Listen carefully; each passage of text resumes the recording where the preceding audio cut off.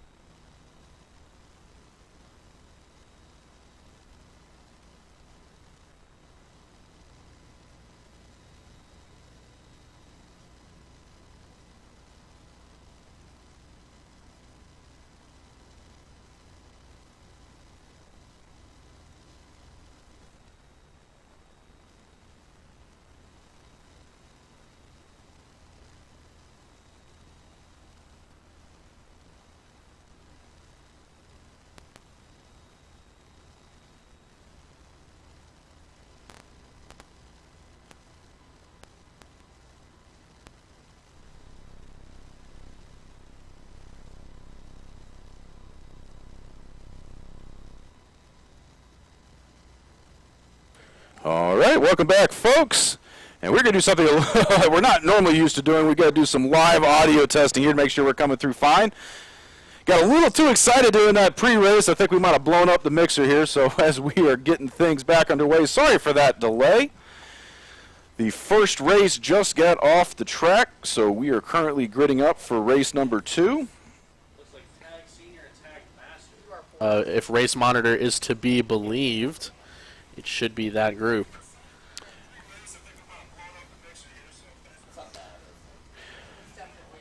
All right, sorry, we are talking and trying to listen to ourselves at the same time to make sure everything is good.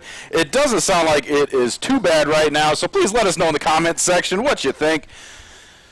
And tell your friends and family to come on in and listen, see if they can give their opinion. The more people in, the better. Make sure to share it on Facebook, YouTube, however you're watching. As we're here waiting for this next race to be gridded. Tag Senior and Tag Master. I have 16 carts on Race Monitor here. We'll see if 16 show up to the grid. But on a beautiful day like this, well, I think we're going to have a lot of racers in every group. Well, we definitely had over 120 entries for today, so between the 12 or so racing classes we have, we should see some pretty packed grids out there. I know Lo206 is one of our more popular classes.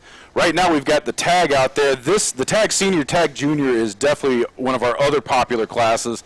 This is where a lot of drivers, once they get out of Lo206, they make their way up to Tag, and looks like we've got somebody already down on the outlap.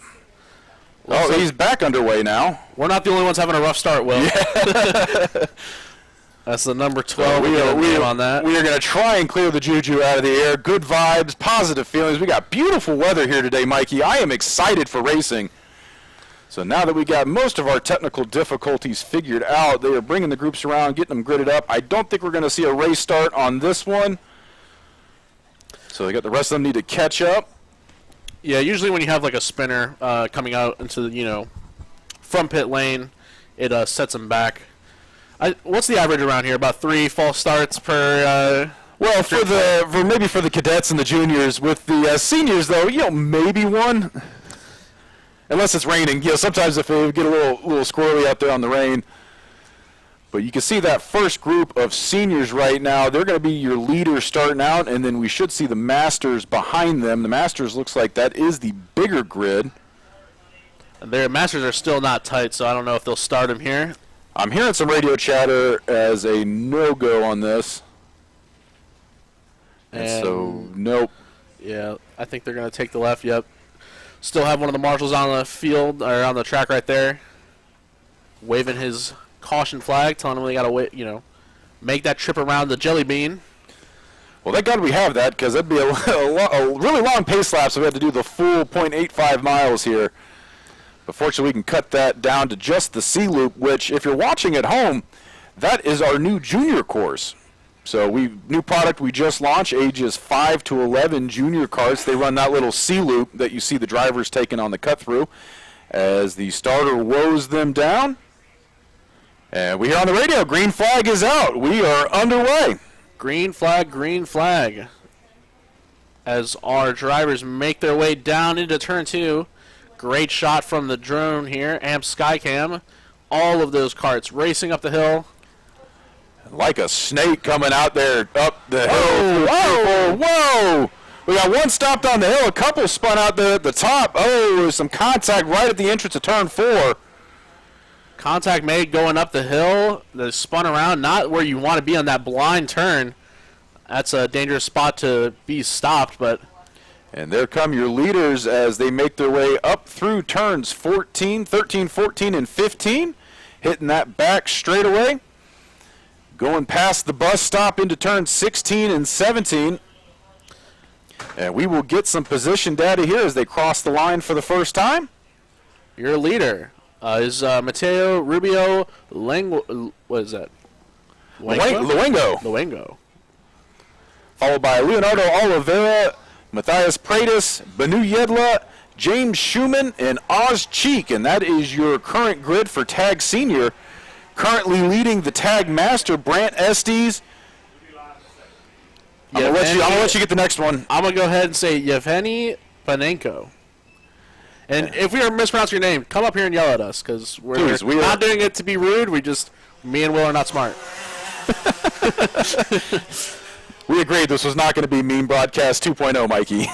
I didn't sign the contract. As we are into what will be the third lap, their second time by at speed, Leonardo Oliveira is going to take the lead from Mateo. So Leonardo and the number 340 will lead this field. And you can see him in that black cart just in front of the red Burrell right there as they go 1-2 through the kink. But hot on his tail is Matthias Pratis. Won't be left too far behind that group. He's going to keep it there. He's going to keep the pressure on as your leaders make their ways through turn 9. We see it a lot in tag, and especially in Lo206, where the leaders will just swap back and forth. And it's almost it's a battle to see who will make the final move, so I don't think this thing is over. Leonardo not driving away from Mateo, so don't count out anyone. And, you know, when you race side by side, you go slower, and that opens the door for those third, fourth place carts to make their way up into a good finish. Well, that's something we've seen in previous races here, especially in the tag division. If you get clean air, you get clean track in front of you, you're gone. And we've seen Leonardo Oliveira get half a lap ahead of second place. So it is going to be very important for Mateo Rubio to keep the pressure on Leonardo, to keep him from getting out in front, because the second he does that, he is gone. And, I mean, so those are the leaders right there, bumper to bumper, is Leonardo and Mateo. And you saw Matthias Pratis there catching a little bit of curb. I don't know if that shook him up a little bit, but he is off pace. So we got a driver here holding his hand up. Looks like he's going to be coming to a stop potentially. Might be a mechanical. Might be a mechanical or some other issue. We'll have to see who drops off the leaderboard this time by and let you know who that driver was. A lot of carts on the track. You saw one of the marshals wave the blue flag as they went to the final turn. That was a lapped car in the way. And that was Benu Yedla having some trouble, and you can see him there just off the top of your screen parked in that cutoff right there in front of you, the number 14. And I think he's going to try and make his way up the hill and get off track. He might be under power or having an issue and decided best to just park it and fix it and get ready for the final than risk losing the cart. Better to lose position than to lose the cart. That's true. And you always have a second chance. I mean, we've seen crazy comebacks, drivers starting in the rear in the final and then coming back to win it. And just like we were saying, Leonardo Oliveira is starting to put a little bit of a gap there. They were bumper to bumper last time by. Looks like he's got about a 3-cart lead right now as they make their way, getting the sticks halfway. Halfway to go. Leonardo Oliveira is your leader in Tag Senior, followed by Mateo Rubio Luengo, and Matthias was it Pratis? Pratis. I'm usually not this bad with names, Will. It's I don't know what happened today. Forgot how to read. And with that issue with Benu, it looks like Brant Estes is your current leader in Tag Master, followed by Yevgeny Panenko. Until he comes up here and says otherwise. And then Oz Cheek is going to be your third place driver in Tag Senior. He's actually, he's in Senior. Oh. So he's going to be your 4th place in Senior. Danny May. So Danny May is going to be your third place in Master, followed by Lon Washburn and the mystery driver there at the bottom of your scoring tower. I think we mentioned almost every season as we have a battle for the lead here. Going into turn 2 up the hill. I don't know if Mateo made a move there. We'll have to see when they come in front of the cameras who that is. It looks like he is. Yeah, that red cart is in front. So Mateo getting the pass. Great shot by our FPV cam, Daryl Cannon, Killboy.com. All sorts of drones out here today, Will. We have got more drones than we know what to do with, folks. All to bring you the best coverage. I'm just excited for Truck Cam.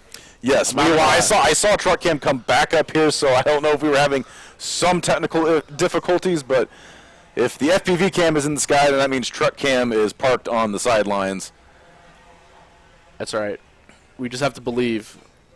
But Mateo, in that number 6 cart, has the lead. It's not over yet. No, they are 1-2 going up the hill. They've only got 3 laps to go. It should be 2 to go next time by. So Leonardo Oliveira has got his work cut out for him as long as he doesn't let that gap get too big. And there you go, folks. Give you a sense of speed for how fast these carts are traveling. These guys are reaching 80-plus miles an hour as they make their way down the back straightaway. I mean, that drone is it's going full send, and it's losing space to those carts. They just zip by. And speaking of spaces closing up, Leonardo giving him a little love tap coming through 14, says, I'm still here, buddy. All of a sudden on the back bumper, we'll see they're going to cross the finish line. So the leaders have just crossed. They're going into turn 2 right now. Side by side for the lead. Up at the top of the hill. I still think Mateo has the advantage. He'll have the inside. Oh, but the he thought about it coming through 4, but thought better of it. He was going to not be in position going through the kink there at the bottom of the hill. Yeah. With that long back straightaway, you have to sort out your moves before you get there, because if you have a bad entrance onto that straightaway, you lose a lot of time over the course of that straightaway. So you'll see drivers back off a lot before they get to the kink, just so they can get a good run. But here on this back side of the track, the final turn, they're going to see the white flag. And we are 1 to go in this 10-lap pre-final race. So Leonardo Oliveira was scored in the first position. Mateo Rubio tried to go to outside. Oh, it looks like a little bit of contact coming up the hill. He is all over him, inside, outside, back to the outside.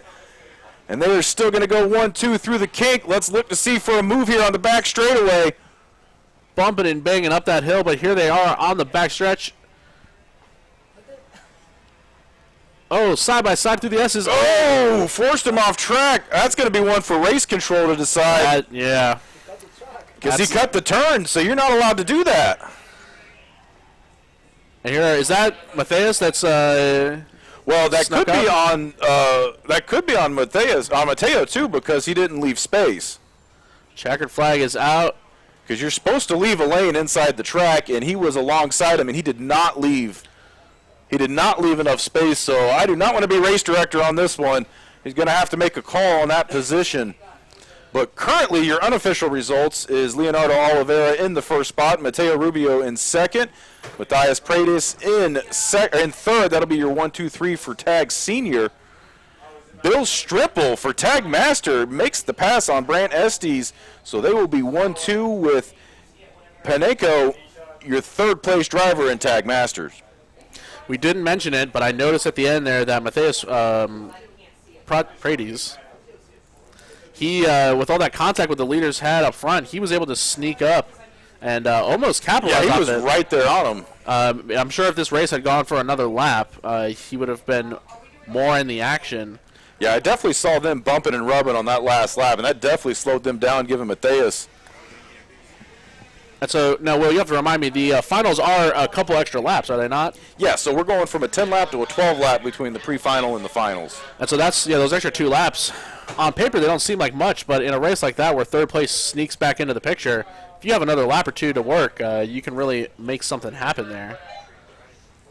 As we'll see. And we are hopefully going to get ourselves a victory lane interview. We scrubbed the last one as we were trying to get on air, so hopefully we got everybody back in place. Maybe we can get a shot with tower cam down there on the paddock.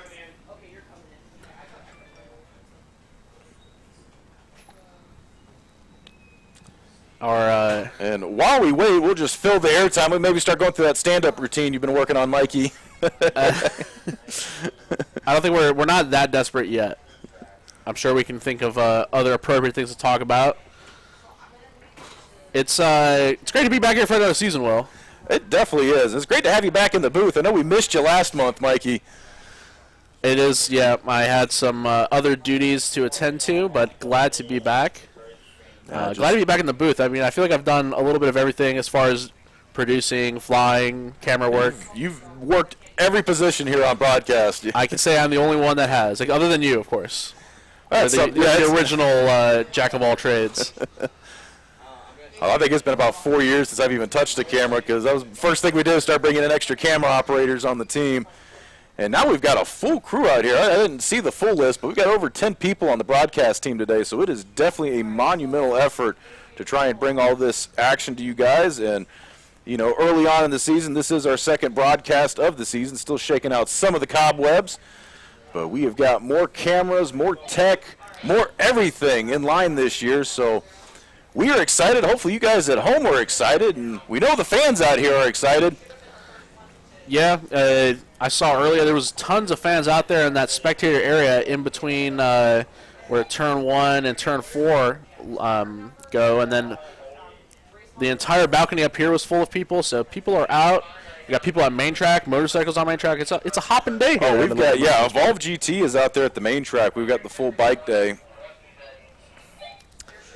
I see some cars getting out here to grade. It looks like it's going to be the kid carts. Yep, they've got to get them lined up.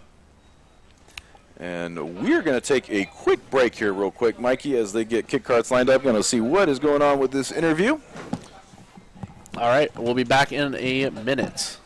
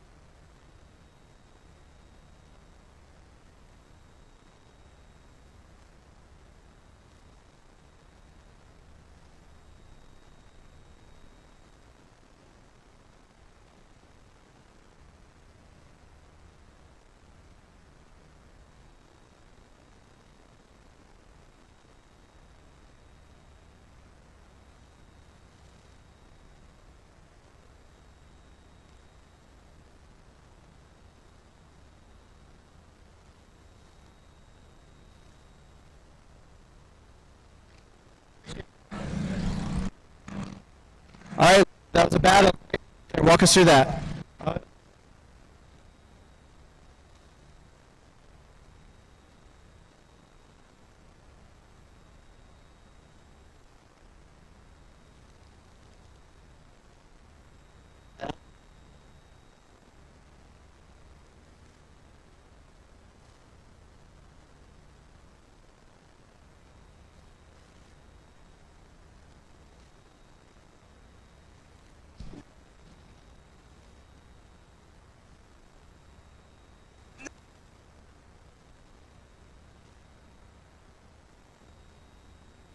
Here we go again. Check, check, check. We got it, but then...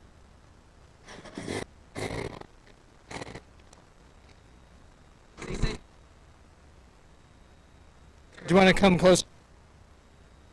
And let's come back over to... Okay. How's this? Let me know.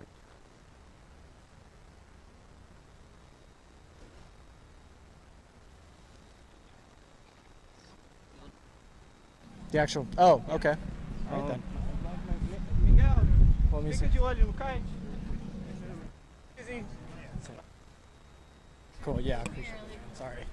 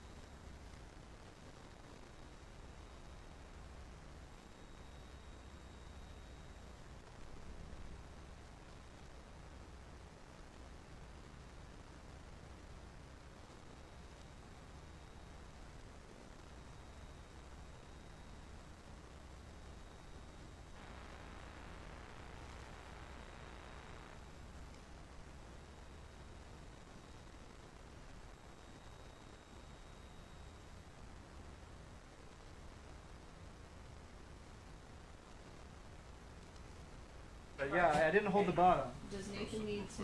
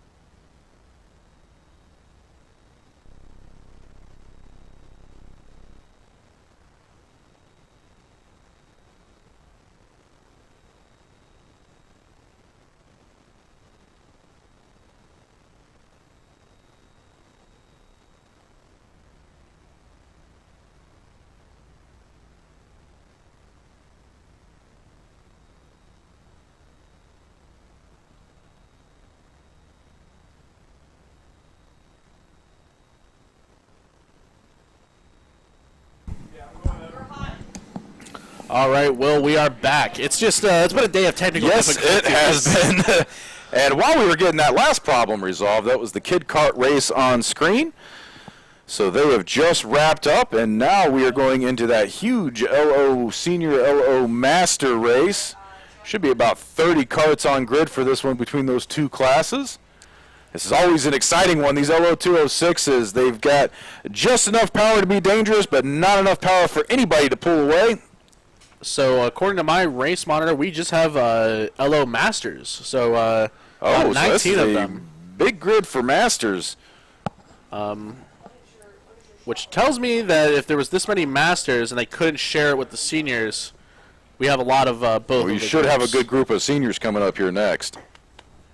As we get a shot here, bumper to bumper, gridding up. Oh, someone just got turned. Ooh, it's probably going to be a false start. I think you're right. That didn't look too good. Of course, I mean they're traveling at low speeds. I don't think any carts or anyone was hurt. Shouldn't have been any serious damage on that one. They'll just Maybe back of the grid, line them back up. Some bruised egos, maybe. And we'll get a driver list here, and we'll see where everyone's starting. It's kind of hard to tell from what Race Monitor says. It's never always correct from how they actually start. But we'll get them when they come by here. Still gridding them up. And another wave around. Yeah, they're not packed up tightly at all. I think still trying to deal with the positioning after that one cart got spun, see who needs to start where. But they look like they're getting pretty good right now. They're getting it now. See, this is where having a race saver would come in handy, where all the drivers have to be on the same frequency, and race director could just beam right into the helmet and tell them where to go, how to line up. That would help a lot, actually, right now. And there goes that one driver getting back in line, kind of merging like I do on 285. Just shoving his way into the pack. I mean, no, it's not even close. It's terrifying, right? With you, Will. Anyways, green flag is out here at Atlanta Motorsports Park for the Lo206 Master. And they are tightly packed up, 2 by 2, all the way through turn 1, cresting the hill as they start to single file out a little bit. Still some side-by-side action as the field diving into turn 2. And it looks like Matt Lassiter is your race leader right now, followed by the number 17 of Brant Estes, the number 28 of Aaron Cox, and the number 9 of Danny May make your top 4. Oh, trouble for trying the to restart it. 141. Well, that's Donnie Munda. You see, he was trying to yank that ripcord, get his cart fired back up. He must have stalled it, hitting the brakes coming down the hill. And that's like the place you do not want to stall, at the bottom of that hill. And no way to get back up. As the group makes their way around the track, they are now single file, so all those position battles have kind of shaken themselves out. But we won't know for sure until they cross the line, and we can check that scoring data. Well, we mentioned it before. This is one large group, so don't have to worry about any classes in this race. Where you finish is where you finish in the group, as they're going to cross the line here. So, yeah, Matt Lassiter in the 87 is your leader. Aaron Cox in second. Brant Estes in third. Danny May in fourth. Paul McKilry in fifth. Chris Benson in sixth. Seventh is Philip Tidwell. And it looks like he did not go into pit road. He thought better of it. Thought, hey, maybe I could get this thing underway, but he definitely is having some kind of mechanical trouble. And I think he might have made the wrong call there, trying to keep it on track, as we got a couple of guys around at the bottom of 2 right now. It's the number 232. I didn't catch that other cart. He is quickly trying to get back on pace. Let's see here on the replay what we got. Down into turn 2. We'll see where the accident occurs. Oh, he was already into the man, turn. you do not want to turn in front of a train like that. Oh, man, they got 3 guys in that. That was the 60 of Tim Clark was sideways there. Not sure what caused it. And it looked like he took the brunt of that. You definitely don't want to cross in front of... Whoa, look at that on top of each other. Wow. Into turn 1. And that was the 117 of Devin Knight. And we'll get another number on that. Or no, that was Brant Estes. Was that Brant? That was Brant Estes. That was second and third place. Aaron Cox and Brant Estes. Oh, man, look at that replay. Wow. And That was crazy. That could have been a lot worse. As a high-speed turn, too. when a card hops on top like that, you are just along for the ride. Yes, you have no you control are. at that point. That is bumper carts for sure right there, Mikey. Thankfully, they were probably already on the, lifting a little bit to go into that turn. So there wasn't full speed. But still, I mean, almost to the wall. That could have been bad. And having that second drone right in position, man. Getting the shots today. Daryl Cannon. Always on top of it. But here we go. Our leader, Matt Lassiter, makes his way around. This is going to put Danny May and Paul McKillary into second and third. They were riding in fourth and fifth. And that gave Danny May the space, too, because he's now up to second. Danny May, yeah, looking to see if he can set his sights for Matt Lassiter. And you can see them right now, the fight for first, second, third, and fourth. Oh, look at that, 2 for 1. Chris Benson on the outside. Danny May and Paul McKillary were fighting for that second spot, and Chris Benson said, thank you. He said, you'll open the door, I will happily walk through it. Fourth to second in one turn, look at that. And all that did was help Matt Lassiter get even a bigger gap on the field, but like we were saying at the start of this one, these Lo206s, they're just quick enough to have fun, but not quick enough to pull away. So without help from the draft, that 3-pack right behind Matt Lassiter, if they can keep from running into each other, they should be able to catch back up. Yeah, if you're Matt Lassiter, you see them side by side, that's what you want to see. And you can see the hand signals there from Benson saying, come on, guys, let's work together. Let's get in a train and catch this leader. I mean, you're right. Those 3 carts, they're already in the top 4. They're guaranteed either starting on the first or second row for the final if they finish like this. So let's just put our heads down and work and see if we can take down the lead of Matt Lassiter. Yeah, they're not competing for the podium right now. They're just competing for starting order in the final race, and that's the one that matters. But you know what, Will? I think it doesn't matter if it's for points, for fun. You get drivers in the seats, you put the helmets on, you want to make a pass. You're right. You want to win every race. You want to make a pass. So, easier said than done to work together. But it seems to have, calmed down a little bit. That trio in the second, third, and fourth position, they've worked together. Oh, Danny May. Looking to the outside, makes the pass through 14. And just like that, Chris Benson, second place, back to fourth. Danny May with a textbook move there. Just jumped out at the perfect time when he had a little extra speed from the draft. Got the help behind. And was able to make the move into second place. Danny May in the number 9. Will he have anything for Matt Lassiter as they make their way up the hill from turn 2 into turn 3 and 4 right in front of us here in the Kart Track building? Great shot from AMP Skycam pilot Jeffrey Farver. Freshly minted pilot, I should say, Jeffrey Farver, getting his 107. So if you're looking for a drone pilot that is licensed and insured, Jeffrey Farver, give him a call.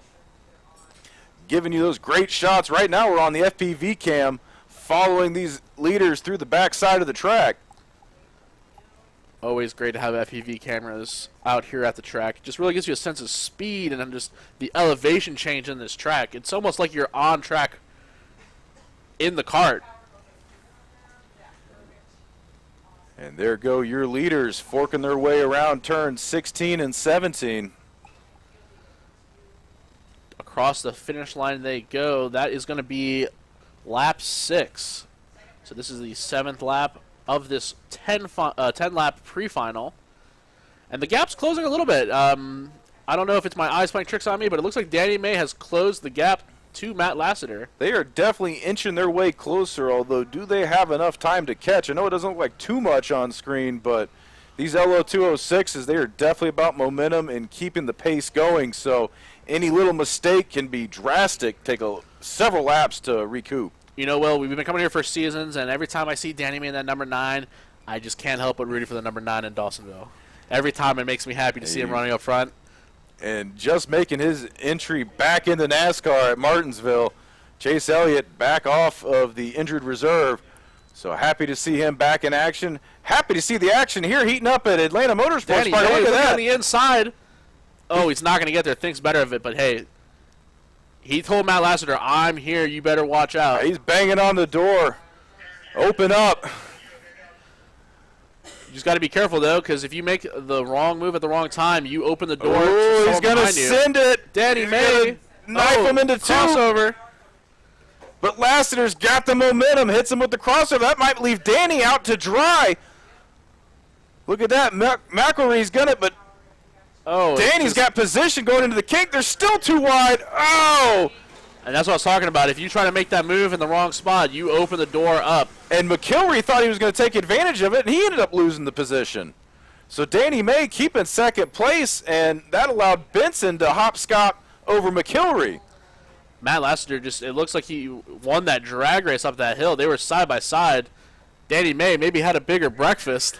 Well, that was couldn't make it up the hill. That was definitely the momentum at play there, because Danny thought he could get him on the low side, but that turn two, if you don't stay wide and you don't keep your momentum, it is going to punish you coming up the hill. As the drivers see the 2 to go, those standing upright sticks indicating that Matt Lassiter is your leader. Not much separates these top 3 drivers, Danny May and Chris Benson, right behind our leader. And right behind them is Paul McElree in the 403. All 4 of these drivers, you can throw a blanket over them. We are 8 laps in, and they are nose to tail, the top 4, as they make their way past us under the tower through turn 4. They thought better of it this time to make any moves on this side of the track, opting for that good run on the backstretch. They'll head into that big winding turn 9, which throws you right into the S's. You don't have much time here to relax at Atlanta Motorsports Park. Every turn is very taxing on these drivers. And Danny May only getting that kit kart race as a break, because as you remember, he was running that KA 100 Master that we had that last large grid, and then he hopped right into his LO and got right back on track. Pulling double duty today. We see a lot of drivers do it. They'll race in multiple classes or even on the big track. If you ask Danny, he'd say this is a light day, because he'll normally hop in a shifter kart as well. That's true. White flag is out. Final lap of this 10-lap pre-final. Matt Lassiter is your leader. Danny May in second place. Chris Benson in third. Paul McElree in fourth for Lo206 Master. Up the hill. Going real wide there. Danny May almost kissing the wall, although he definitely has some speed. You can see he slingshotted right up onto the bumper of Lassiter. Using every bit of the track to get just that little extra speed to get up that hill. And we've only got half a lap to settle it as they make their way down the back straightaway. Let's see what happens as they head into turn 9. We saw when Danny May made that move that got him in a second, he made it on this coming right-hander here, that turn 14-15 complex. Danny May looking on the inside. Look at that. McElree looking to the outside. And here or we is are. that Benson? I can't see the numbers from up here.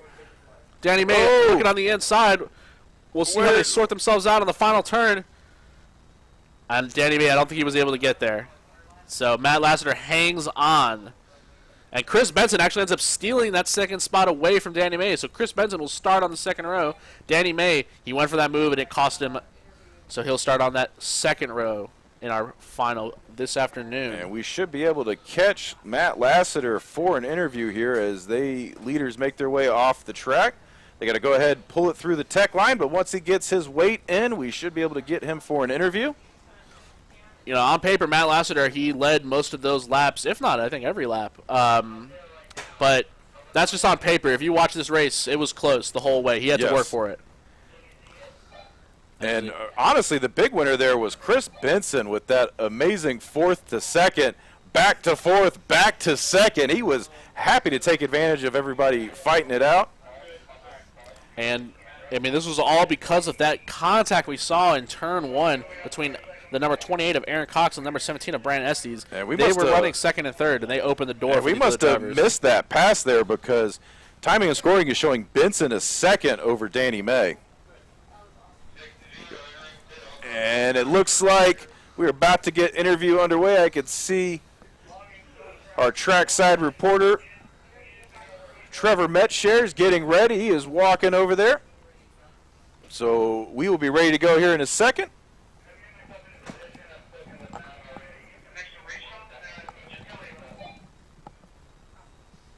Look to get an interview with our pre-final winner here. As you can see the carts coming across that scale right there, getting the weights, making sure everything is legal and fair.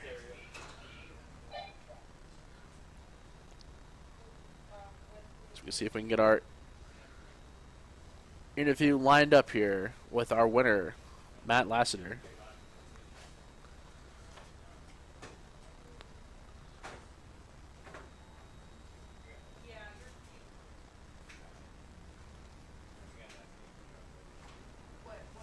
Ethan, can you grab an XLR cable?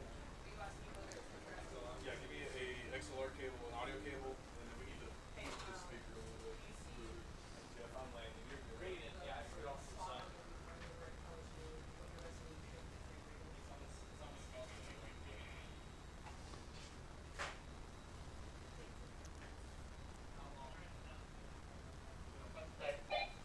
Whatever length you can find. It doesn't need to be too long.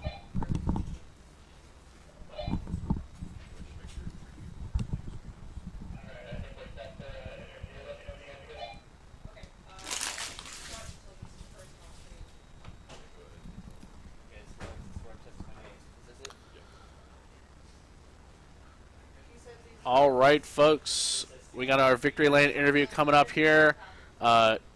We'll go down trackside with Trevor Metcher. He's here with our winner, Matt Lassiter. All right, we have race winner Matt Lassiter here. Matt, what a battle. Let's do it. Well, managed to get a good start there from second place, was out into the lead immediately, and not exactly sure what coming. Bunch of tires screeching behind me. It looks like a couple guys got together, and from there I had a pretty big gap and was able to just hold off these guys coming pretty fast from second and third. And later. Hopefully another win. We'll try to get out there and do it. Awesome. Congratulations, Matt. Thank you so much. Thank you, Trevor. Nice that we got our Victory Lane interview sorted out. Always good to hear from the driver. Upcoming race is our Tag Cadet and Tag Rookie. We'll get that sorted out, graded up soon, as more action is on the way here at Atlanta Motorsports Park.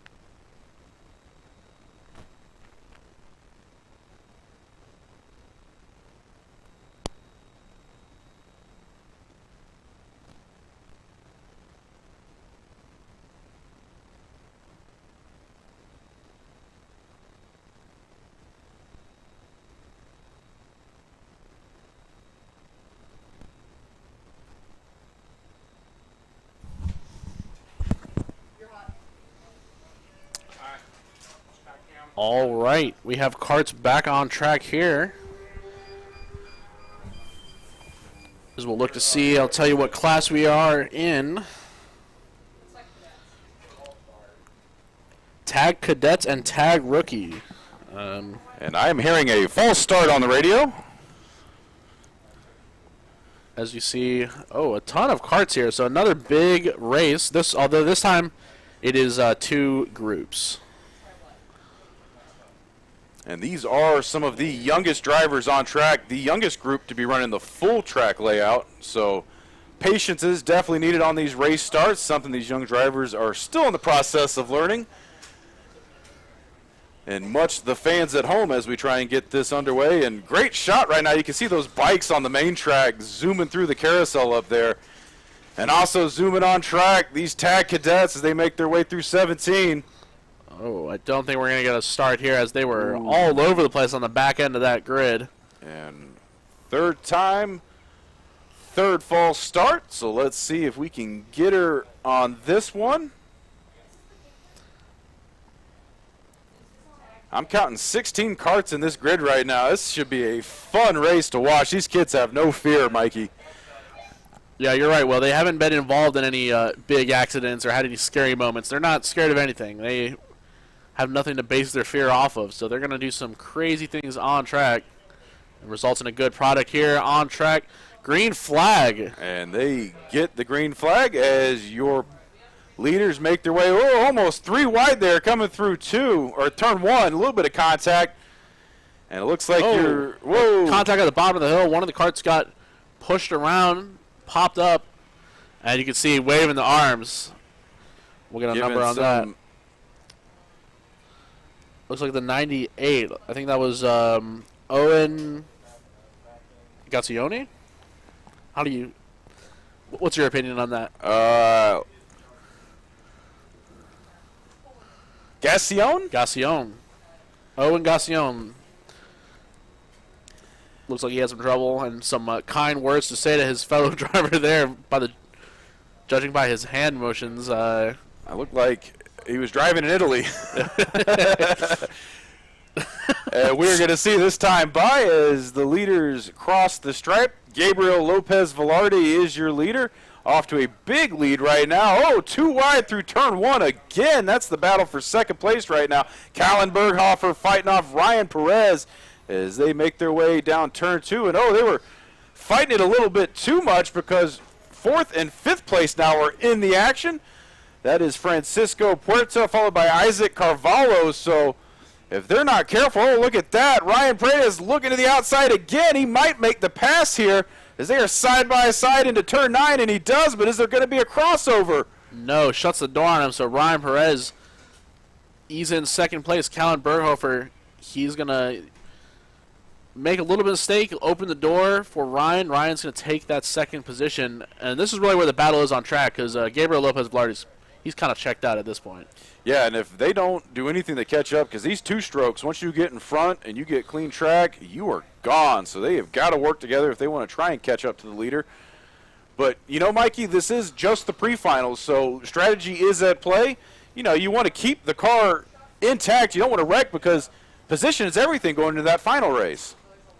Position's everything, and, like you said, keep the car intact. You can't be in that final race if you don't have a cart. No, you cannot. And great look as they make their way down the back straightaway. These carts getting up close to 60 miles an hour. And here comes Perez looking to the outside. Thought better of it. Stuck his nose back in. Opted to just have a good entry and exit into those S's. But maybe just showing Callan, hey, I can pass you if I want. You say, don't forget about me. I am still back here. And as they focus on each other, your race leader, Gabriel Lopez Velarde, is checking out right now with a 57.975 that last lap. And that is he's our leader in Tag Cadet. Although, we do have another class on track. It's the Tag Rookies. Our leader in that class is the number 55 of Francisco Puerta. And he is your 4th place driver right now. So he will be the first cart behind 3rd place right there at the lower part of your screen. And look at this. Perez looking again, pulls to the inside. Is he going to have the run? Who can outbrake who? And he knifes it into turn 9. Oh, but he's going to get hit with the crossover side by side through the S's. He manages to keep onto it. So Ryan Perez, your new second place driver. The way those S's shake out, you have to be on that right side coming out of them so you get the advantage up the hill. And he was able to do just that, maintaining the position. Easier said than done as they go side by side in the final turn. And it looks like Berghofer might have gotten the position back. Oh, but then Perez is on the inside again. He's going for turn 1. Perez is on the inside. They're still side by side. Back and forth action pretty much the entire track, Will. And that looks like Perez is going to still maintain that second place position. Yeah, you're right. He's going to lead them through the kink. This is for second place. Gabriel Lopez Velarde, he's way ahead off screen. You can barely see him there. Great shot from our FPV cam as they follow them all the way out to the far side of the track. And now these two drivers, the second and third place drivers, Callan and Ryan, they are just looking maybe to relax a little bit after that crazy lap they just had where they traded positions like 3 or 4 times. But they are closing back up again, heading into the final turn onto the front stretch here. And it looks like Gabriel Lopez Velarde has got almost 3/4 of that front stretch as a lead right now. So sitting comfy as we hit the halfway mark. Back up the hill they go. We'll see them pop into our view here in front of the tower.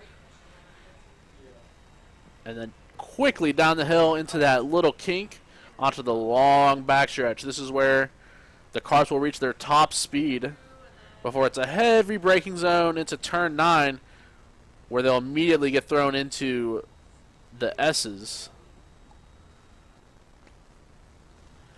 right before they have to make their right-hand turn up the hill. And then here is just nothing but turn, right-hand turn, up the hill, constantly working that wheel all the way down into our final turn, a double apex turn of 15 and 16.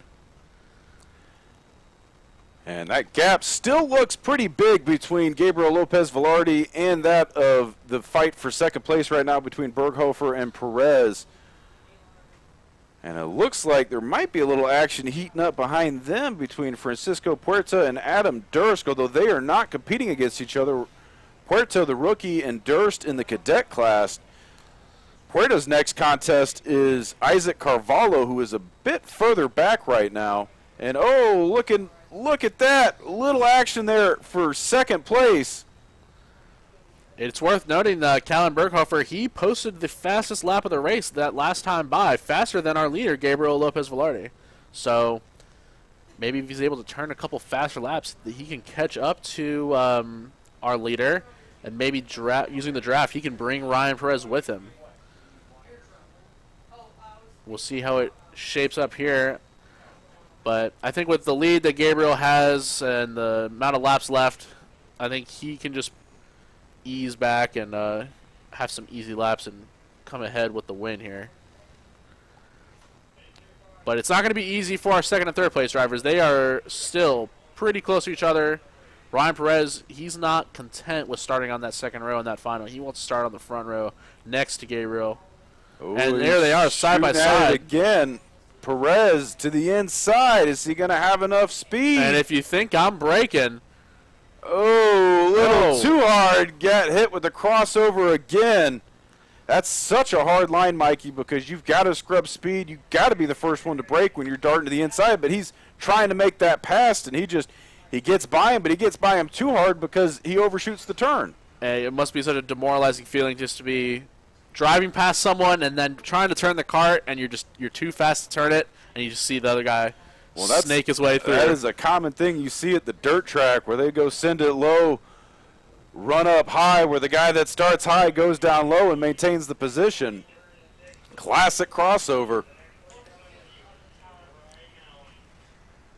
As we see the drivers coming up over the hill around turns 3 and 4. And it looks like we got some slower carts ahead, so these leaders looking to run into some lapped carts I don't think it'll cause too much of a problem. I think with it being the 8th lap, only a couple laps to go, they won't run into too much traffic. But you never know. If a cart slows down in front of you and causes you to lift, anything can happen. Well, and also when you're coming up on slower traffic, it's on you as the overtaking car to deviate. You don't get the line. The guy that's in front of you has the line. So you have to pass him when it's convenient for you, not for him. You are very right. White flag is out. So Gabriel Lopez Velarde in the tag rookie, or tag cadet, excuse me. He's our overall leader of this race, this pre-final. And that is your leader right now, heading down the back straightaway. Looking to put a cap on a nearly flawless 10-lap pre-final race. I mean, yeah, I don't think at any point he was under challenge except for maybe that first turn. He's just been enjoying this beautiful Saturday drive. And it looks like that fight for second place, trying to get around that lap traffic, but ooh, looked like Perez might have gotten caught up in the back. I can see Berghofer in that blue cart. He was able to get around, but not certain about Perez. Yeah, it looks like Berghofer was able to negotiate that traffic a little better than his competitor there, Ryan Perez. Nonetheless, it's not going to affect Ryan's finishing position. He'll still finish in 3rd. So, guaranteed a pretty good starting position for that final coming up this afternoon. And Francisco Puerta picking up a position over Adam Durst, even though they were not fighting the same race. They were definitely racing each other on track. And these kids, they don't know when to stop racing. They will race it all the way to pit road. Yeah, sometimes it feels like you have to wrestle them out of the cart. Otherwise, they'll just keep making laps. Yeah, we've seen that happen with the kid carts. 10-lap feature turns into 20. Much like everybody wishes they could do during public karting. You see the flag wave. You go, I didn't see it. I didn't see it. Up. Another lap. Another lap. Next thing you know, security's being security. It doesn't happen all the time, and it's usually an honest mistake. And there is your winner, Gabriel Lopez Velarde, pulling off the scales. We're going to go trackside with Trevor Metshare. Let's see if he can get him lined up for an interview here. And they've got to pull those carts out when the race is done. They got to go through tech, make sure that the carts are legal. If not, they will get disqualified and they get pushed to the back of the grid. I've already heard a couple people got DQ'd already today, and we'll have to announce who those are once we get to the final race. It's, I mean, they say in racing, if you're not cheating, you're not trying. But sometimes it's an honest mistake. You forget to take out something or use a new part that maybe is a little heavier and puts you overweight or underweight. Shave a 32nd of an inch off something that you shouldn't have. Well, yeah. Oops. I don't know. It's 10 pounds heavier when I started the race. Yeah. I was just hot out today. I was just sweating a lot. Yeah, oh, that part's not supposed to be carbon fiber? My bad. But doesn't always happen. Usually everyone here's a pretty good sport. And so looks like we are almost ready to get these interview underway. It looks like he's talking, talking with his coach. We give him some feedback on how the cart fell to set up for the final. Kind of interesting. I wish we had a mic on them. That'd be nice. Yeah, I know. And I want to know what they're saying. It looks like we're almost ready to go here. All right. Looks like he's going to come around. We're going to stand on the other side of the fence here, and it looks like we are almost ready to go trackside with Trevor Metshare. Trevor Metcher. I, for some reason, want to keep calling him Metcalf. All right, down to the trackside with Trevor Metcher. All right, we're here with race winner Gabriel Lopez Velarde. How are you feeling? Well, I feel good that I was able to win pre-race, but we still have to do the final, so it's not over yet. Yeah, it was a tough race there. You really kind of got out of the head pretty early. Did you feel any pressure at all? I started getting pressured because my lap times were increasing, and I felt like I was getting a bit messy through the turns. So I was kind of slowing down towards the end. But so do you feel that was an adjustment with the weather and the tires? It probably was just me who was just trying too hard, and I was just, yeah. Well, you look great out there. Super smooth. Congratulations. Thank you. Back to you guys. forever. Always great to hear from our winners. Even of the pre-finals, Gabriel Lopez Velarde, real serious there. Even at a young age, he said, job's not over. It's the final that matters. That's the kind of maturity you like to see in a young racer. And hopefully good things to come for him in the future. Hopefully later today, good things to come. But in racing, we love to see these drivers. We love to see how young they are out on track. We love to see their progress. And, hopefully one day we see them racing on Saturday and Sunday up, on the big screen. I mean, with the amount of drivers that we get out here and the amount of talent that we have out here, I would not be surprised if one of these days we see a couple of these drivers in the big cars, the big fast cars we see on Sunday you're talking about. As we're looking, KA 100s are up next, KA 100 seniors and juniors. And if race monitors to be believed, 24 carts. Ooh, this will be a treat for sure. We always love large grids, especially when they're side by side on that first lap. Especially when they fire up below us here, the whole building coming alive. You can hear them starting those carts up, as we'll have carts on track here shortly. As you can see, the corner marshals getting ready, and there we are. Carts are on track as they are warming up those tires. K100s on track. These are fast carts, Will. Yes, these are the KA100s. These are air-cooled, same as the tag carts, which are liquid-cooled. It's the same engine. These are just air-cooled. They've got a little bit less cc on the top end. There's a 100 cc versus the 125 cc. It's the same lower. They make about 22 horsepower. This is my first fast race car. They're all fast, but these are the entry level to the fast ones. These are the 80+ mile an hour carts. They are a little bit nicer in terms of budget. And just like that, green flag is out on the K100 seniors. They're going to take the green flag first. So the juniors will be that second group. And just look at how many carts we have on track, Will. Just bunched up. Like the end of a game of Snake. I mean, you're not wrong. They just snake their way through there. And then here they'll really snake their way through that kink. They have to be single file. And Mateo Rubio Luengo getting off to an early lead. And we're going to have to see as they make their way around the track and get back to the scoring loop what the actual running order is here. As they make their way through the S's, no problems here. Everyone staying on track, staying. That was one of the cleanest race starts we've seen today. I mean, yeah, it was. They bunched up perfectly, took the green flag, no incidents. That's textbook race start. And yes, you are correct. So Mateo Rubio Luengo. And he is almost 0.3 seconds faster than second place Spencer Mast. Now that he's got some clean track in front of him, let's see how those times start to shake out. As they whip in front of the building here, you can hear them go by. So many cars on track. And Spencer Mast, he was one of your winners last season in this division. They had that tie. It's always great to see the some of the same drivers come back season to season, and also see the new drivers show what they got. And it's especially fun to see drivers move up divisions. Yes. Drivers that start in the kid card or start in Lo206 and move their way up into the higher ranks, to the faster carts. It's always great to see what they have to offer.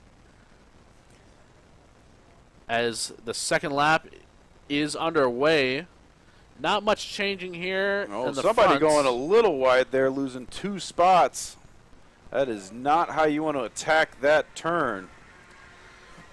That's the challenge with when all the drivers are racing at such a high level and they're so in tune with the track that if you make any mistake, I mean, you can lose multiple spots in the blink of an eye. Whoa, contact there, turn 9. Let's see if we can zoom in and see who that is. Hard to tell who that is.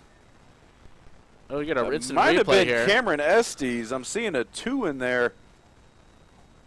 That might have been the number 28 of Cameron Estes. Oh, and then collected another card. So Cameron, yeah, you are right. That's a 28 of Cameron Estes. And you'll see who he took out. I mean, right here, just lost it. And he tried to shoot that turn and locked up that rear end. And that's just unfortunate for the other driver that got involved. Not even his fault. He just got collected and brought along for the ride. And that's part of racing, folks. It is. You can run a great race, and something unfortunate like that can happen. You see it all the time. But it is the pre-final. There's room to come back. You can race your way back up, get a decent spot in this pre-final, and then make your way into the final. So it's not over for that driver. It's just unfortunate start. Fortunately, Cameron Estes will be towards the back of the grid on the final start, but it's always fun when you have a top driver starting at the back because they got more traffic to cut through, and they always can put on a fun show. I know we've seen that out of Raiden Nichols a few times. Except I think he does it on purpose. I'm not going to lie. I feel like he starts in the back just so that he can pass cars because he gets to the point where, yeah, nobody's going to pass him. And another great shot from our FPV cam, Daryl Cannon, sending it down the back straightaway. And there's your leader in the front, Mateo Luengo, currently following the fight for 4th and 5th right now. Looks like Theodore Simonoff fighting off Vincent Capatillo. Those are all of our seniors. Our leader in the K100 Junior is number 23 of Adam Wine. And he is currently in P17. P17 overall, but first in his group, so. Talon Laney is the 2nd place driver in that group, the K100 Juniors. And then Luke Allen is your 3rd place driver. So a race within a race, even though they're, 20 and it looks overall like on Andrew the track. Hamill actually just made the pass on Talon Laney, so he is currently your 2nd place driver in the KA100. It just ticked as you were announcing It did, you're right. That's usually how it happens. Regardless, though, it is still, I think, Adam Wine out there leading that class. As your leaders make their ways through turns 16 and 17, past the stripe, dipping those heads down, trying to get every bit of aero. I think that was Theodore Simonov in that red fire suit, dipping his head down. He always does that. He's a big proponent of the head down, shifting your body weight to go up turn 2, using all the tricks. I don't know if they work or if, It's kind of like me on my motorcycle when the gas light comes on and I'm, well, still on the highway. I got to get to the nearest pump. Hoping that quick trip comes up soon. But all those tricks, even if they don't work, as long as they help him and make him believe that they work, that's all that matters, really. Well, I can tell you a quick trip would not work for these guys as they do not run 93 because these KA100s are running that 105 leaded race fuel. You are correct. Only the good stuff here. Singes the nostrils. Such a great smell when you walking up to the building and you hear those 2 strokes fire up. It is. It's quite the experience to be here early in the morning when the weather's a little cooler and all the karts are out there. Everyone in the paddock testing their engines, revving them. It's a good time. If you ever get the chance to come out here, come take a look. Because, race day at any track is fun, but especially here at AMP, you get to talk to all these drivers, all the families out here. They enjoy it so much. And these karts, just for reference at home, the fuel they are running is about $12 a gallon, and they will go through that gallon in one race. Which actually, for a race car, doesn't seem like that's too much fuel, but for a 200-pound go-kart, that's chugging. Yeah, that's Imagine firing up your weed eater, just going through a gallon of gas while you're trimming your front yard. That'd be a real big weed eater. That'd be a real big weed eater, yeah. As the drivers get the 2 to go, Mateo Rubio Luengo, still your leader in KA100 Senior and your overall leader. KA100 Junior, still Adam Wine is your leader, followed by Andrew Hamill and then Luke Allen. And we are currently watching the battle for 4th place right now. Theodore Simonoff, Vincent Capatillo, and Banu Yedla there at the back of that pack of 3. Your leaders have all but checked out, so this is the best action we have on track right now. Theodore Simonov in that iconic red fire suit. He's been rocking it for a couple seasons now. I can always tell it's him. It's always good to have those reference drivers that we can see from the sky. We know who they are. Yeah, it's like him, Alyssa with her pink fire suit. It's like, oh, I know who that is. If Race Monitor goes down, at least we know 3 drivers. I can always pick Banu out, but it's got to be a track shot. You see those striped colors on his outfit. And that's your leader right now. Mateo Rubio Luengo's got, looks like about a 10 kart length lead over Spencer Mast right now. Spencer Mast closer to 3rd place at Kellyan Spears. And they have got one more lap to settle this out, to set the grid for the final race. Yeah, Mateo had he's led every lap here, and it's a dominant performance for sure, but he never really checked out like we saw, Gabriel did in the previous race. He was kind of always within sight of Spencer Mast, or, Spencer Mast was always within sight and of I was Mateo. mistaken. That was our white flag lap, so the checker flag is out. Ooh, little side-by-side. Theodore hanging on for that 4th place. Banu Yedla making the pass on Vincent Capitillo. So he will be your 5th place finisher, followed by Vincent Capitillo in 6th. Camden Trachtenberg in 7th. Christian Blevins Jr. in 8th. Christian Foster in 9th. And Jack Haraster in 10th. And these are all KA100 senior drivers, as it looks like Adam Wine has just crossed the line. He is your 1st place driver in KA100 Junior, followed up by the number 905 of Andrew Hamill, the number 413 of Luke Allen, and then the number 10 of Oliver Najber. That'll be your top 4 in KA100 Junior. Pretty good race, lots of action, a lot of karts on track. I still can't get over that start. That was such a clean start, and seeing all those guys go 2 by 2 flying through there and managing to keep out of each other and keep the race on track. It was well executed. Almost like a professional, level. No mistakes. They gridded perfectly, just like that. Not a lot of incidents in this race in general. It was a very clean race. A lot of good side-by-side action throughout the grid. Mateo had a pretty good lead the entire race, so we'll get an interview with him shortly. It looks like Trevor was just asking him to come step over there, so we should hear word from him shortly. You can see the drivers hopping on the carts, giving some handshakes, some good races.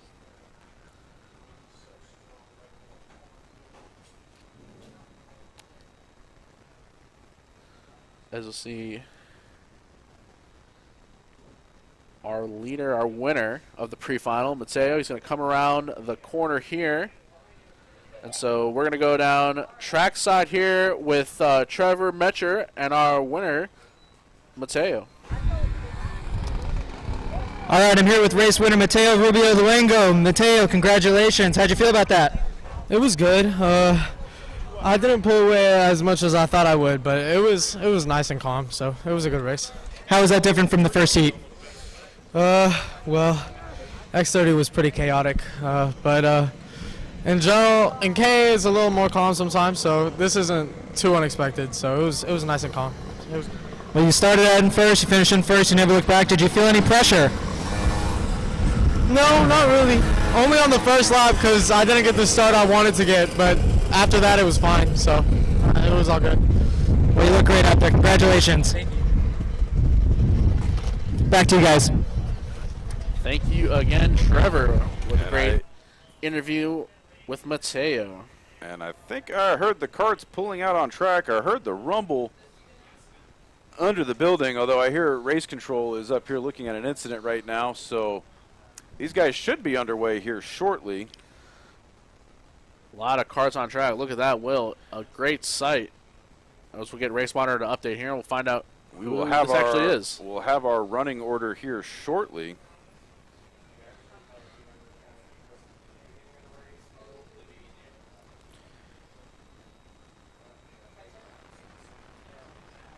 That last group was your KA100, so this has got to be your Lo206 Senior, the other half of that Master group. Yeah, it looks like there's about, I think I counted 22 carts in this group. So this should be another fun race. Carson Craig, one of the drivers in here we're familiar with. Green flag, green flag. And yes, you are right. Lo206 Senior. All of them. 21 cars on track. All seniors. 4 wide. Look at that. Oh, shooting my. down the hill. Oh, my. And they are still 4 wide. Someone's got to give. Look at that. Up the hill, side by side by side by side, Mikey. Rush hour traffic on 985. What is this? That is the downtown connector. Look at that. I mean, the track is not built for 4 carts, Will. This is not main track. This is not main track at all. That looked like carts on main track right there. My God, Mikey, that was something. And they all stayed out of each other. All stayed out each other. All the carts on the track. I could not imagine being in the middle of that one. Oh, man, imagine being in the middle of that. I hope somebody had some 360 GoPro footage going. That was wild. But they made it out of there pretty much unscathed. That literally looked like the parade lap at World of Outlaws when they line everybody up and go side by side. You know, salute the fans. I think if they lined up 4 carts and told them to go around the track on purpose, they couldn't do it. It just, the way it shook out, you had no choice. If you got stuck there, there was nowhere to go. And right now, the number 121, Michael Gay, is your race leader, followed by the number 0 of Nicholas Loferdo.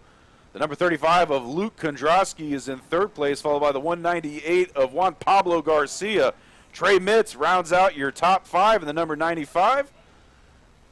As you can see them, 2 groups of 2. That is 1st and 2nd, followed by 3rd and 4th. And then behind them, it is 5th place onward. That red cart all the way back there. A gaggle of carts. And one of the fun things about these Lo206s is they got enough power to party, but not enough to pass. So that keeps these grids nice and close and tight. Should be lined up for some great action here in this Lo206 Senior pre-final. Those first 2 groups are 2 by 2. Almost looks like how they used to race at Talladega when they used to do the tandem racing. Yes. And a little bit of action there for 5th and 6th. Look like Wesley Bacon and Grant Lockwood. I think that's 6th and 7th actually right now. Just behind that red car, the number 95 of Trey Mitz. So with these two 2x2 groups, if they work this is what together, you want. Yeah, you got drafting help, so they can pull away. Trey Mitz all alone though in 5th place. He's just waiting for help. No dancing partner. Because then behind him is Wesley Bacon and Grant Lockwood. They're kind of teamed up. Oh, somebody went real wide there, pulling it back in the S's, just shoving his way back in line.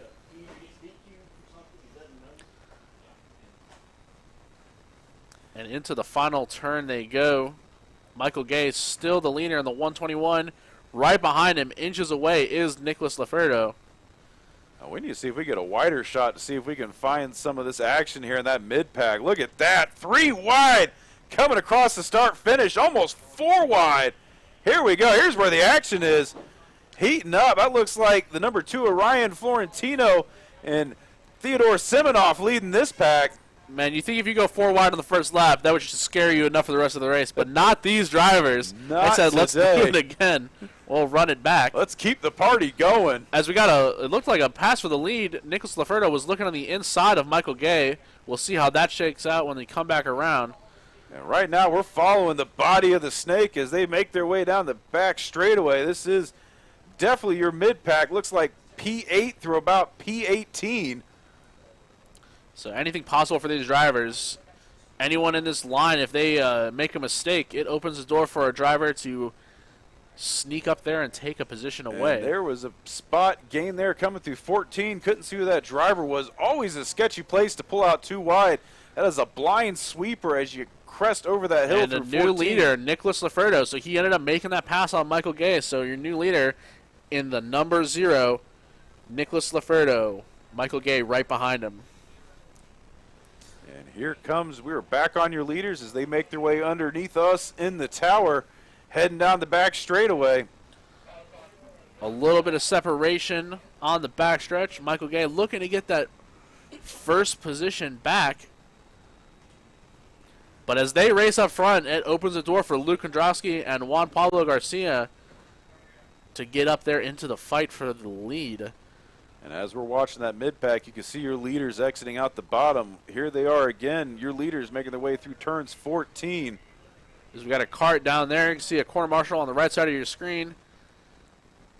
One of the carts And has maybe some we issues. can get the camera to zoom in to see who that Kart is down there by turn 9.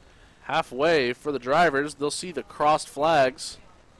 Your starter, Hunter Holsey, holding up the crossed flags right now. And was that Laferdo? I think it was. Michael Gay is man. now the leader. Luke Kondrowski is in second. That'd be some tough luck if that was your race leader, Laferdo. He looks like he might be messing. I can't tell if he's messing with his chain. He's got some issue, but they need to get that figured out because that is not the place you want to be out there fiddling with your go-kart. Yeah, there's not many places I'd want to be out of my cart on this track. I would rather have it on the stand in the shop. Yes, that's the best place to work on your cart. But I've also had back surgery, so leaning over is not as much fun as having it on the stand. Yeah, now that you said, I don't want to work on a cart in any capacity, really. I think that's just my problem, though. As we're back to racing here, we'll see. We'll get who's coming across the line. That is Michael Gay. So, actually, I think Laferdo is still there. I think his transponder is not picking up. That looked like Michael Gay and Luke Kondrowski both dinged when they went by. If we can get a zoom in here on that second group and see if we can spot what number. Is he still scoring further back? Yeah, so Michael Gay is actually the second car right there in the 121. There's a double zero who I think was Laferdo. Oh, so that probably was Laferdo because, yeah, I'm seeing him all the way at the back. So that's probably a transponder issue. Yeah, so I think Laferdo is the leader. Michael Gay is actually in second place. So maybe if his transponder comes back online here, it'll sort things out. And these guys always having some exciting finishes. Well, regardless of who is on the track and transponders, the race is there at the front. Not much separating them. Yeah, Michael Gay and Nicholas Laferdo happy to put some space on the rest of the field. About half a second faster that lap than the third place of Luke Kondrowski and the fourth place of Juan Pablo Garcia. Oh, look at that, going wide. Oh! And That's Laferdo. Curse of the commentator. We commented a curse. Oh, for sure. Well, it looks like we have to figure out the transponder issue. We know where he is now. Oh, no. You hate to see that. And that is going to put him to the back of the grid for the pre-final or for the final start. And there is, look at that, tech man Porter Aiken helping him carry that cart over the fence. Getting the hands dirty. Picking up the cart, getting him to safety. And that's really for the rest of the pack because you don't want to go crashing into a cart off track. You got to keep that tire barrier as clean and free as you can. But with that, Michael Gay all by himself out front with 2 to go. Do you think the field is got anything to catch up to him now that he's lost his drafting buddy? You know, in this pre-final when it's only 10 laps, I'm going to say no. He'd have to make some costly errors here to lose that much time. But I'd say if this is the final, yeah, they probably could catch him. But, yeah, if you're Luke Kondrowski and you're Juan Pablo Garcia, Trey Mitz on back, you're not trying to pass each other anymore. You're trying to put your head down and let's get to the leader. Let's see if we can have a shot at this it. does change the dynamic for Luke Kondrowski and Juan Pablo Garcia because rather than fighting for inside-outside of row 2, they're now fighting to see who gets to be on row 1 and who gets to be on row 2. Fighting for an invitation to the dance. You are correct, Will. All of a sudden it has changed. And they are hot on each other's bumper right now, pushing their way through turns 13 and 14. As they'll be coming around to see the white flag. Michael Gay, still your leader in that 121. And if they're not careful, they got a train of 3 more carts. We've got a 5-cart battle right now for second place. As they zoom by. Great shot. I'm not going to lie, Well, I thought that was a cameraman. Yeah, I was going going to say, I got a little scared. Who put Ethan on track? Who put Ethan on track? You lose him for a second, he'll grab a camera, I swear. As they race in front of the building here. Michael Gay, the gap's closing. Look at that. They are bumper to bumper right now, shoving each other down that back hill. Onto the backstretch they go, and yeah, shoving, pushing, drafting, working together. That's what you got to do if you want a shot at the win. Michael Gay just praying, please let me see the checker flag. Only a couple more turns to go in this final lap. But and we're watching the battle behind him right now. Those two cards bumper to bumper. Juan Pablo Garcia, Luke Kondrowski. Let's see, one turn to go. For a shot on the front row in the final, Lo206 Senior. It looks like Kondrowski dipped to the inside. Side by side. Oh, didn't quite have the run. Probably should have started that move a little bit sooner because he didn't dip down till halfway through the turn. But to be honest, P3 in the pre-final, not bad. I would take that because he is going to be inside on the second row. With Michael Gay and Juan Pablo Garcia right in front of him will be your leaders on the first row when we get to our 12-lap final race later in the day. I'd say, yeah, if you're in the from first to sixth, you have a great shot of winning this final. Those are all pretty good spots to start in. I cannot wait till they line this one back up. I want 4 wide all day. I want every group. That was something. Yeah. I got goosebumps talking about that race. If they could sell 4 wide, I'd wait in line to buy it. Because that was that's how addictions start. They need to put some terrace seating there at turn 2 so the fans could just get in there, get a nice, good shot of all them diving down. That was, wow. It was definitely a great start, and just the fact that they were able to make it 4 wide and then 3 wide a couple laps later, no incidents there. Nope. Only drivers we had were just some solo incidents, maybe some mechanical failures. Only looked like a handful of mechanicals, and that probably will leave us down here for a second as they got to recover those carts. So maybe we'll have some more time to talk with Michael Gay. It'll be fun to hear his perspective on what happened, what was going through his head when Laferdo had that mechanical, and how he was able to keep it calm through the end of that race. I'd have to say, yeah, I'm sure he's relieved that he didn't have to work as hard to win that race, but probably part of him a little sad that he didn't, his racing buddy fell off. I think they had a good thing going there for a little bit, but man, imagine had they run Masters and Seniors together. I mean, 50 cart grid. The track was barely big enough for this group right here. I can't imagine if we ran them both. We might have had to kick the motorcycles off the main track. Yeah, and we have just open that up. Just get on the main track.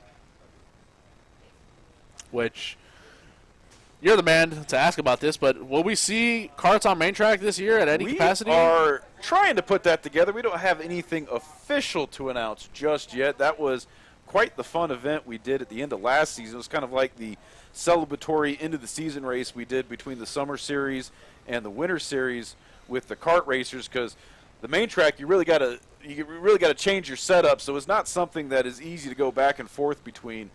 But we were seeing some speeds 100+ mile an hour out of some of the 2-strokes, and these 4-stroke karts, they were hitting 80+. They were definitely getting the draft, and it was fun to see. We were talking to a lot of the drivers afterwards at the main track race when we did Karts, Cars, Bandoleros last season, and they were all grinning ear to ear. So definitely look for that race to come back. We got to figure out when we're going to work it into the schedule, but we are definitely planning on doing it.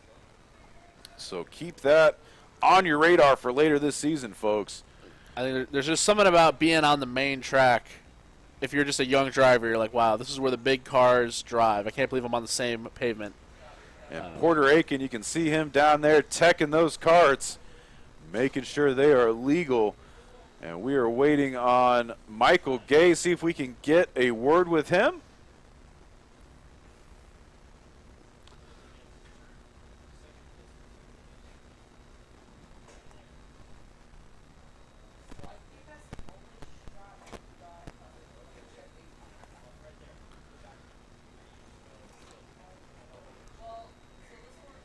And we have got to wait patiently.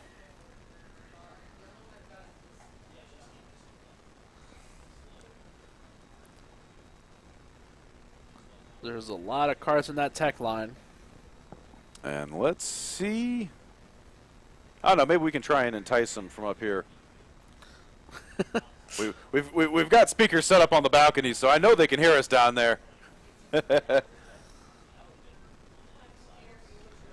Maybe, maybe not. I don't know.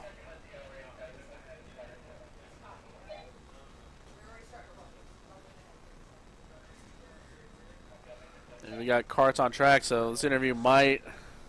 We might have to jump over this one. I can hear them rumbling out on track. Looks like there were some difficulties down there in tech, and they were trying to sort some things out, so. Oh, they had to push him back across the line. That's what happened.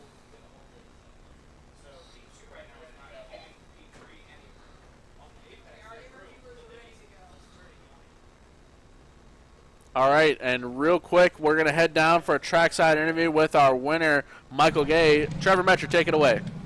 All right, I'm here with race winner Michael Gay. Michael, you built a comfortable lead there and never looked back. How you feeling? Yeah, I got a really good start, and then was able to work together with one of the other guys, and that's really what opened up the gap for us. And then he had an unfortunate chain failure at the top of the hill there, and took him out of the race. And then at that point, it was just hit your mark. So happy with it. How important is race reliability and prepping for these types of weather conditions? Yeah, man, it's huge. You know, you had somebody a lot smarter than me one day tell me that you win the race on Wednesday, so you got to get the prep work done. If you show up to the track scrambling, you're just making life a lot harder than it needs to be. Sounds like working smart, not hard. Congratulations. Appreciate it.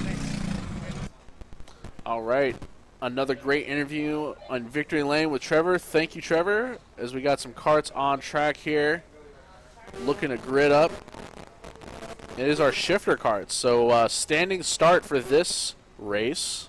A little different from how we do the rolling starts in the other classes. These are the fastest carts on the track we'll see today. Those shifters able to choose their gears, helps negotiating this elevation change here.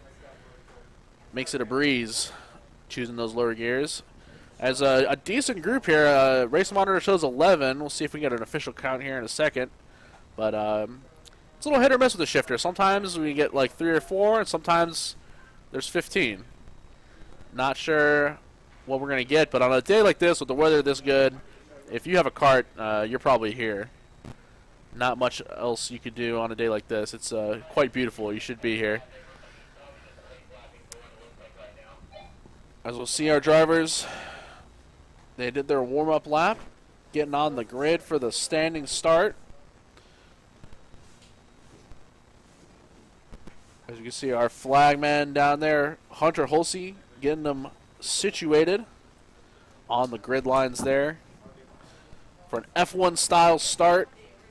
I'm joined back here with my companion, William Wrigley.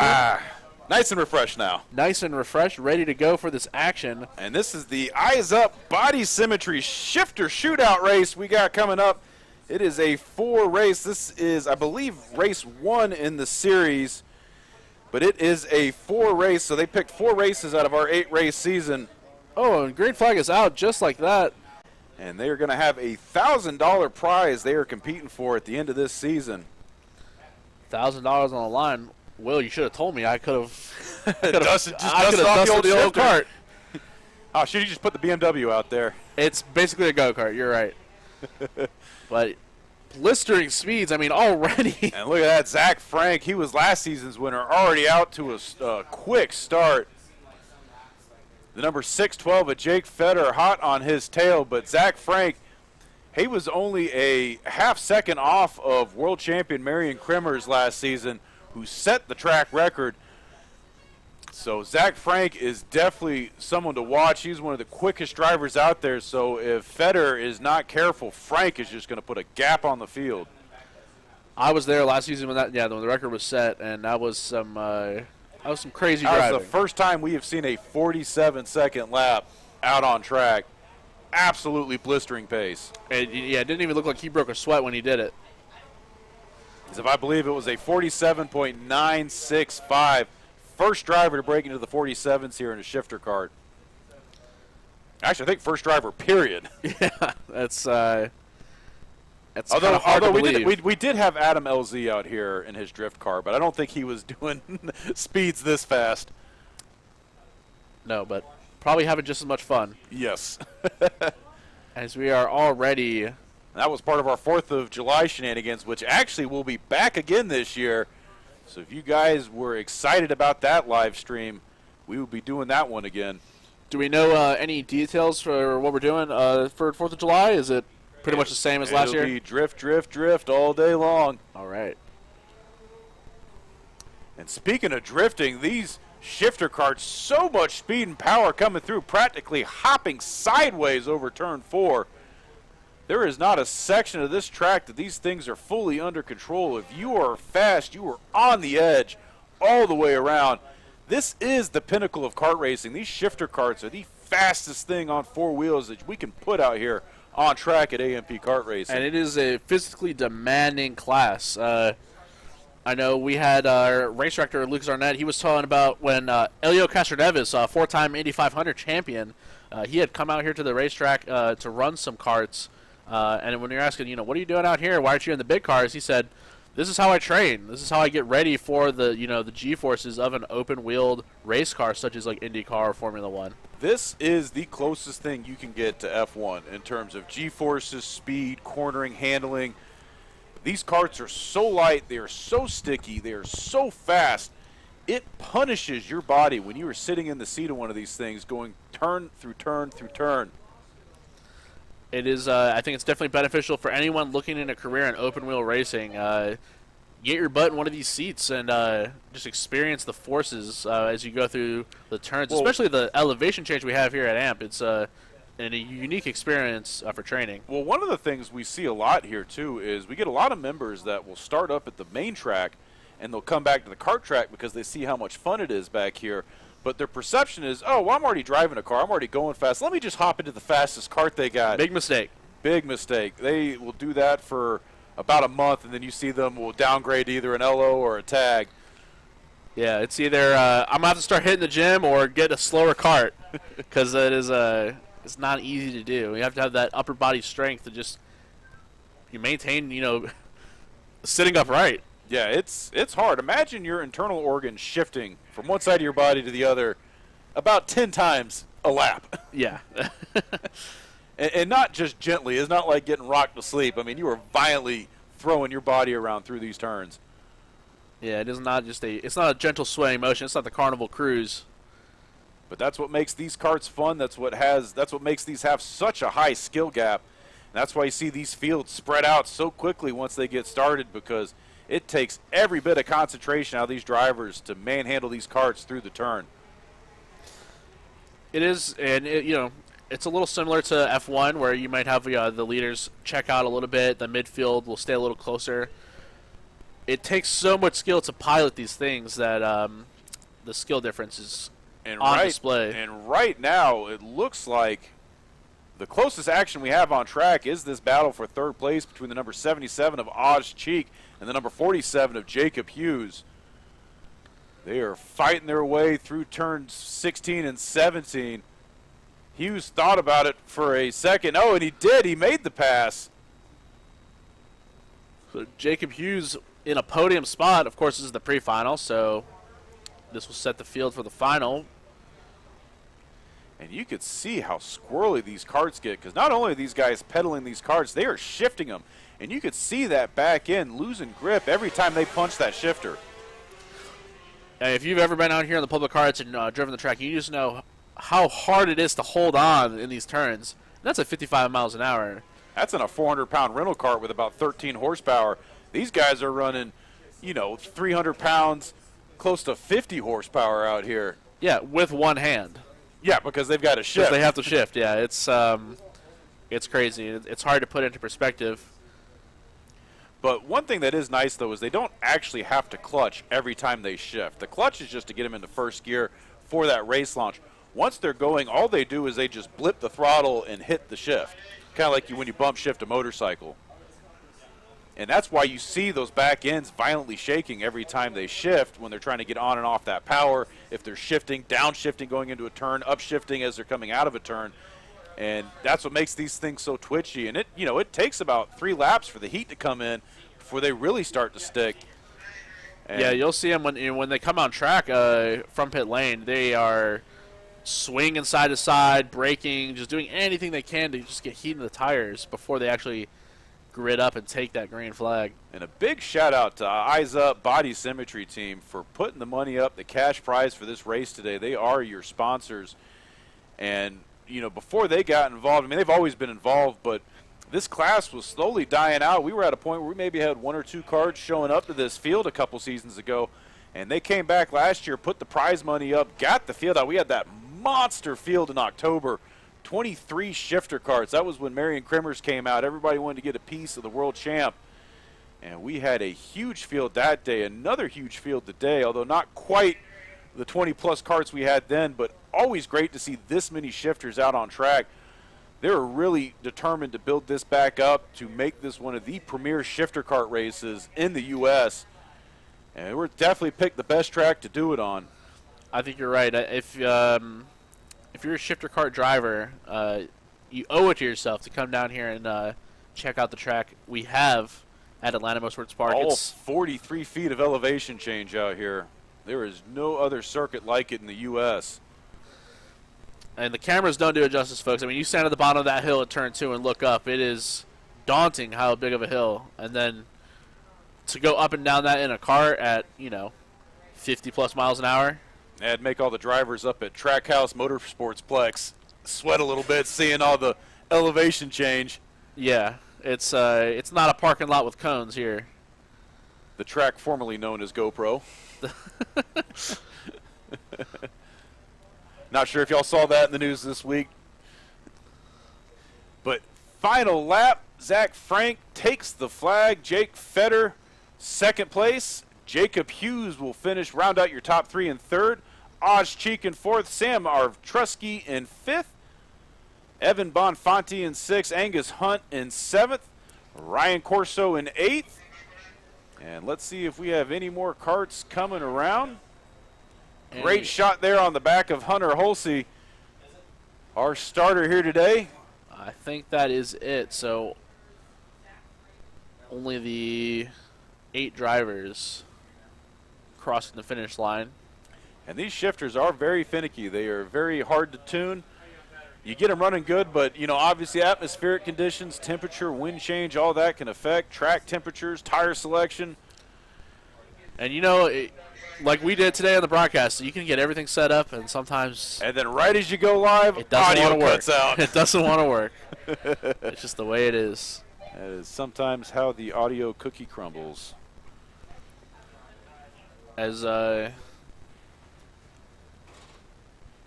we'll get an interview here with our winner, Zach Frank, as they get them across the scales. Only 8 or so carts, so not as much as the 20-something carts we had in the previous group. Shouldn't take too long. One thing I forgot to mention, probably the most physically demanding part of these shifter carts is actually watching the drivers get into the carts. Because they don't have starter motors, they don't have a pull cord. They've got to put the cars in neutral and give it a push start, much like when you stall a manual and the battery's dead.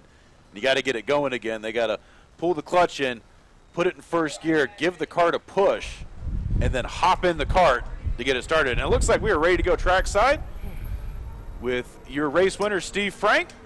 Zach Frank. Zach Frank. Take it away, Trevor. All right, I'm here with race winner Zach Frank. Zach, how you feeling?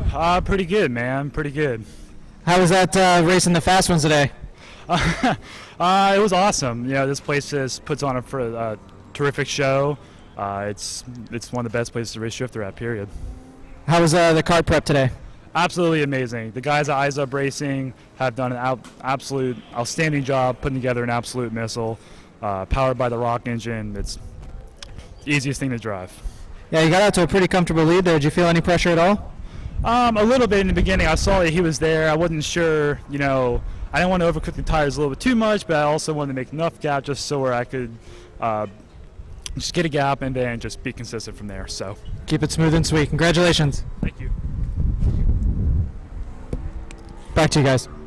All right. Thank you, Trevor. And with that, we'll wrap up the pre-finals. And, looks like we already got some carts into it here as we were trying to get the Lo206 cadets lined up and ready to go for their 12-lap final race. Cadets and juniors up next, Lo206. It's like you said, the pre-finals are done.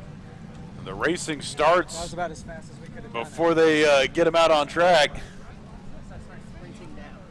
And it sounds like we are listening in live from the pits right now. A hot mic down there in the pits. A very hot mic in the pits. Likely nothing embarrassing was said. But as we are figuring that out right now, looks like these two guys are trying to get underway. They are not going to let this race start with those two sitting out there in the middle of turn 9. Yeah, that's not the spot you want to be in, the middle of the track. And so the juniors, that looks like Alyssa Vasquez. So yeah, this is the juniors and the cadets. And they're going to red flag this one right now, so they're going to bring everybody to a halt here on the front straightaway. Great use of that picture-in-picture. Shout out to producer Michaela Denny. I know she's been dying to use that one. I mean, yeah, NBC Sports, eat your heart out. Yeah. ESPN 360, here we come. No, but seriously, Hit the big time. ESPN, give us a call. Yeah, that's Red flag out. Yeah, no sense in having these drivers just go in circles here until they sort the problem on track. So that might be a medical issue from what we are hearing. So we're going to take a short break here as we get the issues sorted out, and we'll update you here when we know more. And we will be back with Green Flag Racing hopefully here shortly.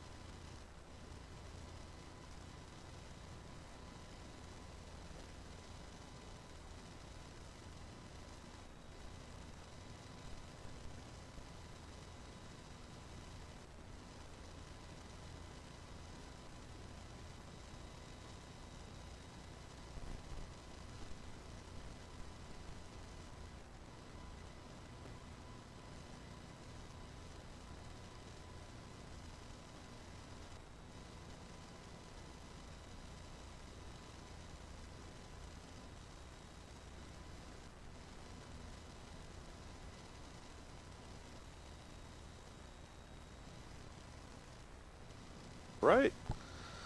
And it looks like we are back underway here. Medical incident has been cleared off the back of the track. There was a little bit of contact between two drivers.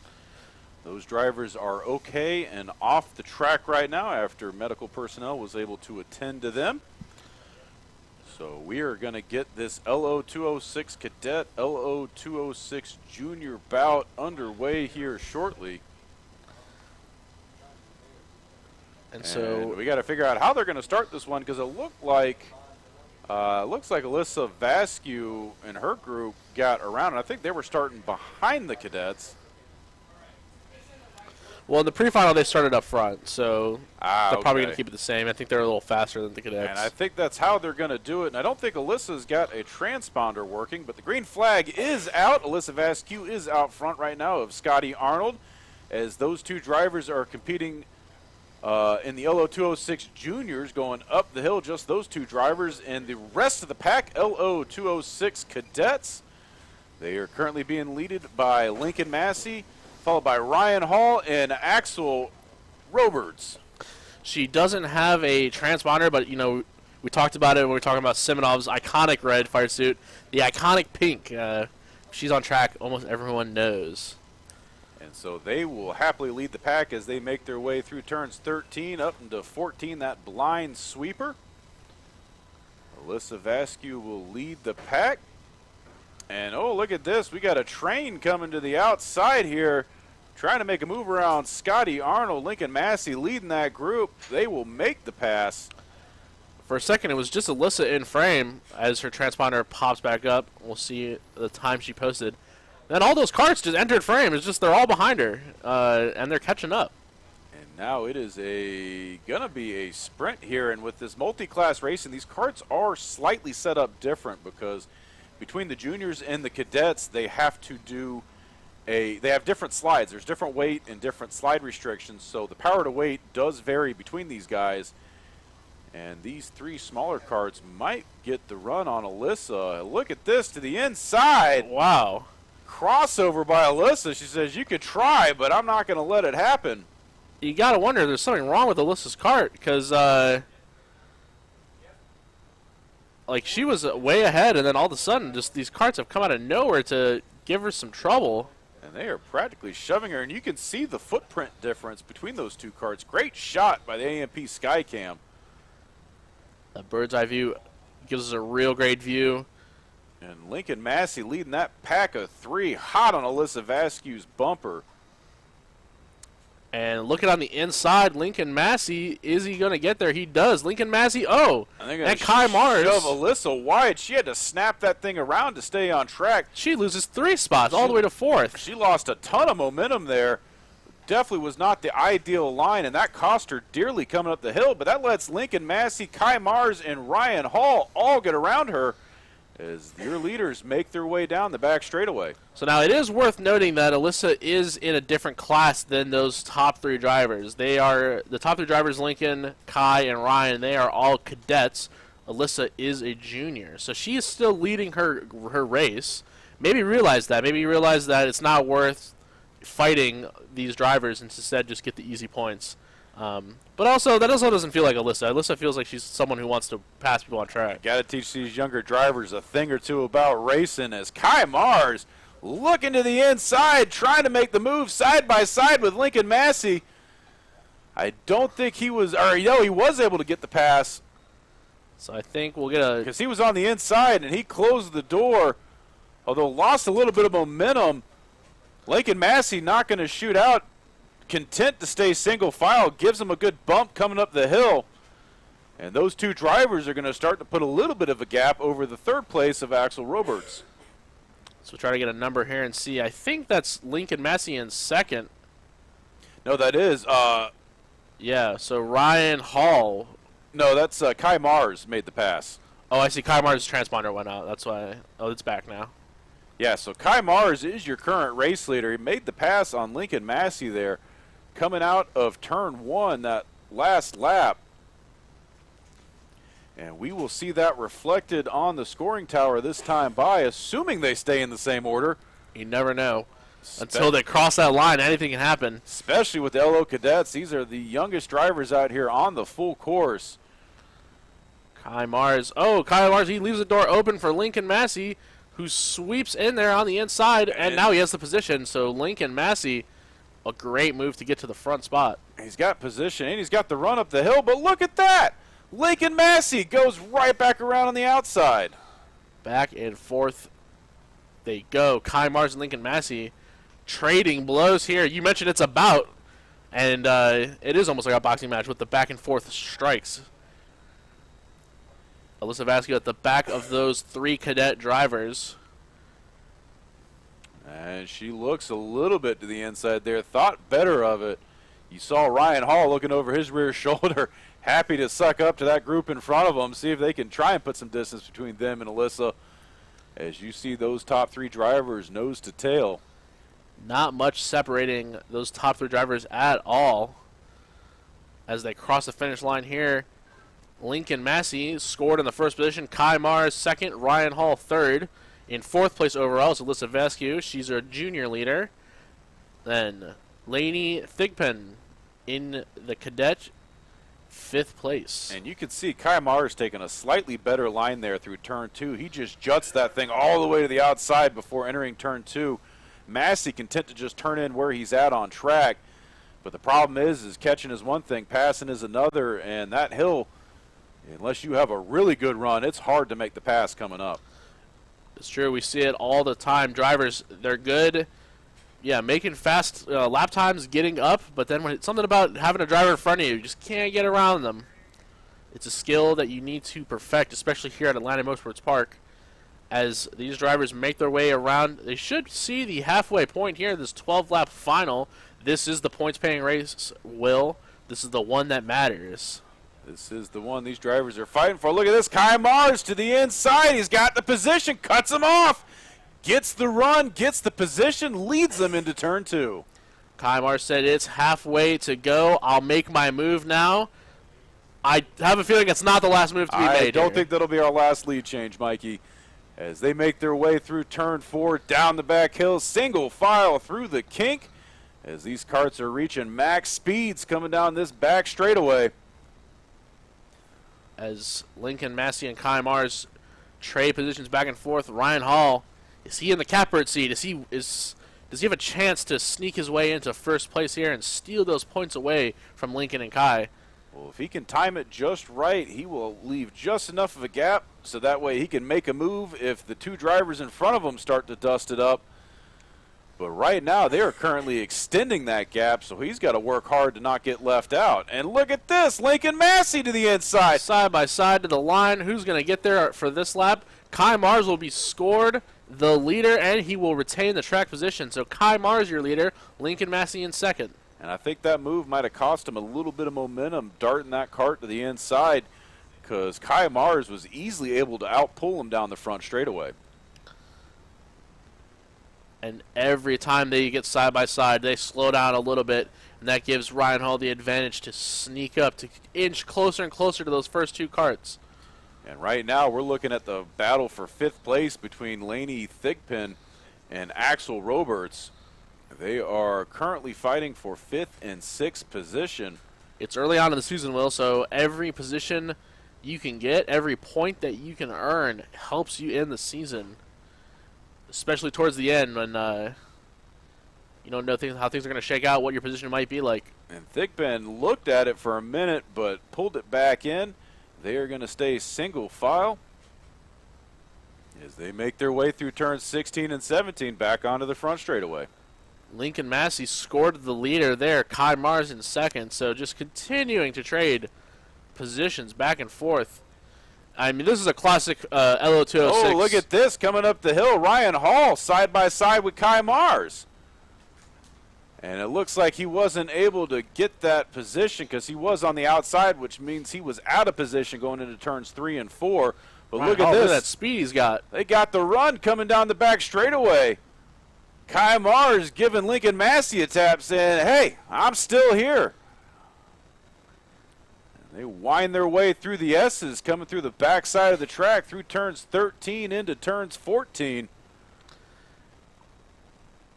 And we're going to start entering those extra laps, as we call them, because this final 12 laps, you get 2 extra laps compared to the pre-final. And this is where we would see the white flag during a pre-final, but no, we are 3 to go right now, so it is still anybody's race. You could throw a blanket over those top 3. It is pretty much a chain race right now, Mikey. You are not wrong, Will. It is not much separating between these 3 drivers, and I think it's a classic case of Lo206, who's going to make the last move. And look at that. All 3 of them practically shoving each other through turns 3 and 4 as they will stay single file down the back hill and through the kink. And Ryan Hall, he's got speed in 3rd place. He's trying to catch up, but it's Kai Mars who looks on the inside, thinks better of it. And they're going to keep their positions as they were when they entered. Lincoln Massey in the number 7, that blue car, he is the leader as they head up the hill. I mean, nothing separating. You couldn't fit an index card in between these bumpers, Will. No, you can't. And on the next time by, it'll be 2 to go as they make their way through turns 15, 16, and 17. Looks like we got a cart around at the bottom of 2. Curious if he's going to stay on track or not, because your leaders are coming up hot behind him. If he doesn't get back on pace, he might be a wild card here during the fight for the lead. And it's not. I could see him. He was Bo Stars was. He continued there. He didn't take the pit lane. So. And look at this. Kai Mars to the inside. Makes the pass through turn 4. Kai Mars is your leader on the backstretch. There's a lot of turns to be had, Will. Anything can happen. We still are 1.5 laps to go here. Look at this. Lincoln Massey to the inside. Oh, they made contact. A little contact. I had to go there. Some Italian hand gestures. Here we are. What gives? Let's go. And we got to see what race control says about that move, because he definitely cut the turn, but that is on Lincoln Massey to leave room for the car. He cannot force him off track. So penalties to be determined. We're going to call it how we see it. Right now, your leader is the number 23 of Kai Mars, followed by the white flag 7. is out. Look at this. Lincoln Massey to the outside. They're going to get into it. Lincoln Massey goes off track. That lets Ryan Hall by. But now Lincoln Massey holding position, gets back by Hall, and they are still 1, 2, 3. If Rubbin's racing, we're seeing some racing here today, Will. Let's take this over to Iron Mountain going off-road. Here we are down the back straightaway. Final lap. Kai Mars in the lead. Kai Mars, he's going to lead these 2 cars into turn 9 before the S's. Any chance for a pass here? No. Lincoln Massey's going to stay tucked in. And I expect to see him to make a move here. He is going to shove Kai out of the way after that last one. Let's see what happens. And they are still bumper to bumper through turn 14. I think the gloves are off, Will. It is there. Here comes the haymaker. Looks to the outside's got the run, makes the pass. Look at that. Pass on the outside. Lincoln Massey. No chill. He went to the outside, went right around him. Look at that. Almost 3 wide. Lincoln Massey gets it at the line. Wow, what a finish. Wow. I mean, I think you're right. No chill. No chill. He said, you want to do that? I'm going to get you on the outside. How do you like them apples? And you know, you set up the narrative early about this was a bout. This is an Lo206 bout, and this was a heavyweight bout. They traded blows back and forth every lap, and just like you said, here comes the haymaker.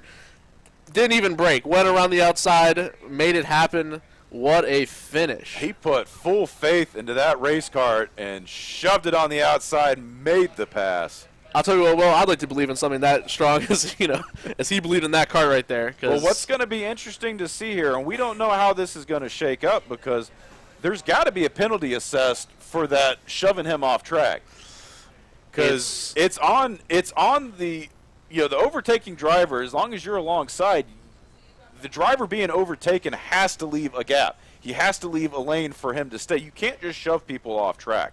And we saw both drivers going back and forth, shoving each other off track.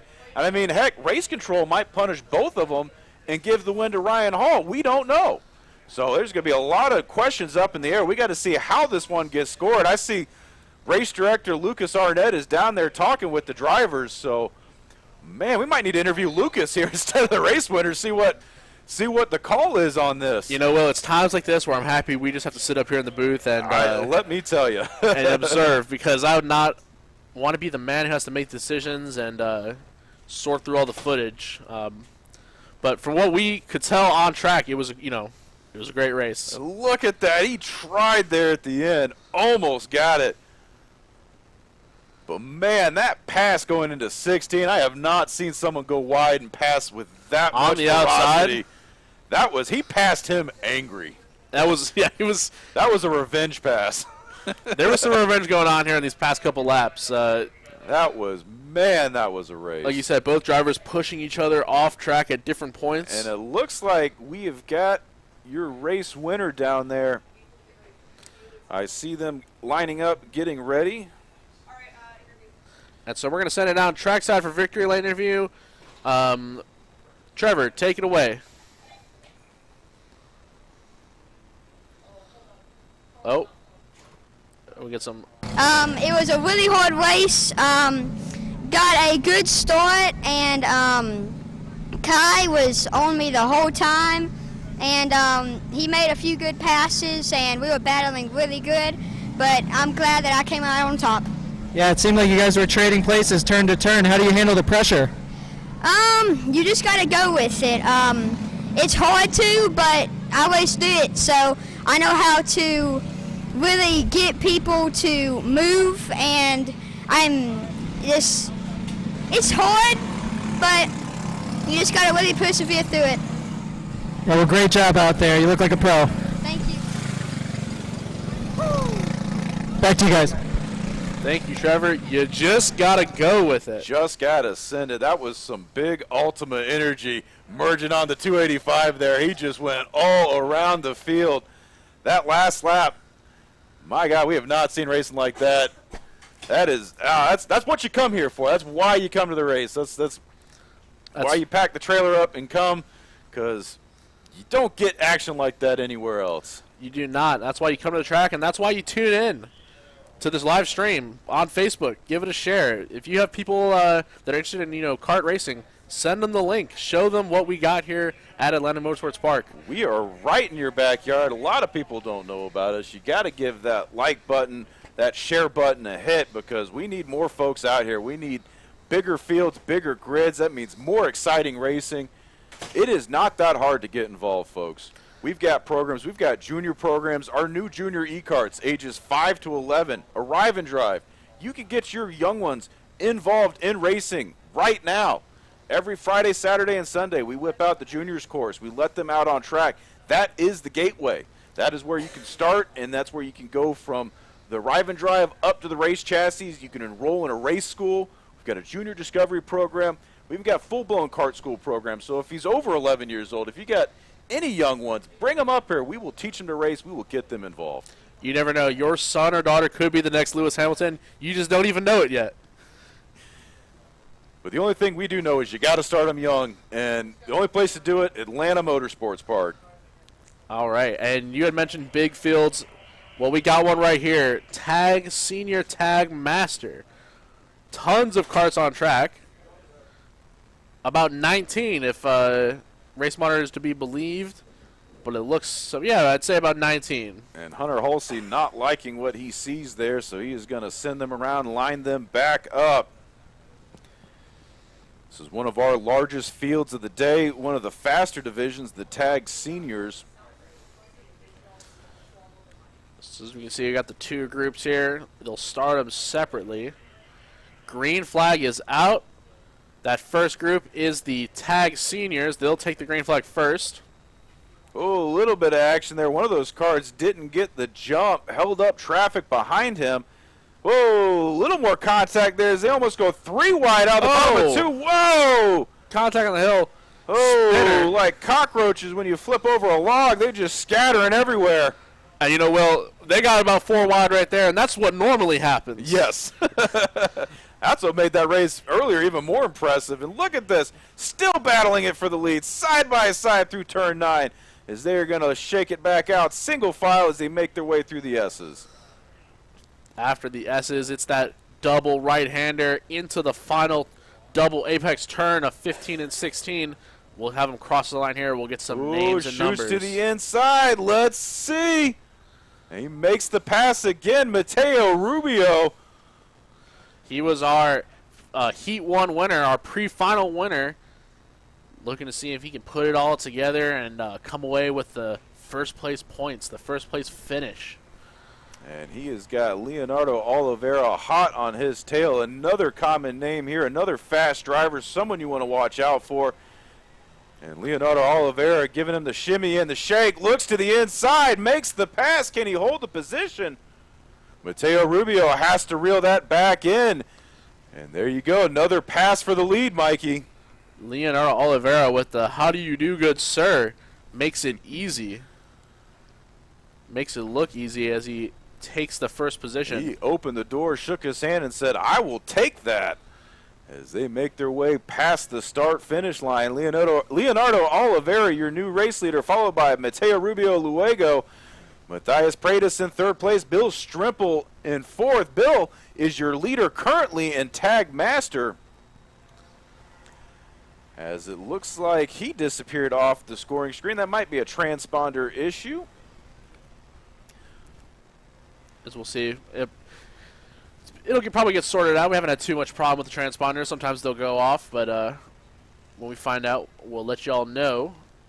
And your top 6 right now, content to just air it out single file. The closest action right now is that battle for the lead between Leonardo Oliveira and Mateo Rubio Luengo.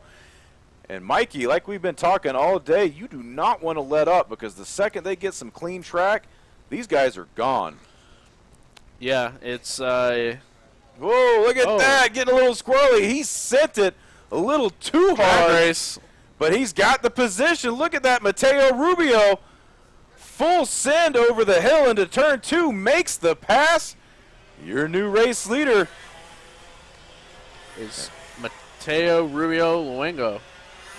As they make their way down the back straightaway, although I don't think that's going to be the last pass we see, Mikey. You mentioned it. These drivers cannot be content. They have to push the issue, and Mateo did that to Leonardo. He said, now is just as good of a time as any. And with all that action, the pack's starting to catch back up a little bit. Banu Yedla making some action. He is up to 4th place.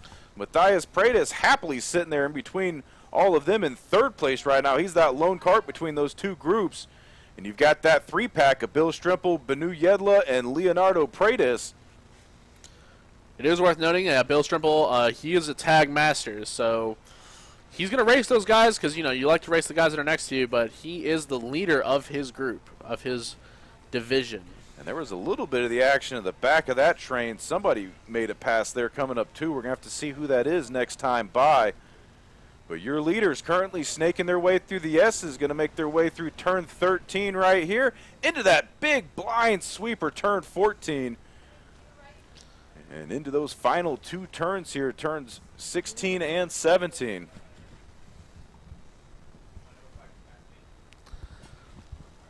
A little bit of a gap in between the leaders here, and a big gap between the 2nd and 3rd place carts. And that was Pratis making the pass on Yedla coming up the hill that last time by. And those drivers are all fighting out. Look at this, going at it again there. That looked like Bill Strimple. Mateo Rubio Luengo is the leader. And here they go. Oh, he thought about it, pulled it back in.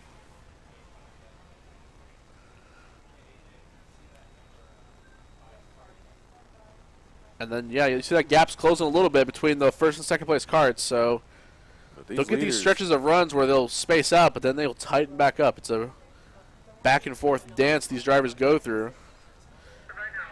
As Leonardo Oliveira is closed in significantly right to the back bumper of Mateo, heading into turn 2. This is where the passing has been made today, Will. It's at the bottom of turn 2. And yeah, they've been diving that turn as we hit the halfway mark. These guys are not letting up, and it looks like Mateo Rubio has a little bit of a comfort zone right now, putting about a 4 or 5 cart gap. But I don't expect Leonardo Oliveira to sit around and wait. We should see that start to tighten back up here shortly. Leonardo ran side by side going up the hill, but Mateo just ran a perfect line through those turns like 4, 5, and 6. Was able to come ahead onto the back stretch. Well, Oliveira almost 15/100ths of a second quicker that last lap. That was his quickest lap of the race. We'll need to see how they run this time. And look at that. Mateo Rubio almost a second faster, over a second faster. Or no, that's 0.2 of a second faster. But that was his quickest lap of the race. In front of the building they go. They'll space out and then they'll get close. And it takes a while for them to work back up to each other after they go for these crazy moves, but the laps are going to start winding down here if they are not careful. So these drivers need to take that into consideration as you see a little bit of action behind them heating up. Oh, we got a cart off track there at the cut through. It looks like one driver had some technical issues. And that is Banu Yedla. Tough break for him. Banu with that iconic fire suit. He's one of the he's in the trifecta of drivers we can recognize. Always when I see that yellow-green with the red helmet, I know that's Banu. That's a tough break for Banu. But I'm sure we will see him back out there. He is multi-class competitor. If I'm a betting man, I'd bet on Banu just being in a race all the time. He's always out here. He is somebody you always see just behind the leaders fighting it out every time. And tough break for him. Always excited to see when he's able to nab a podium spot, because he is one of our, he probably does the most public karting out of anybody, and definitely is out here all the time on race day. As you said, the laps are winding down, so that was the 9th lap. So we're getting into that bonus lap zone. This was normally when the race would be ending in the pre-final. We enter those bonus 2 laps that make this the final. We'll see if it helps out Leonardo Oliveira with those extra laps, if he can get to the bumper of Mateo here and make that winning move. Well, right now, 2 laps might not be enough because that gap is still increasing right now. So I don't know if those karts, if there's just a tuning, heat, be something. But if Leonardo Oliveira doesn't flip that go switch here in a second, he's not going to have time. You are right. He needs to hit the NOS and go. Needs to hit the bottle. Hit the bottle. And see, we'll get a time when they cross the line here. Leonardo Oliveira running slightly faster at times as the gap's closing a little bit here. It's closer than it was a lap ago, but still probably about 4 or 5 karts separate them. Down through the kink and onto the backstretch they go. There is a slower kart ahead of them there, you can see on the screen, going into the S's. Be interesting to see if they catch that kart before the checkered flag. That could potentially be a wild card here if traffic gets in the way. But we will be 1 to go next time by. This is it for all the marbles. I think traffic is going to be a factor here, Mikey. Let's see if that driver will yield position and let the leaders on by. So this is going to be interesting. Wild card here. They've caught the end of the snake. Let's see what happens. And he might let him by, but if Mateo has to be cautious and lift just for a little bit, which he is, he's slowing down. He's not. Oh, they're going to be on each other. Here it goes. Half a lap to go. Leonardo Oliveira back on his bumper. He's got the run. Let's see what happens. Oh, Leonardo Oliveira was able to pass the lap car at the perfect point in the braking zone of the I think they might have been teammates. I don't know. Let's see what. Yeah. That was almost too perfect, but Mateo Rubio still hanging on right now. One final turn to see what happens. Oh, he dips it to the inside. I couldn't see if there was contact, but no. Doesn't have the run. Mateo Rubio Luengo hangs on, clinches the victory. Oh, man, you couldn't ask for some more drama than that, Mikey. The second I saw that he couldn't get around him and had to go through the kink, I knew they were in for trouble. Oh, that was rough. Yeah. That was like watching a disaster in slow motion. Yeah, if I was Mateo and I lost because of that, I don't think I'd be able to sleep tonight. No. That would be rough. But he's able to hold on for the win, so a good night's sleep incoming. Yes. I can feel it. And that'll be an exciting interview, too, to see what to see what he had to say about that, because... And I'm not even sure. Well, I guess he probably. I would want to know what was going through his head when he caught lap traffic. Like, probably what we all think when we get in traffic down in Atlanta. Like, come on, guy. You know, yeah, I'm away. I'm in the HOV lane. Let's move. Yeah.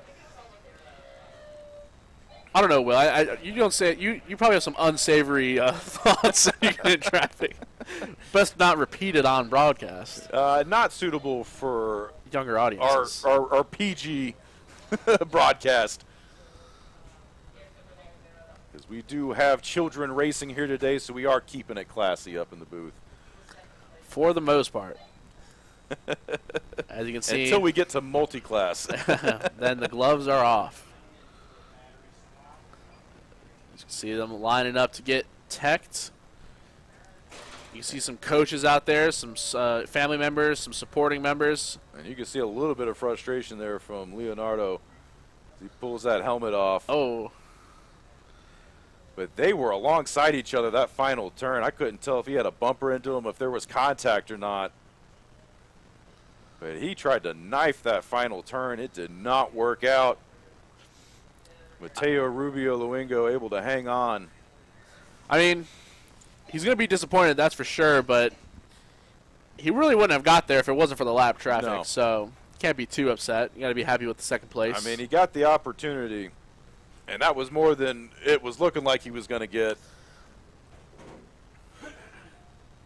But that was, man, this not a dull day, Mikey. Not a dull day. It started a little shaky with our technical problems, but we've hit our stride now, and it's just nothing but good race after good race. And still, I mean, more good races to come. And hopefully we can get trackside with this interview soon. I see them down there almost set up.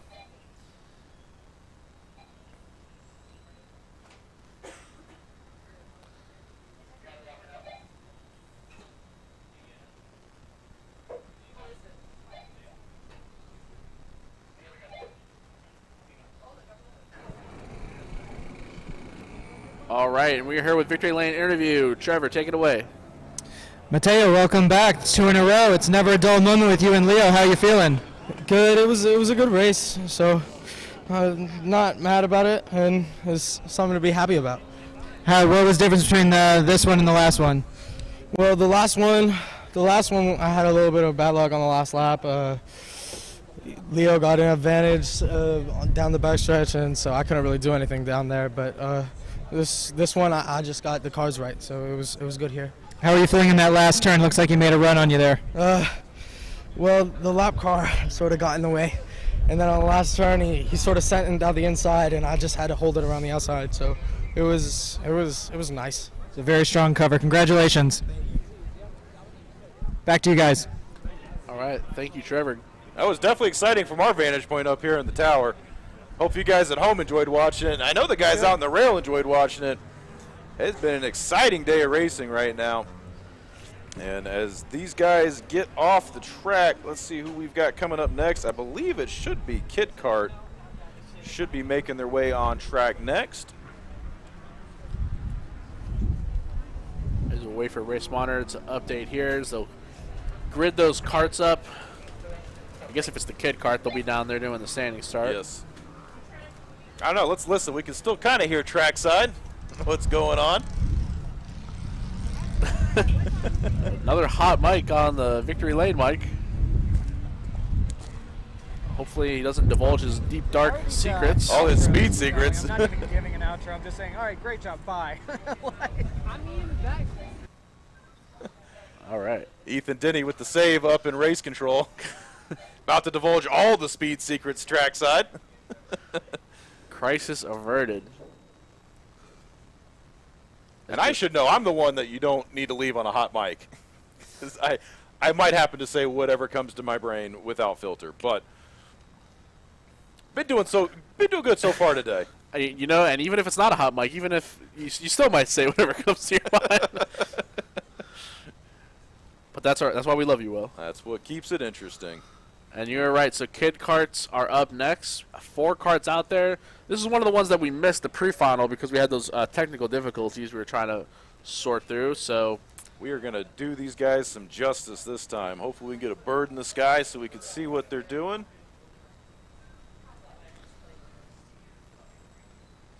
And green flag is underway. The kid karts,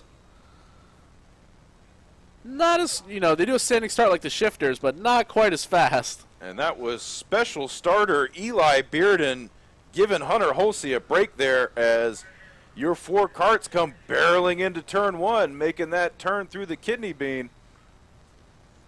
Tyson Burkett off to an early lead, gets the jump on that standing start in that beautiful blue Praga kart. At least I think that's a Praga kart. It's hard to see from right here. We just have, we got word here in the booth, it's a top kart, not a Praga. And he is top of the field right now. Tyson Burkett, Luca Vino Figueroa, Arlo Stowers, and Mateus Sandblom. Those are your 4 drivers on track right now for the kid kart final. And Luca Vino using every inch of that track, coming wide out of turn 4 as he stays on the high side coming up in turn 1. Arlo Stowers a little bit further behind him, holding pace as well as they make their way around the backside of this jelly bean loop. We had mentioned it before. It's good to see drivers progress through the ranks and new drivers come up into the ranks. A couple of names here we're not used to seeing, and some of the racers that normally were in kid kart now in higher divisions. Yes, we've seen a few of them make the jump over the offseason, and right now your leader's getting around lap traffic that looks like Matthias Sandblom. Now he is in a Comer kid kart. Him and Arlo Stowers both in the Comer kart, so those have a little bit less power than the faster Lo206 kid karts. So those Comer karts only running about 1.5 to 2 horsepower, whereas these LO karts are a little bit faster with around 3 to 4 horsepower. And so are they being scored separately? Yes, these are 2 separate races we're seeing right now. So the 2 guys we see right now on screen between Tyson Burkett and Luca Vino Figueroa, that is your battle in the Lo206 division. And then right now Arlo Stowers is leading in the Comer kid kart division. And it looks like he is making his way around, might be coming up on Matthias here soon to put him a lap down. So 2 different groups on track. And with this jelly bean configuration, we are almost halfway through. Cross flags should be coming out next time by. 12-lap final. That's how many we have to decide this one. But like you said, that jelly bean course, shorter lap times, only like 26 seconds to complete a lap here. But it's a good track. They still get to experience the elevation change. A very good jumping off point for these young drivers. I mean, these guys are as young as 5 years old out here battling it out on track. Yeah, I mean, these are still hard turns to make. You have to hit those apexes, that elevation change, as you mentioned. It's not just a paddock with cones, and you really have to, like you said, it's a good jumping off point for these kids to get used to driving this track and just how it is to drive karts competitively. As Arlo Stowers crosses the finish line. Arlo is the leader in the Comer kid karts. We have got a race going on right now. Tyson Burkett and Luca Vino Figueroa hot on each other's tails right now. Tyson Burkett got the jump on that, but Luca Vino Figueroa has been reeling him in this entire race. We might have a side-by-side finish here as they are fighting it out with 3 laps to go. And you can see his parents sitting there and leaning over the fence, egging him on, saying, "You got this. Come on, buddy. Hammer down. Let's do it." And look at that. Made the pass in turn 1. Vino Figueroa to the point. He's going to lead Tyson Burkett. But we've got lap traffic in front of him, and he's going to stay wide. 2 to go. Ooh, this is shaping up to be a barn burner. Let's see, and they're still side by side. And it looked like, I couldn't tell if there was, it looked like there was contact between the leader and lap traffic there. I'm hearing that on the radio. It happened off screen. And we've seen that happen before. Last lap contact between a back marker and the leader in this kid kart division. And Lucafino Figueroa coming up on lap traffic again, although able to make his way around. And let's see what happens here. This final time past the stripe, Lucavino Figueroa's got a pretty comfortable lead right now over Tyson Burkett. This will be white flag, checker flag out. Maybe a little confusion as to what lap it was. I think he might have been having that for the back marker right there for Matthias. But they might keep racing because he saw a white flag. This might be a 13-lap final race. Kid kart race if we didn't forget the lap we were on. Oh, and it looks like I think they'll come in. Eli Beard in there with the save to usher the drivers off track. And so, some contact in that race, so maybe some time. Great shot of our cameraman, Ethan Woodland, making his way back out to track. Run, Nathan, run! I know you can hear me from the building. Great camera shots all day. This is the one race where our on-track cameraman can actually hoof it up to the building, take a bathroom break. He is the real hero of this production right here because we just stick him out there in the middle of the track and say, have at it. Because once these karts are on track, there is no coming off track. But giving us those great camera angles down there at the turn 6 cut through so we can look all the way back there and see the action in turn 9. That is, yeah, Nathan's doing a good job at the, do we ever name that? Well, we call it the cowboy cam, but that's when Ethan's out there. I mean, we keep calling it the cowboy cam. I don't know. What do you think, Mikey? Yeah, I've heard cowboy cam. I've heard track cam. Ethan cam. I've just also heard. Well, one of these names will stick. Ethan really patented the movement there of how to swivel the camera and get all the footage. Ethan had now never, he's ascended to producer. Yeah, now he's up here in the booth training with Michaela.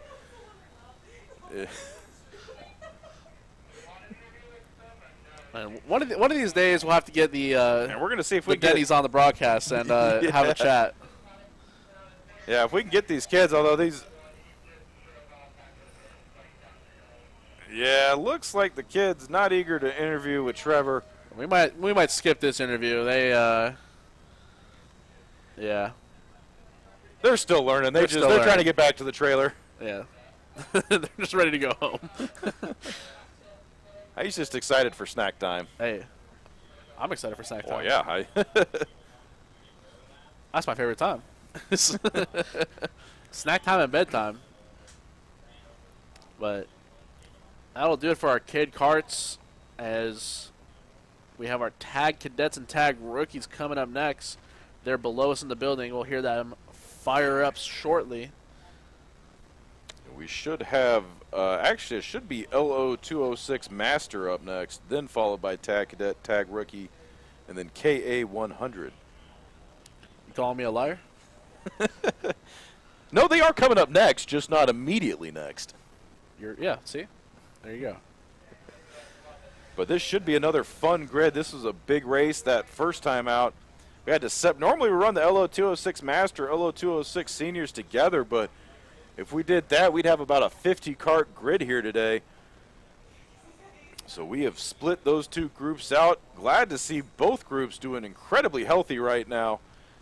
And it should be some fun. And to be honest with you, it's nice to give a little light on the Masters because, they're usually running in the middle of that pack, and we tend to focus more on the leaders during these races. So when we get to split them out, we get a little bit more focus on the leaders of the Master group.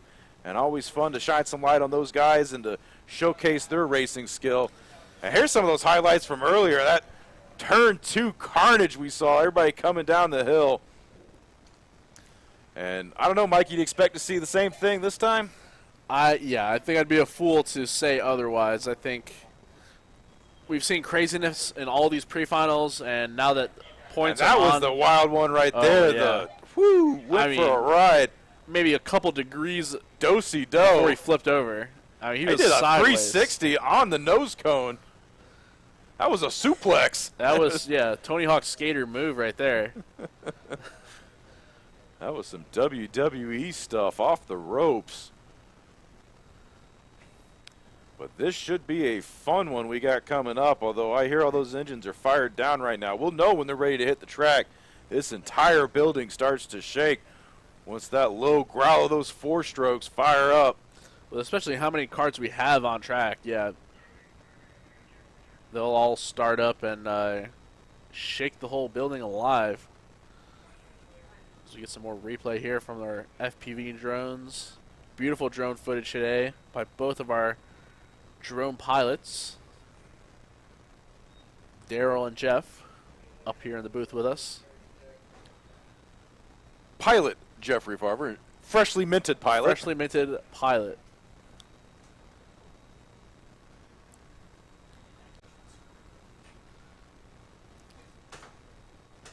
And so we'll look to see if maybe they have to clean up the track or get some carts out of the way or whatever they're doing.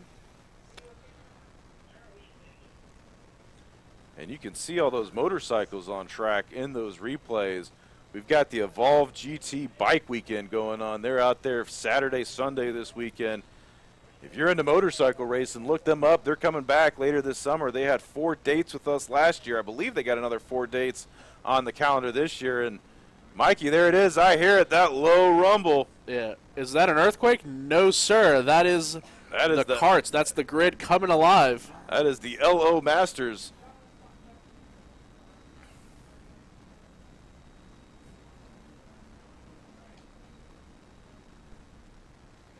As carts are on track. And part of the reason the ground shakes a little bit more for these Masters is they get a slight bit more weight advantage over the seniors, because they, over the offseason, they bumped up the Masters by about 10 pounds on the allowable weight limit. So that way these guys, you know, making the field a little bit more competitive, because most guys are comfortably at the limit. Not a lot of weight in the Lo Masters, extra weight, I should say. Not a lot of lead weight, because they don't have to weigh up. But these guys have the most amount of track time out of anybody. These are the ages 40 and up. And they have got combined probably the most track experience, so you should see some gentleman racing, some proper etiquette, as they are gridding up nice and slow, showing that patience as they come through turns 16 and 17. Should see a green flag this time by. Gentlemen racing, proper etiquette, but don't be mistaken. These guys are out to win, and green flag is out. And look at that, already covering those tram lines. Going 2 by 2 through turn 1. Let's see if they spread out even wider here into turn 3. Whoa! Somebody getting a little loose there. He's just going to cut off the inside and stay back uphill, but that's going to cost him dearly with momentum. As your race leaders start to shake out, look at Danny May shoving it into 3rd place right there. He's pretty comfortable as he leads that mid-pack, although your 2 leaders looks like Ryan Perez and Mystery Driver. Well, also, actually, that was from the last race, so. Yeah, I think timing and scoring needs to be updated. So we'll see if we can sort that out, and we'll get the information when we get it to you. But yeah, Danny May in that number 9, I can tell that's him. And I know there's Tidor Simidov in the red fire suit. Well, I know where he is.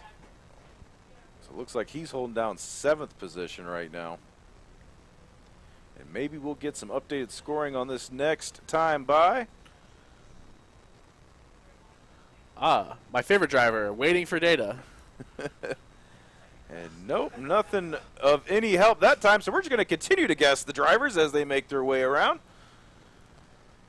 Your leader with about a 5 to 6 kart advantage right now. Although Danny May in 3rd place, hot on the bumper of 2nd place, practically shoving him through the kink. We're going to need to see who that driver is. Into the S's they go.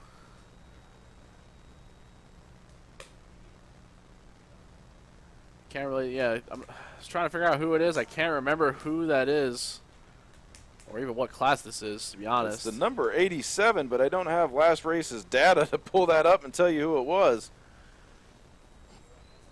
But look at this. Those top three sucking back together.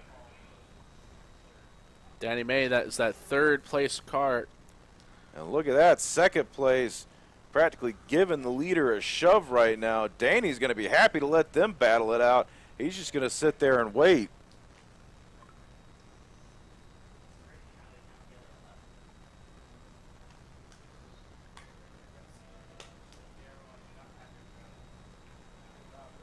Number 87. Oh, and I think we might have the updated list. And there it is. Although I think that's not. That's Matt Lassiter. Yeah. Oh, okay. Matt Lassiter. Yeah, because he didn't he have that technical issue? No, Matt Lassiter won. Oh, then I was thinking of another race. Yeah. No, Matt Lassiter, he won. Danny May was in that. That's right. Chris Benson in the 76 is your second place driver. He was the one that had the biggest fourth to second and then was able to hang on, got put back, and then went right back to second. Yes. Yeah. But right this is now, the race that had that Aaron Cox and Brant Estes got into that wreck in turn one that opened the door for our leaders right now. Yeah, Brant was up here pretty angry after that one. I heard him talking with race control. And so now that we have the names, Matt Lassiter in the 87, he is your leader. Chris Benson in second place, Danny May in third. These are all Lo206 Masters. This entire grid is Lo206 Masters. Great to see this field growing. You know, we had about 5 to 6 of them last season. Now we've got, I think, a bunch of the guys moved up from the seniors. Because they're allowed to compete in seniors, even if they qualify for Masters. It's just, you know, some of them like to still run with the young ones. That is where all the up and coming talent is. So sometimes you want to, show you still got it. And here your leaders pulling away from the rest of the pack right now. Danny May still in third place, Chris Benson in second, all falling behind race leader Matt Lassiter as they make their way past the start-finish line. And look at that, all of them running their fastest laps of the race right there. Matt Lassiter with a 104.030. Danny May with the fastest lap time, and he's in third place. And look to him to, I'd say look to him to put the move on, give a little shake and bake here at some point. I think you're right. I think these early stages right here, this is Danny May just setting them up. Oh, we hear a red flag. It looks like we got a red flag. I think there's carts off. We've got an incident, so we are going to go quiet. All right, and we'll be back shortly.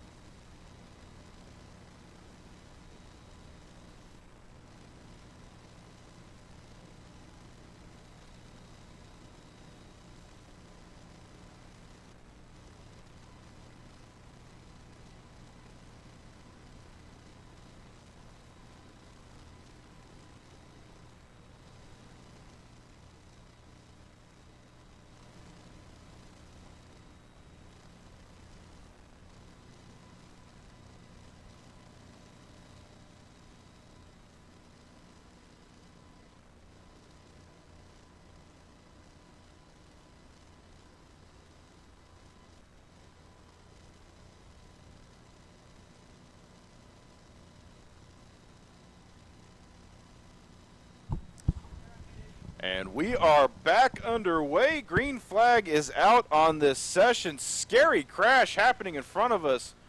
The booth, we did not capture it on camera. That was probably for the better. We had Tom Spiro upside down in turn 4, although he was able to get out and walk away from that crash.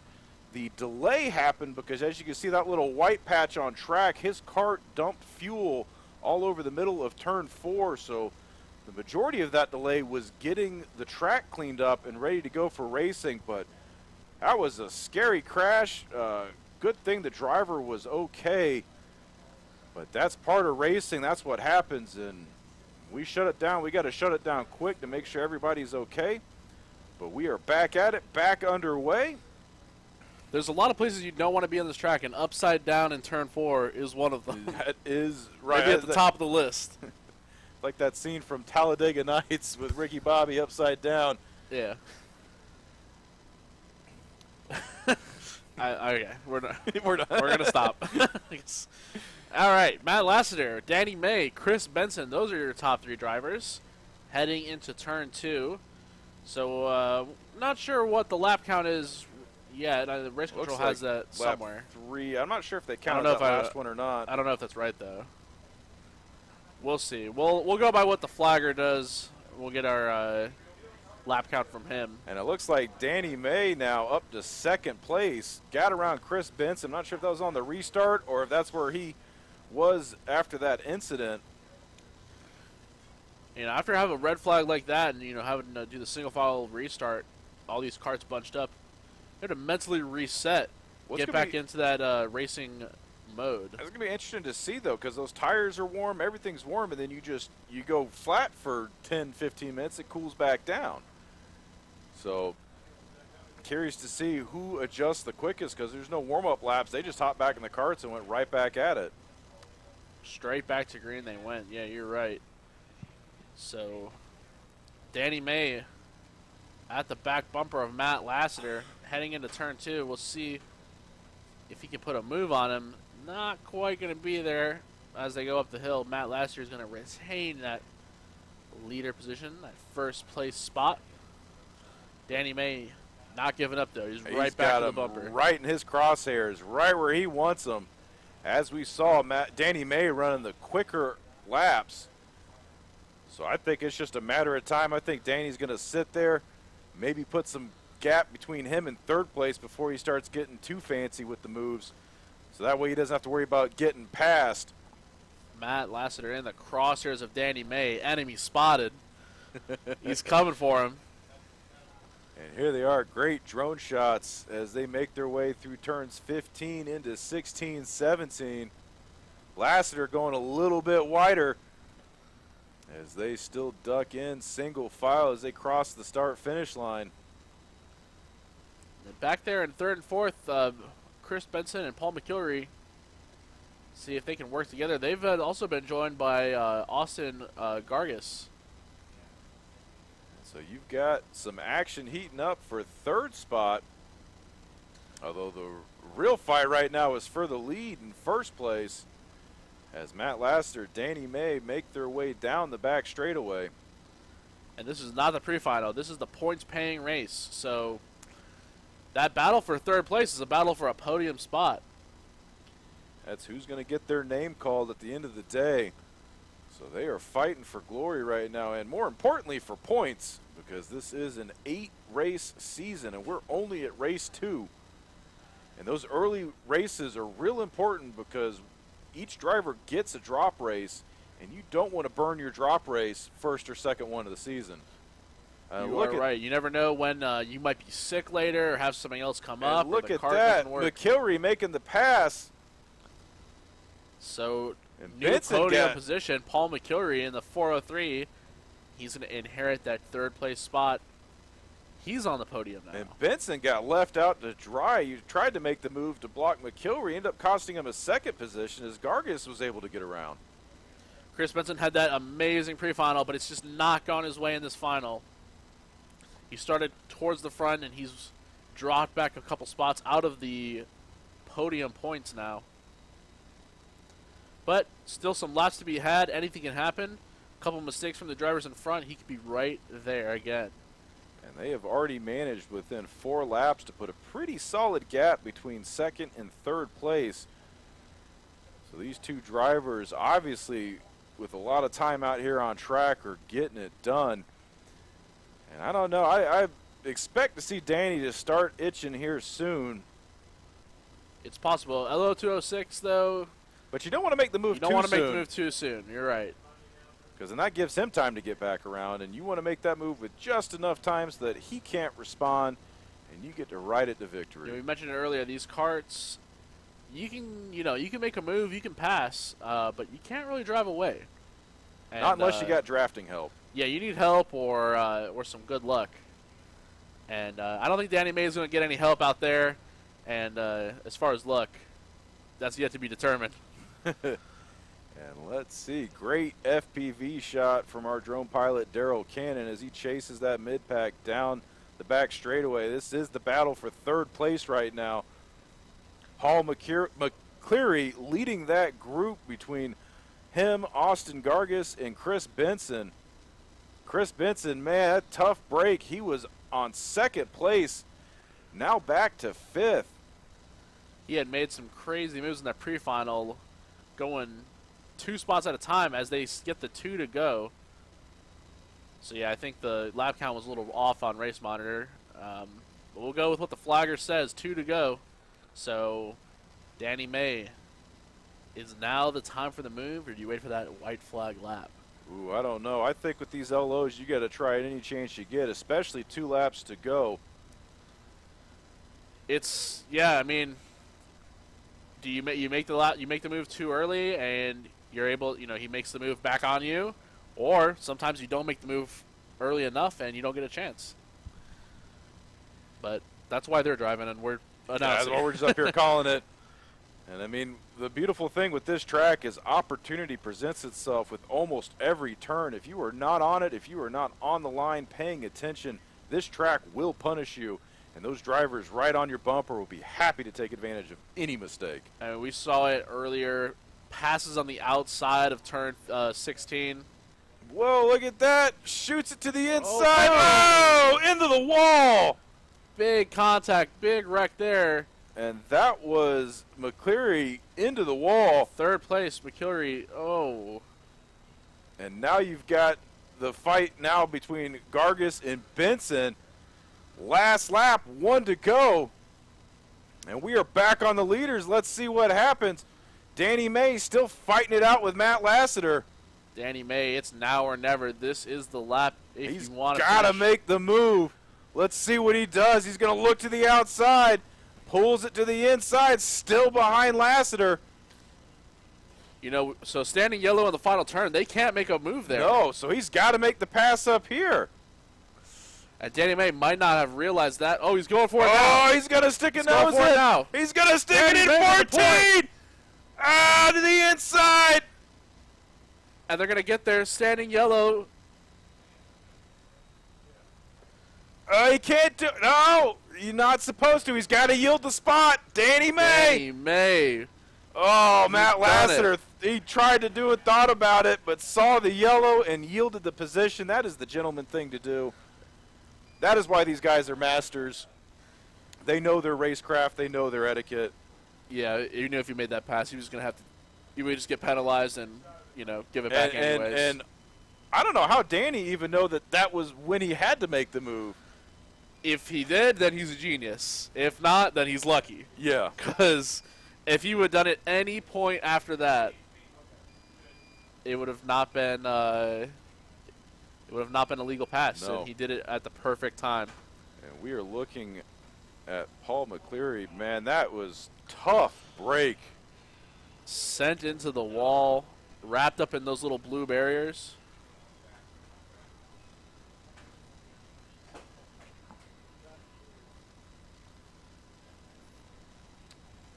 We'll see if we can get an interview with our winner, Danny May, in the number 9. As we're going to wait for them to come through in tech here. And that was quite the race to watch. A lot of action, a lot of drama. We had that red flag early on. I wonder if that got some of these guys off kilter because they were in the zone, they were racing, and then had to come to a complete stop, get gridded back up, basically having a second race start.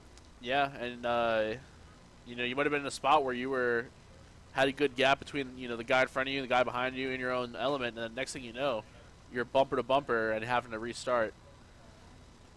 It definitely didn't pay off for McKillary as he ended up in the wall, and for Chris Benson, like you said, started in that second position, ended up finishing in the fourth, so he's outside of the podium. Wasn't able to capitalize on his great finish in the pre-final. But Danny May sure capitalized. He made the move at the end of that final lap, and he's going to come ahead the winner, unofficially, of course. All results are unofficial. But I don't see any reason why. Nope. And I can see them talking over there. I see Danny May and McCleary talk, or not McCleary, that's Matt Lassiter talking. See if we can get him over here for a post-race interview. And, yeah, smiles from Danny May. I'd be smiling too after that move.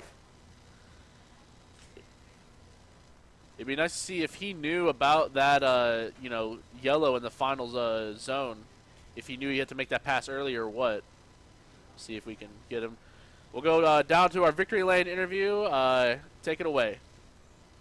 Here with race winner Danny May. Took it down to the wire. Walk me through those last few turns. Oh, man, I didn't know how to get by them. I was trying to set them up the past 3 laps, and I didn't know where to get them, so I tried my old move up the hill, and it stuck. He didn't give me much, but I stuffed it in, and he was good to me. He could have put me out in that last corner, but he raced me clean, and thanks to Matt for a great race, and thanks to Cadet Competition Motors, got my fresh motors back and ready to go again. So, what was the difference between this race and the last one? Fresh motors. Yep. Gotta love fresh gas. Congratulations. Yeah, thank you. Back to you guys. All right, great to hear from Danny May. He's the winner on the number 9. Always good to see a number 9 win here in Dawsonville on a beautiful day like this. Danny May is your winner on Lo206 Master. And we're going to go ahead and take a second while they grid up these next carts. So we will be right back in a short second.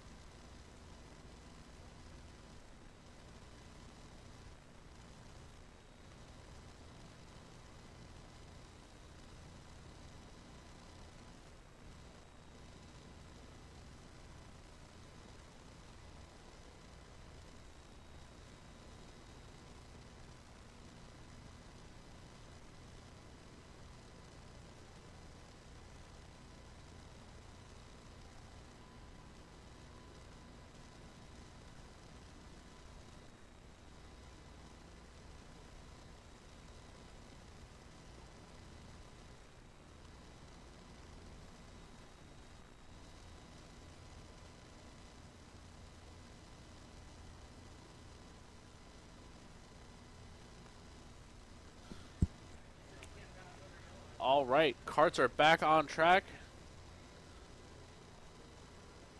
Looks like we have the Tag Cadet and Tag Rookie coming out. So more great action on the way. After an amazing Lo206 Master, looking forward to seeing these Tag Cadets and Tag Rookies hit the track here. Tons of carts on track. 2 groups. That first group already gridded up. They're going to see if they can take that green flag first. We'll see if they wave them around or if they give them the green first time by. Been pretty lucky with starts today. Not too many waiver rounds, other than the one incident where the carts had stopped on track and they had the red flag. It's been pretty calm and collected here. And the caster's curse strikes again. They're going to get waved around. I shouldn't have not said anything. But that's all right. And it gives us a second here to get prepared. Get all the drivers in order. This is the final points-paying race for Tag Cadet, Tag Rookie.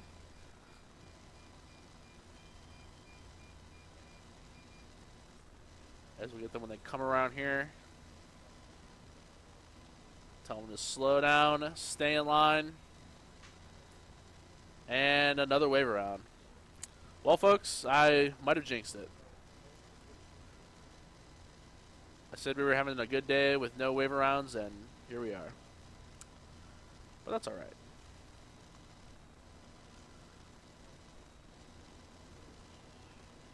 Well, third time's a charm. At least that's what they say. We'll see if it applies here. Big hand motion to tell him to slow down. And no. Another wave around. One more time, ladies and gentlemen. One more time.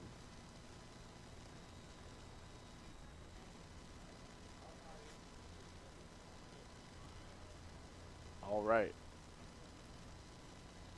Into the final turn.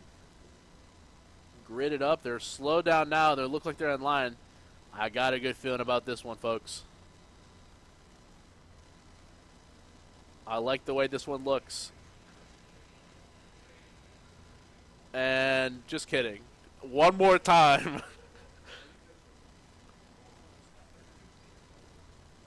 We might get some racing done today, folks. I believe it. I'd say we probably have a couple more times before they stop them and before we go to a single file. Get the chalkboard out and explain how to start. Maybe back to school is needed. Well, these are some of the youngest drivers on track.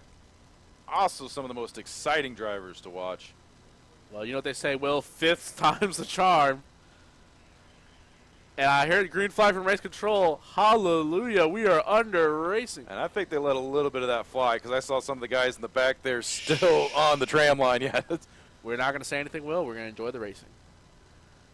And your leaders, single file, coming up the hill. A little bit of action in the back, some too wide. Straightened out pretty quickly. Down through the kink they go. First and second.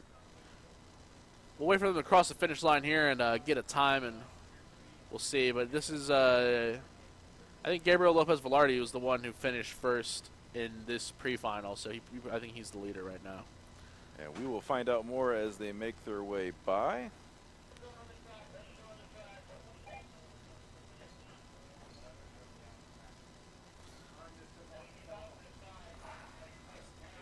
And we are having some issues right now.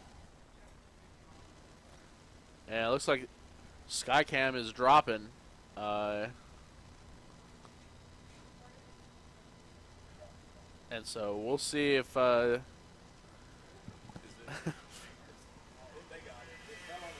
fell on the tires, but they were able to get out of the way, so racing will continue. We are having some strong gusts of wind here by the building. Might have pole cam 2 and pole cam 3 after today. That's, yeah, not too good. But we'll focus on the racing here, just maybe without drones in the air. And we are going to follow the action from our ground coverage. Here we are. Well, there's one drone in the air. Good news, folks. The drone is good. It's alive.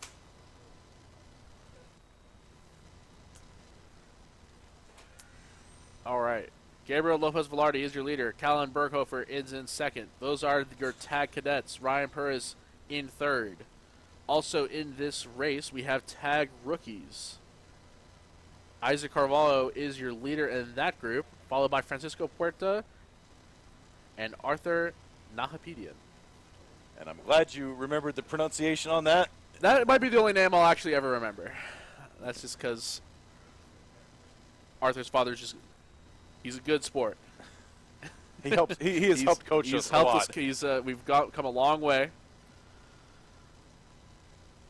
But Gabriel Lopez Velarde has a decent lead over Callan Berghofer. Callan Berghofer did put down the fastest lap of anyone so far. So if Gabriel's not careful, Callan could sneak up on him. But as I say that, Gabriel puts the fastest lap down. So trading fast laps is the first and second position of the Tag Cadet class. Although not much separates them. It's only about 3 or 4 car lengths. So any mistake by the leader, Callan can capitalize on it as they speed in front of the building through the kink onto that long backstretch that runs alongside that backstretch on the main track where we see those sport bikes out there today. Through the S's they go.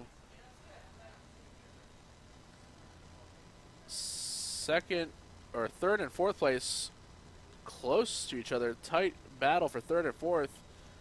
It's the finals, so yeah, a little bit of action heating up. That will get your name called on the podium. I mean, both positions get points, and that's what matters.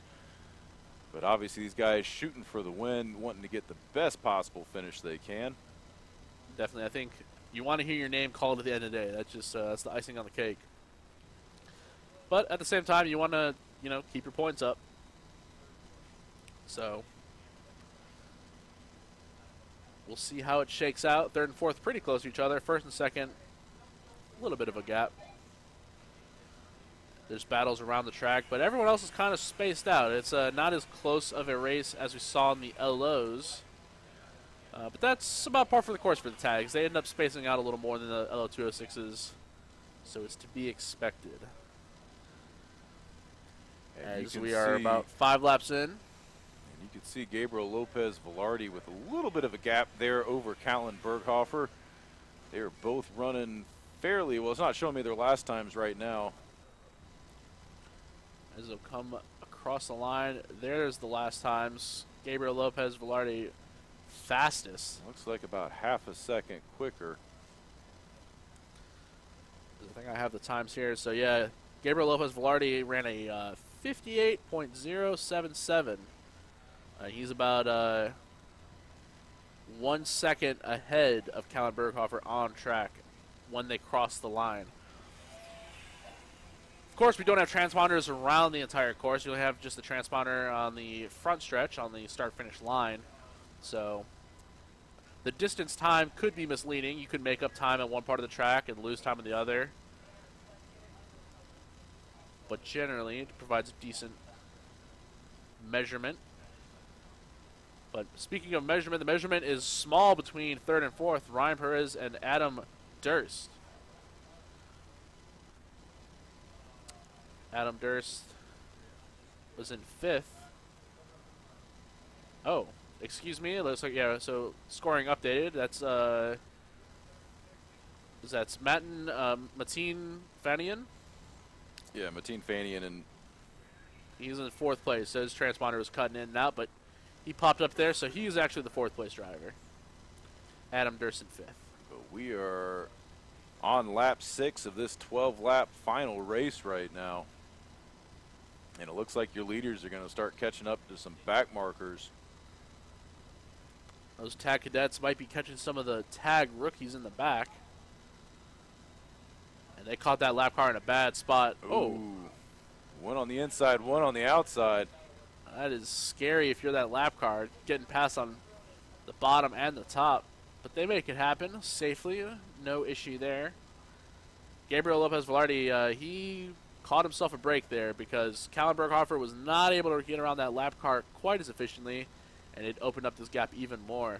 Now Callan is he's within striking range of Ryan. So Ryan Perez, not only is he trying to drive away from Mateen, he's looking to reel in Callan and get that 2nd place spot. I mean, bronze medal is good, but silver is better. And I'm sure Gabriel Lopez Velarde would love to see them dusting it up for second place because that'll just give him further room to extend his lead. You are right about that. That's a welcome sight for him if he can turn around and see that everyone is battling for those other spots. It allows him to just drive easier, save tires, save the kart, and just hit your marks. But that is 7 laps. This will be 8 laps complete. Gabriel Lopez Velarde, your leader, and Tag Cadet. Callan Berghofer and Ryan Perez, those are your top 3.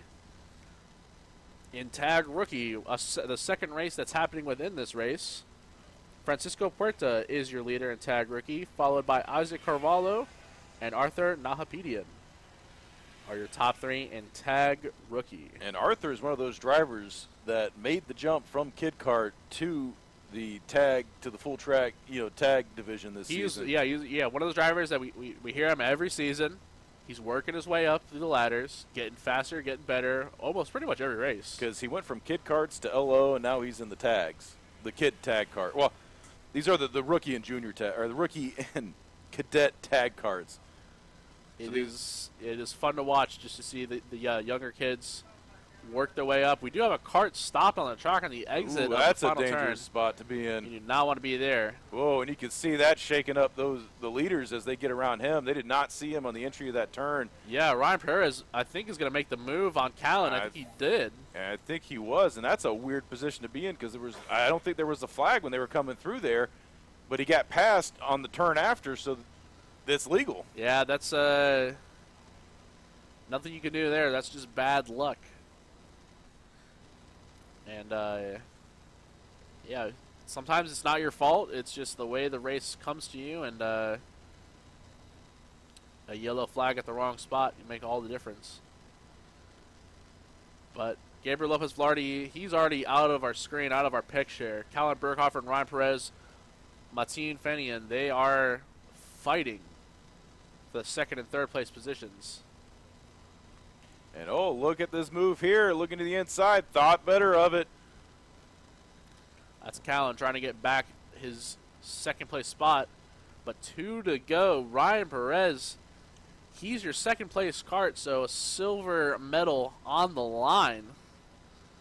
And it's all going to come down to these final 2 laps. Who's going to get that silver medal?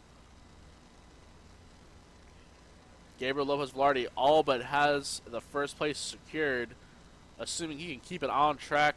And if Berghofer's not careful, Fanian will happily take that final podium spot. Yeah. Fanian was just riding around here for a while, didn't really have a shot at a podium spot, but all of a sudden, here he is in a gaggle of karts that are fighting for 2 podium spots. So he's going to hope that those karts can get together and he can sneak by. Anything can happen here as they come to the white flag. Our leader, Gabriel, he's going to already see the white flag coming onto the front stretch right now. Second, third, and fourth, they'll get the white flag all in a row into turn 1, the final lap. Let's see for the moves to be made here. They've only got 17 turns to decide it, 2 of which are already done. Gabriel Lopez Velarde all the way out front by himself. The battle heating up for second, third, and fourth position. Yeah, the leaders kind of already gone. Oh, look at that. Callan Berghofer made the move, but look at the crossover. Oh, overshot it. But right on the back bumper is Callan. He's coming back. Oh, look at that. In the way.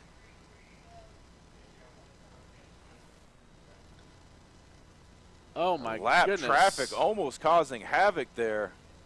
And Ryan Perez, cool, calm, and collected to keep that spot. spot. Side by side up at the turn. I didn't see what happened. And it's Ryan Perez. Oh, Martin Fenian. He made the move. He made the pass. Oh, Berghofer got left out to dry.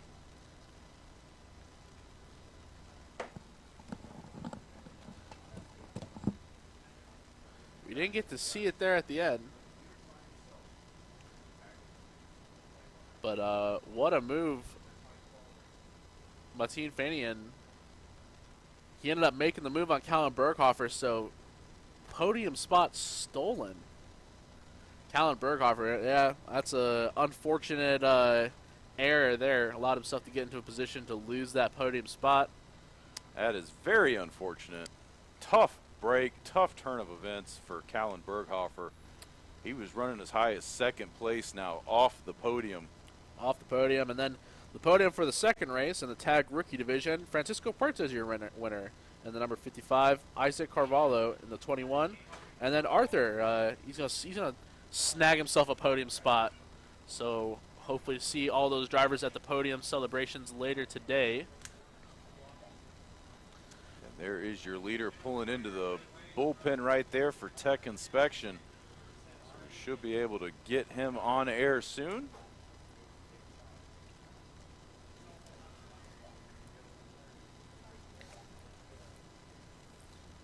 Gabriel Lopez already had a good race in the pre-final and in the final. He was kind of in command for all 22 laps that he raced today.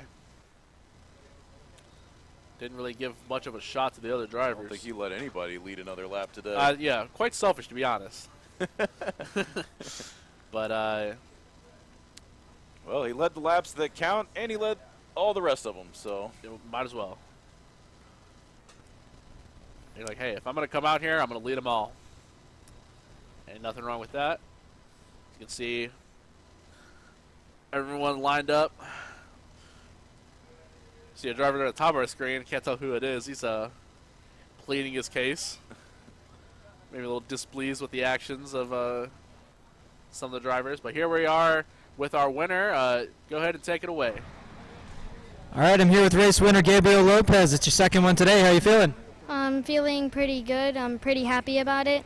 I do have to give thanks to my dad for, keeping the cart in good conditions and everything like that. So. You looked really great out there. How did you feel between that race and the first one? Well, I was still nervous, going into the final, but I feel good after it. You looked really great. Who's your favorite driver? I would say Chico Perez from Formula One. Good call. Great race out there, man. Congratulations. Thank you. Back to you guys. Channeling his inner Checo Perez, Red Bull racer. Maybe we got a future Red Bull racer in Gabriel Lopez Velarde. But a great race, dominant fashion. I mean, I think he's being humble by saying, that he was nervous. He looked pretty confident out there. But here we are, KA100 juniors on track. They're gridding up. We've got KA juniors and seniors out here right now. And they are going to send this one back around, false start. And it looks like 28 carts are entered. I don't know if we got 28 on track, but might be close to it. Yeah, between the two grids. Yeah, two groups, juniors and seniors. Looks like about 18 to 19 carts in that first pack. That's about right, because there's 6 juniors. And then there's another 7 in that second pack of seniors. And we hear it from race control. Green flag is underway. And here we go. A little bumping and rubbing there. 2 wide action. 3 wide now. 3 wide in the back. See if they sort themselves out on the uphill. They do. And they manage to keep it sorted. They keep it out of the fence, and everybody is underway as they drive past us under the tower. Onto the backstretch they go. Another incident-free start. I mean, this is looking good. And look at this. Almost 3 wide coming into turn 9. And then having a single file it through there going into the S's. As your leaders make their way through turns 13 and 14. Making their way back around to these final 2 turns. This was the larger group, so these are the KA100 seniors. We'll get some names on our top 5 here as they cross the line.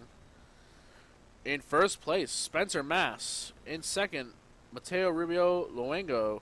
Tidor Seminov's in third. Kellen Spears in fourth. And Camden Trachtenberg going to round out your top 5 in KA100 senior. Over in KA100 junior, it's a different story. We have Luke Allen and Adam Wine are your first and second. Andrew Hamill and Talon Laney are your third and fourth. And Oliver Nybert in fifth in KA100 junior. Is noting that Cameron Estes and Banu Yellow were on the sign-up sheet here, but they did not take to the track, so probably because they had issues earlier. Well, I know Banu was off with issues, and I believe there was. Isn't Cameron Estes another one? Yeah, he was one of the one. He was the one that had contact, I think. Yeah, or it was one of the Estes. My memory's not that great, but regardless, they're not on the track right now. But Mateo's on the track, and he's in first position, running the fastest time. Only about a 10th difference when they cross the line, but he ran almost a second faster that lap. Well, if you remember, he was the one that had the race in hand, but almost lost it there as they got up on lap traffic. That is true. Yeah, he avoided some heartbreak. But now here's a lineup battle we didn't see the first time around. Spencer Mass hot on the tail of Mateo Rubio Luengo. He was one of those co-winners, and I believe he was the series winner because there was a tiebreaker for this division last season. Spencer Mass, yeah, one of the names that we hear a lot around here. Because it was him and Gabe Spencer were tied for the victory. The Battle of the Spencers, as it was dubbed, I believe. And he is showing why he is a winner, as he is hot on the tail of Mateo Rubio, not giving him a break as your leaders make their way to turns 4, down the back straightaway into the kink. And they leave content to leave the rest of the field in their rearview mirror. Oh, getting a little squirrely there, locking up the brakes. Yeah, Spencer Mass, I feel like we had not called his name all day, and then here we are in the final, and he's in second. He was back there, but I think he just got caught up and was not able to run with those leaders during that first pre-final. But after the shakeup there with the technical issues we had during that race, I'm pretty sure that allowed him to get back up to the top. So yeah, one way or another, he's snuck his way into the conversation here. Now looking for a chance to go for the first place finish in K100 Senior. Peeking down to look here at the K100 Juniors. And it looks like Andrew Hamill. Andrew Hamill is our leader. Luke Allen and Adam Wine. Those are your top 3. Followed closely by Talon Laney and Oliver Najberg. That's your top 5 for KA100 Juniors. But right now, everybody you see on your screen is a KA100 Senior. Those are the guys running up front right now. Yep, the guys up front, that's the big group. It was about 18 carts on track. They are about a second a lap faster than the junior carts. Spencer Mass just put in the fastest time of anyone. And as the heat is coming into these tires and they're starting to get more grippy, you can see those lap times constantly falling. And if you don't think these drivers are hauling it around this track, come out and do some public karting. You'll see what a 70-second lap feels like, and that'll put these 53-second laps into perspective.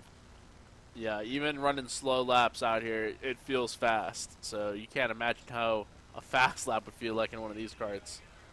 And these KA100s easily capable of reaching speeds of 80+ miles an hour as they come down that back straightaway. As we have a big group of carts here. Ooh, someone swinging it wide, almost going off. I think that was Tidor Semenov. Oh, knifes it in there.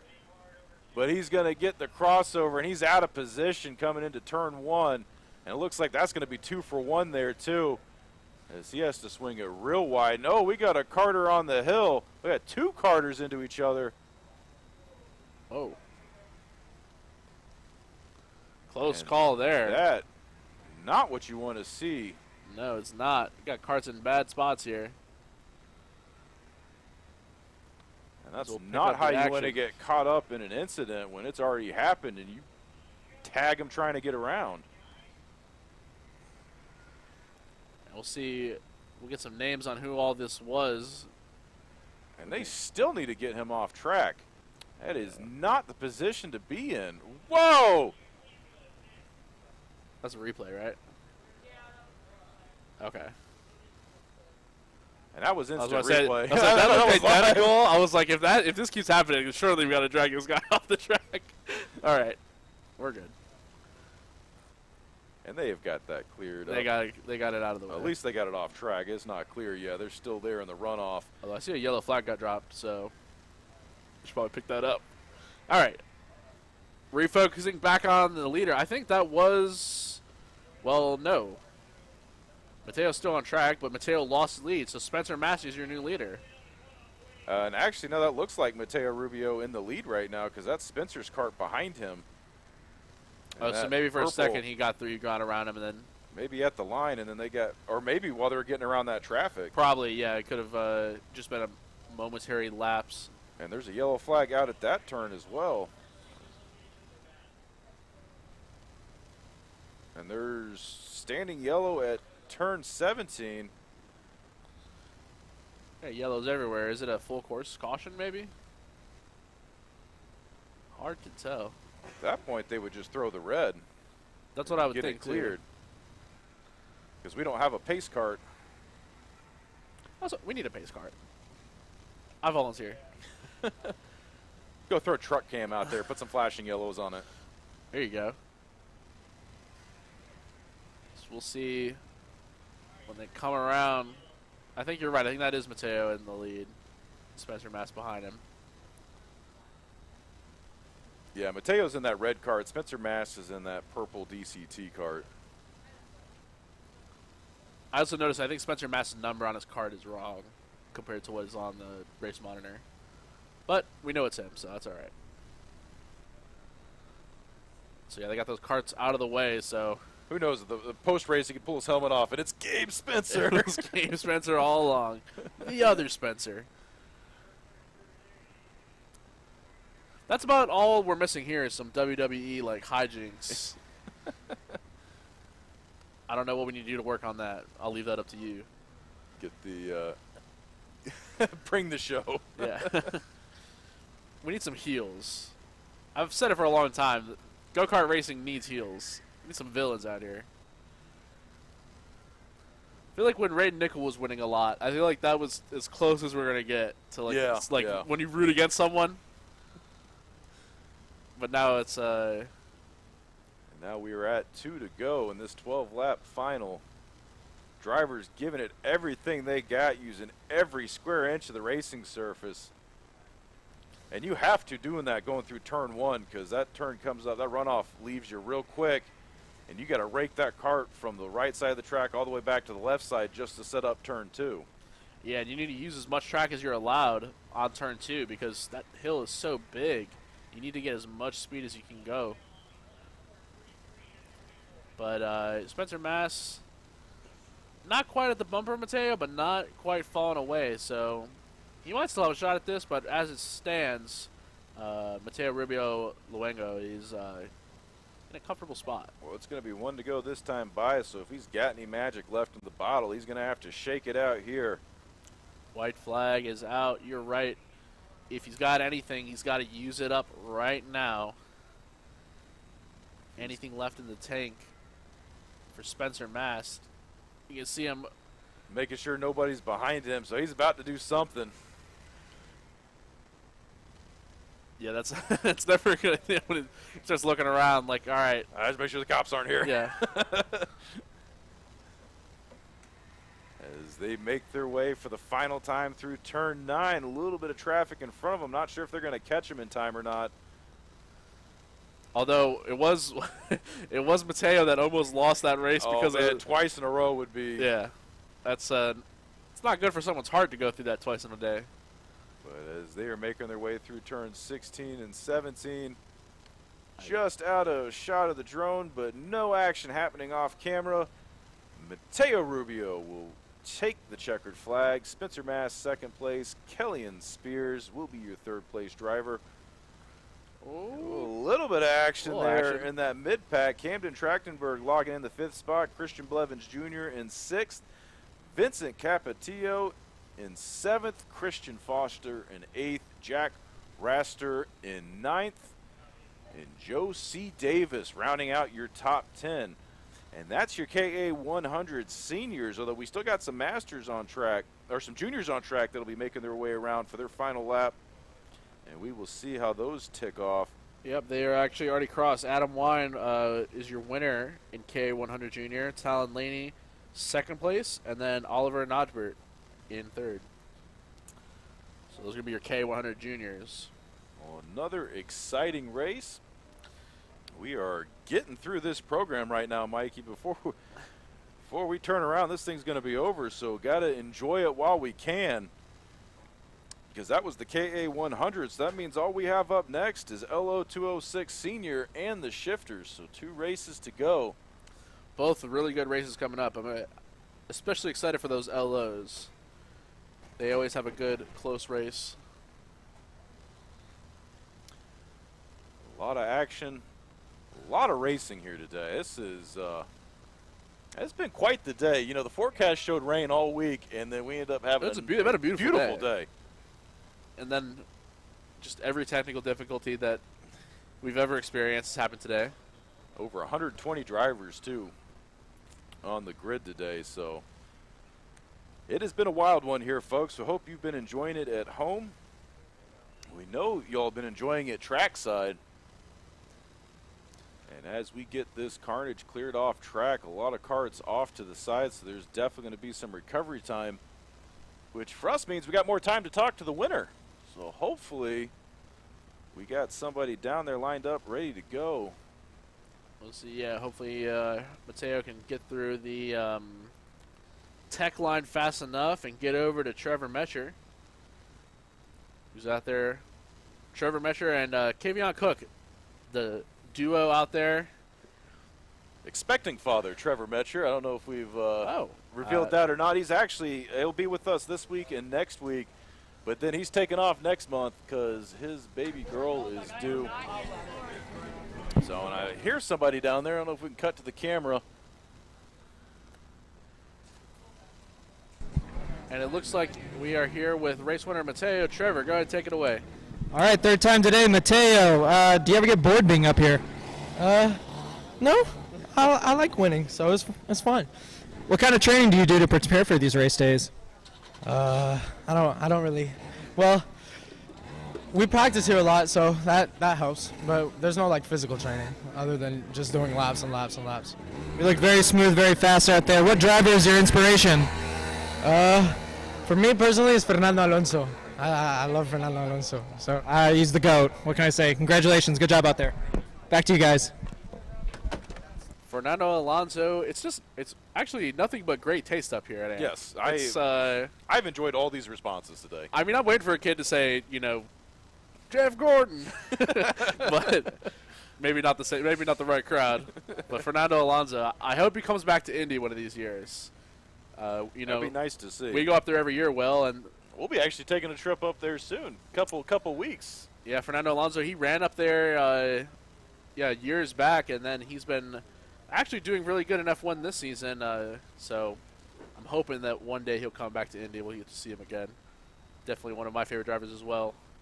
But Mateo still doesn't beat Castroneves 2 years ago. Yeah, Castroneves. I mean, yeah, that's special. Got to see him climb up. Spider-Man on the fence. He was practically sweating on us. We were right underneath it. It was best seat in the house. I mean, yeah, we could have thrown our beer cans at him. Or the beer cans we found on the ground. Yes. Allegedly. Probably would not have been asked back.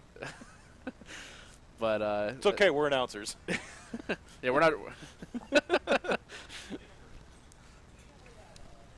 so as we are sitting here patiently, we're going to take a quick break as they finish the recovery. Yep.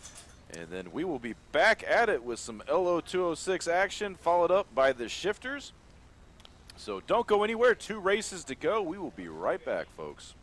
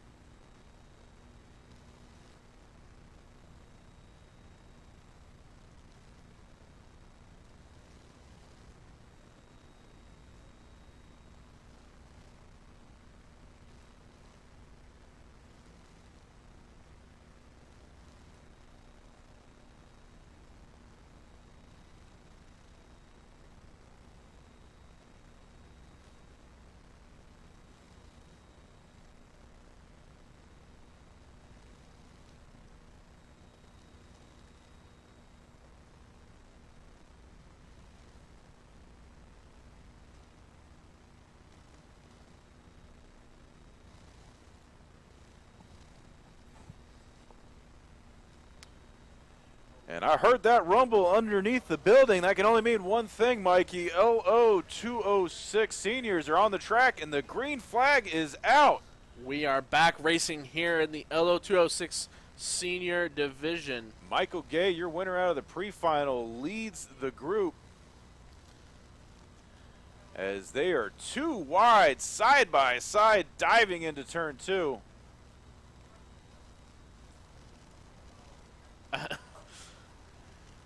As your race leaders, the entire pack, snaking their way. They got to go down to single file, getting through that kink. That is an area you definitely don't go too wide. Yeah, you got to negotiate your position before you get to that point, because we've seen it before when it happens. It's not a good sight. But a pretty clean start from all these drivers. Able to stay single file when they need to and move along in an orderly fashion. This is one of our most competitive divisions, the Lo206 Seniors. As they come to the finish line, we'll get a name. So Michael Gay, Trey Mitz, Luke Kondrowski, those are your top 3, but they're just going back and forth, so we'll see who's leading after the end of this lap. And they are single file pushing their way up the hill. You can hear Looks that like rumble. that's the number 95, so Trey Mitz actually is in the first spot. So he was able to get around Michael Gay and take that leading position. Great shot. Karts on one side, bikes on the other. Action's heating up here today at Atlanta Motorsports Park. Right now, following the Lo206 Senior Division, this is the 12-lap final race. We are 1 lap down, looking at race leader Trey Mitz being closely followed by Michael Gay and Luke Kondrowski. I mean, look at that. It's like we were in the helmet of that driver. Great FPV shots from drone pilot Daryl Cannon. Killboy.com, give him a follow. This is the shot, the cameraman shot. Oh, it's so good. Look at that. As they crest the hill, really giving you a good idea of that elevation change. They go up 43 feet and right back down it, Mikey. I mean, yeah, it looks like they just drop off the side of the planet. Look at that. Side by side through turn 4. Someone's got to give as they go single file down through the kink. Yeah. Not a good feeling when you're, side by side with someone. You see that kink coming up. You got to make the decision. All right. If you don't have your nose up on the guy, if you're not in front, it's you don't have to yield.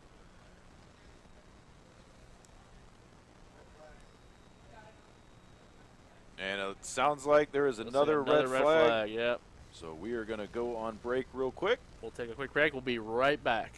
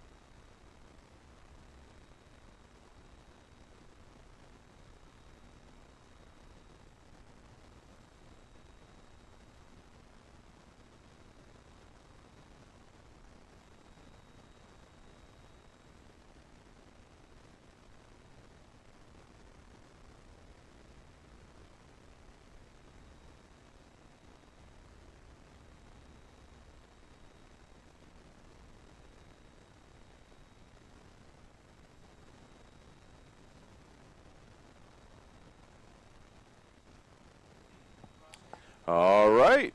We are back underway. Single file start after the red flag. That was another scary rollover crash. Fortunately, the driver was able to walk off in the exact same position we had that one earlier today. Took crews a second to clean that one up. But unfortunately, when that stuff happens, we got to go quiet and off air while they get it figured out. But fortunately, everybody is okay, and we are back underway. That is the important thing, that nobody is too badly hurt. Maybe a couple bruises. Definitely be some sore ribs in the morning. But we have not seen a rollover there in quite some time, and we have had two Oh. of them today. Oh! Spin. And we got another one off track. Oh, got tagged there by a back marker. Oh, 3, 4, 5, It's the big one. 6. The big one. The big one.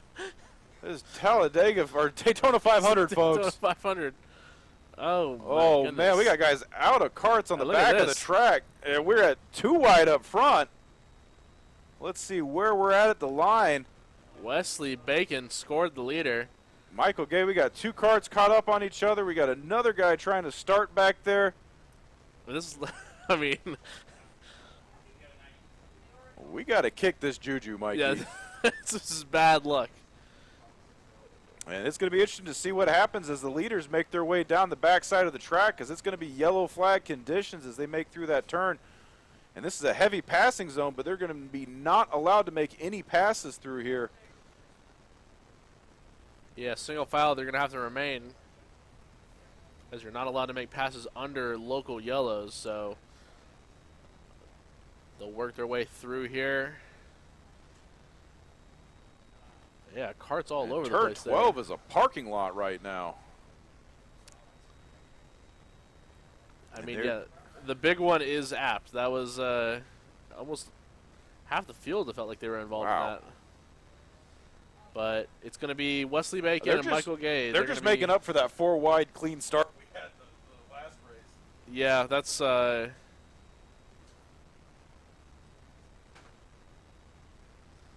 that seems to be the case. Will that 4 wide spoiled us, and now it's just nothing but carnage every race. Yeah, that's, I mean, no short of action or drama here today. This has probably been one of the most action-filled days we have had in quite some time. And none of it due to weather. We've had perfect weather here today, because normally when we get this kind of action, it's because the track's wet, Yeah, the rain wind's or blowing, yeah. or it's championship time. It's the final race of the season. But these guys, I mean, we're race number 2, and they're out here slugging it. Yeah, I mean it's as casual as a day should be, and then just nothing but spins and flips and rollovers and close finishes, people pushing off track. We've kind of had it all. And there has been a lot of close race, and race control has definitely had their hands full today. A lot of drivers coming up with GoPro footage, getting the DQ in tech and saying, no, see, I got it on footage. Or they come up here with the replay from the broadcast and say, no, see, your guy caught it on camera. And Yeah, it has I have the evidence here, sir. It has been hotly contested. I mean, as you know, racers are very competitive. And that's what we like to see. It keeps the action fresh. It keeps it good. And couldn't ask for a better day of racing, Mikey. That's all I got to say. I mean, we can ask, we just might not get it. Hey, if you don't ask, the answer is always no. You are right about that. As we have another cart, slowing down. He cut through that the S's right there, so I wonder if he's under power. But Wesley Bacon looking to bring home the bacon. And he leads that train of 3 right now. Wesley Bacon was not really anywhere in that pre-final, but another case of there's a caution, there's a restart, a couple things go your way, and all of a sudden you find yourself leading the race. And right now, Wesley Bacon followed by Michael Gay, Ryan Curtin, Luke Kondrowski, and Ryan Florentino are your top 5. And you're looking at that battle for first right now. 4 carts in contention for the lead. It just goes to show that you just never give up. Keep turning laps. Even if you're far back and you're out of podium position, just keep your speed up. You never know when the race can come to you. And that's the case for Wesley Bacon here as he leads Michael Gay and Ryan Curtin into the S's. And, I mean, bumper to bumper is Wesley Bacon and Michael Gay. You could toss a blanket over them. Well, we said that multiple times throughout the day because of how many, close finishes and close races we've had. Well, that's the kind of action you like to see, and that means you got a good grid, a good field, well-regulated competition when nobody is pulling on anybody else. And it makes the action exciting. It keeps the drivers engaged, definitely keeps us engaged and the fans engaged. That's really what you want to see out here at a racetrack. Well, they say you can throw a blanket over them. Why would you throw a blanket over them? Yeah, then they won't be able to see. Yeah, I think it's because they're that close together, they can all fit under maybe that's why we have blanket. so many rollovers. We got blankets on people's eyes. All right. Poor jokes aside. The fight for the podium up front, it's continuing with Wesley Bacon in front, Michael Gay in second, Ryan Curtin in third. I guess when it's cold outside, you could throw a comforter over them. A quilt. A nice handmade quilt. And look at this, bumper to bumper to bumper. It's a chain race right now. Your top three pushing each other through turn 14. And yeah. They've separated themselves from fourth place Luke Kondrowski. He was right there with them, but he fell back now. The top three, yeah. Chain racing, as you said. And they go diving down to turn 2 up the hill. A little bit of movement there out of Michael Gay. He thought about getting out of line for a second, but quickly determined that was not the best move. Dipped back into line as your leaders 1, 2, 3 are heading down the back hill and through the kink. Well, we said it before, these Lo206 are so momentum-based that if you make the wrong move and lose your momentum, you could lose more than just one spot. It's much like plate racing. You're going to be left out to dry. Exactly. You need to, if you're going to make the move, you kind of need to have someone go with you, or you just need to have such a good run that you can completely clear the person in front of you. And look at this. Ryan Curtin thought about it for a second. Oh. Maybe just trying to see how his car would react there, see if he has a run. But these laps are ticking down. It's going to be 2 to go. Look at this. Oh, he thought about it. He's itching. Yeah, I don't think this is over by a long shot. 2 to go. All three of these drivers are so close to each other. The way Ryan Curtin's peeking in and out, I don't think he's gonna shoot it and stick that nose. Oh, there he goes, looking on the outside. Not quite gonna get there as they zip in front of us here in the kart track building. Trying to force that position a little bit, force Michael Gay to get more tires off track as they come out of that runoff. Down the back stretch they go. Can Michael Gay make a move on Wesley Bacon? Can Wesley Bacon hold back these two competitors? We're going to come up on the white flag here after they make it through these double right-handers. Into turn 15 they go. Anyone looking to make a move? He keeps dipping it a little bit further. He's not quite there. White flag's out, so final lap for Lo206 Senior. Wesley Bacon is your leader. Michael Gay second. Ryan Curtin is third. Your podium positions are right in front of you, folks. These will be your top three, but in what order is yet to be determined.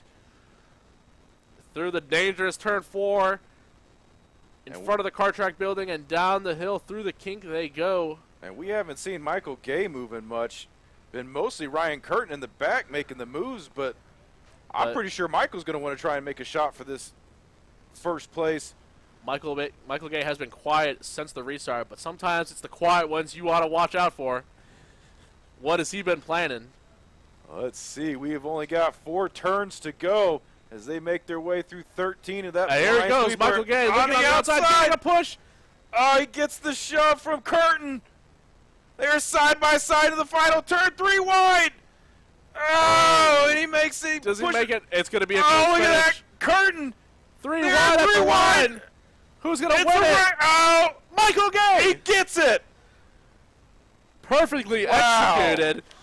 I mean, ice in the veins. That didn't even look like he broke a sweat. Look at that. And Curtin had position but tried to reel it back in to make the block, and that's what let Gay hang on and get the win. Wow. Wow. That was, I mean, I don't think we could get a better finish than that. That is worth the price of admission, folks. Of course, it's free to get in, so, but If we charge. If it did cost money. I would not mind paying to see that. I mean, yeah. So close. Look at that. Arms in the air. Wow. He knew he did not have it. We got that from all the angles, folks. Yeah, Michael Gay, he chose the perfect time to make that move. Ryan Curtin went with him, gave him a little bit of help, got the position, and was able to hold on the 3-wide finish. I can't wait to hear from Michael Gay after. We need to see if we can try and get all 3 of those guys, because there's some cleanup time. So I don't know if you can hear me down there, Trevor, but see if we can grab all 3 of those guys. We need to talk to all 3 of them. That was a race. What a race. What a finish. We're going to have ample time to talk to them as they clean up the rest of the carnage from that race. As those laps winded down, we saw Ryan Curtin peek in and out like he was going to be the one that, push the issue. Wesley Bacon did not move at all until he had to move. And when he made that move, he made it with style. Not much else you can say about that. That's just Michael Gay, stone cold killer. Stone cold killer for sure. Wow. If we had this every single time, Mikey, I don't know if I'd ever leave the building. That's true. We could just set up shop. I bring would sleeping bags. Yeah, I would set my bed up in here and I would never leave. This is exciting. This is what racing's about. That's what's racing. Yeah, you're right. And it proves that you don't need to have, an actual car or super expensive race equipment. No. At Lo206, it's an affordable cart. This is one of the cheapest, most competitive forms of racing that you can get into. Clearly, is what y'all seeing on the screen. Guys, come on out here. Join us. This is fun. Yeah, I mean, what else race series are you going to get this, twice a month, once or twice a month, where you can come out here and experience this close of racing? And we're about to pack up, too, because we're going to add all the guys from Barnesville on the next one. Because we've got that race coming up here in 2 weeks, the first of the GSKA cross series that we're doing with Barnesville. It's a 4-race, 2 races at each track. It's a 4-race series. And so once we add those drivers into the mix here in 2 weeks, it's going to get even wilder, Mikey. Having all the extra drivers, new drivers on the track, always cool to see. But we are waiting to see if we can talk to Michael Gay, Wesley Bacon, and Ryan Curtin. See if we can get all 3 of them up here. Or down there, actually, trackside. Trevor down there negotiating a TV deal with him. Sales pitch. See if he can get the scoop.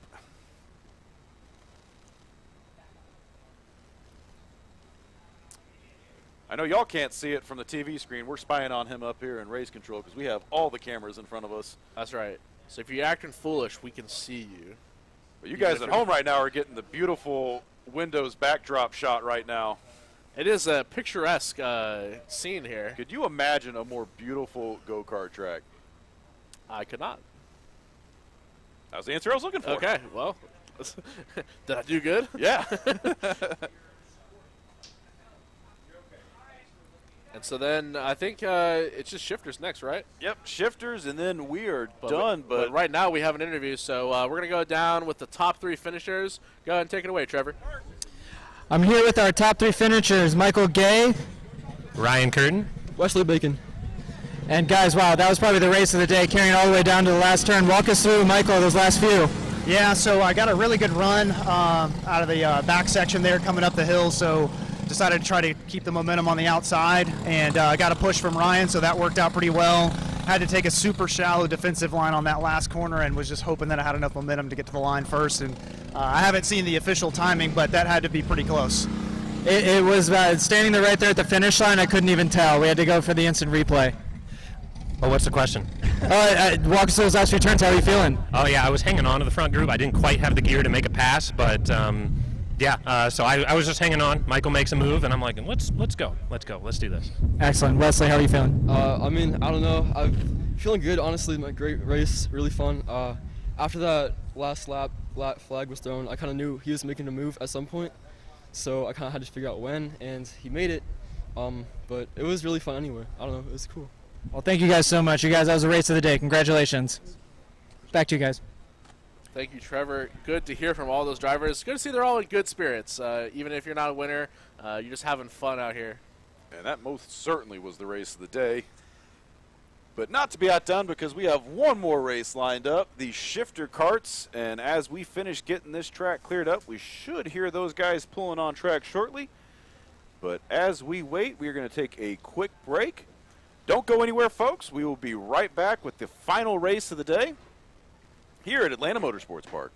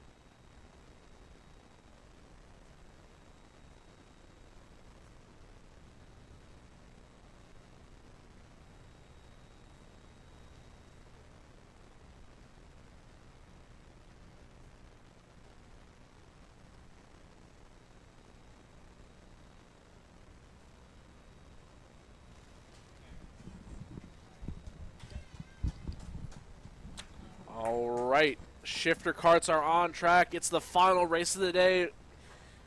I mean, we've had flips, we've had turns, spins, photo finishes, last lap passes. What else have we had? Well, that's about everything, right? We've had about everything but the kitchen sink end up on track today. And I knock on this table in front of me, which is made of wood. Don't want to see that. These are the Apex Predators coming up, the shifter carts. They're going to let them do a quick lap to scrub some heat into these tires. Then you should see these guys pull back around for that standing start. It's always fun to see these guys from a dead standstill because they've got those clutches. They can just rev bomb and dump it, get the dig. Always fun with these shifter carts out on track. We have a real solid grid here today.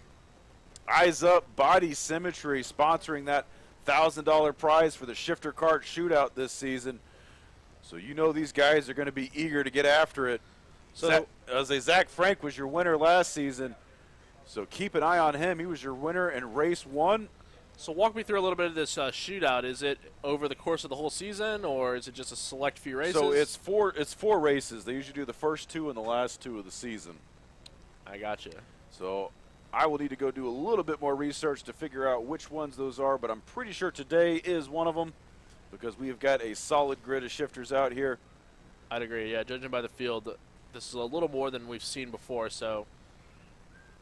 But it's always good to see a lot of shifters out. It's just more carts, more fun. And more of the fastest carts, which means that's the multiplier on the fun there, because these carts are capable of hitting triple digits. Not on this track, but these guys are definitely in the 90-mile-an-hour range as they are coming down that back straightaway. Yeah, I don't think I want to go triple digits in a cart ever. I think I'm comfortable staying below 70 miles an hour. When these guys hit the tall gear and they go out on the main track, you're $120 plus in these carts, and you're not even a half-inch off the ground. Yeah, that's not for me, but it's for some people, and we're looking at them. And we've got guest starter Eli Bearden running up the track, and the green flag is out. Oh, a beautiful push there in the back. Feel the rhythm, feel the rhyme. Get on up, it's shifter cart time. You were sitting on that one. I was all week. And there goes your field. Zach Frank, the number 498, leads them down the back straightaway through the kink. These guys are up and running in a hurry. A little bit of action there, heating up for 4th place. That looks like Evan Bonfanti making the pass on Jacob Hughes, although we won't know until they get by the scoring loop. And that actually might have been a little further back than that. I think that might have been Ryan Corso. Zach Frank, you mentioned winner of the last shootout, winner of the last pre-final, looking to continue his success And Zach Frank is probably one of the best at getting that hole shot, getting that cart moving at the race start. I mean, he's already off to about a 5-6 cart lead right now, and he is still gaining on the field.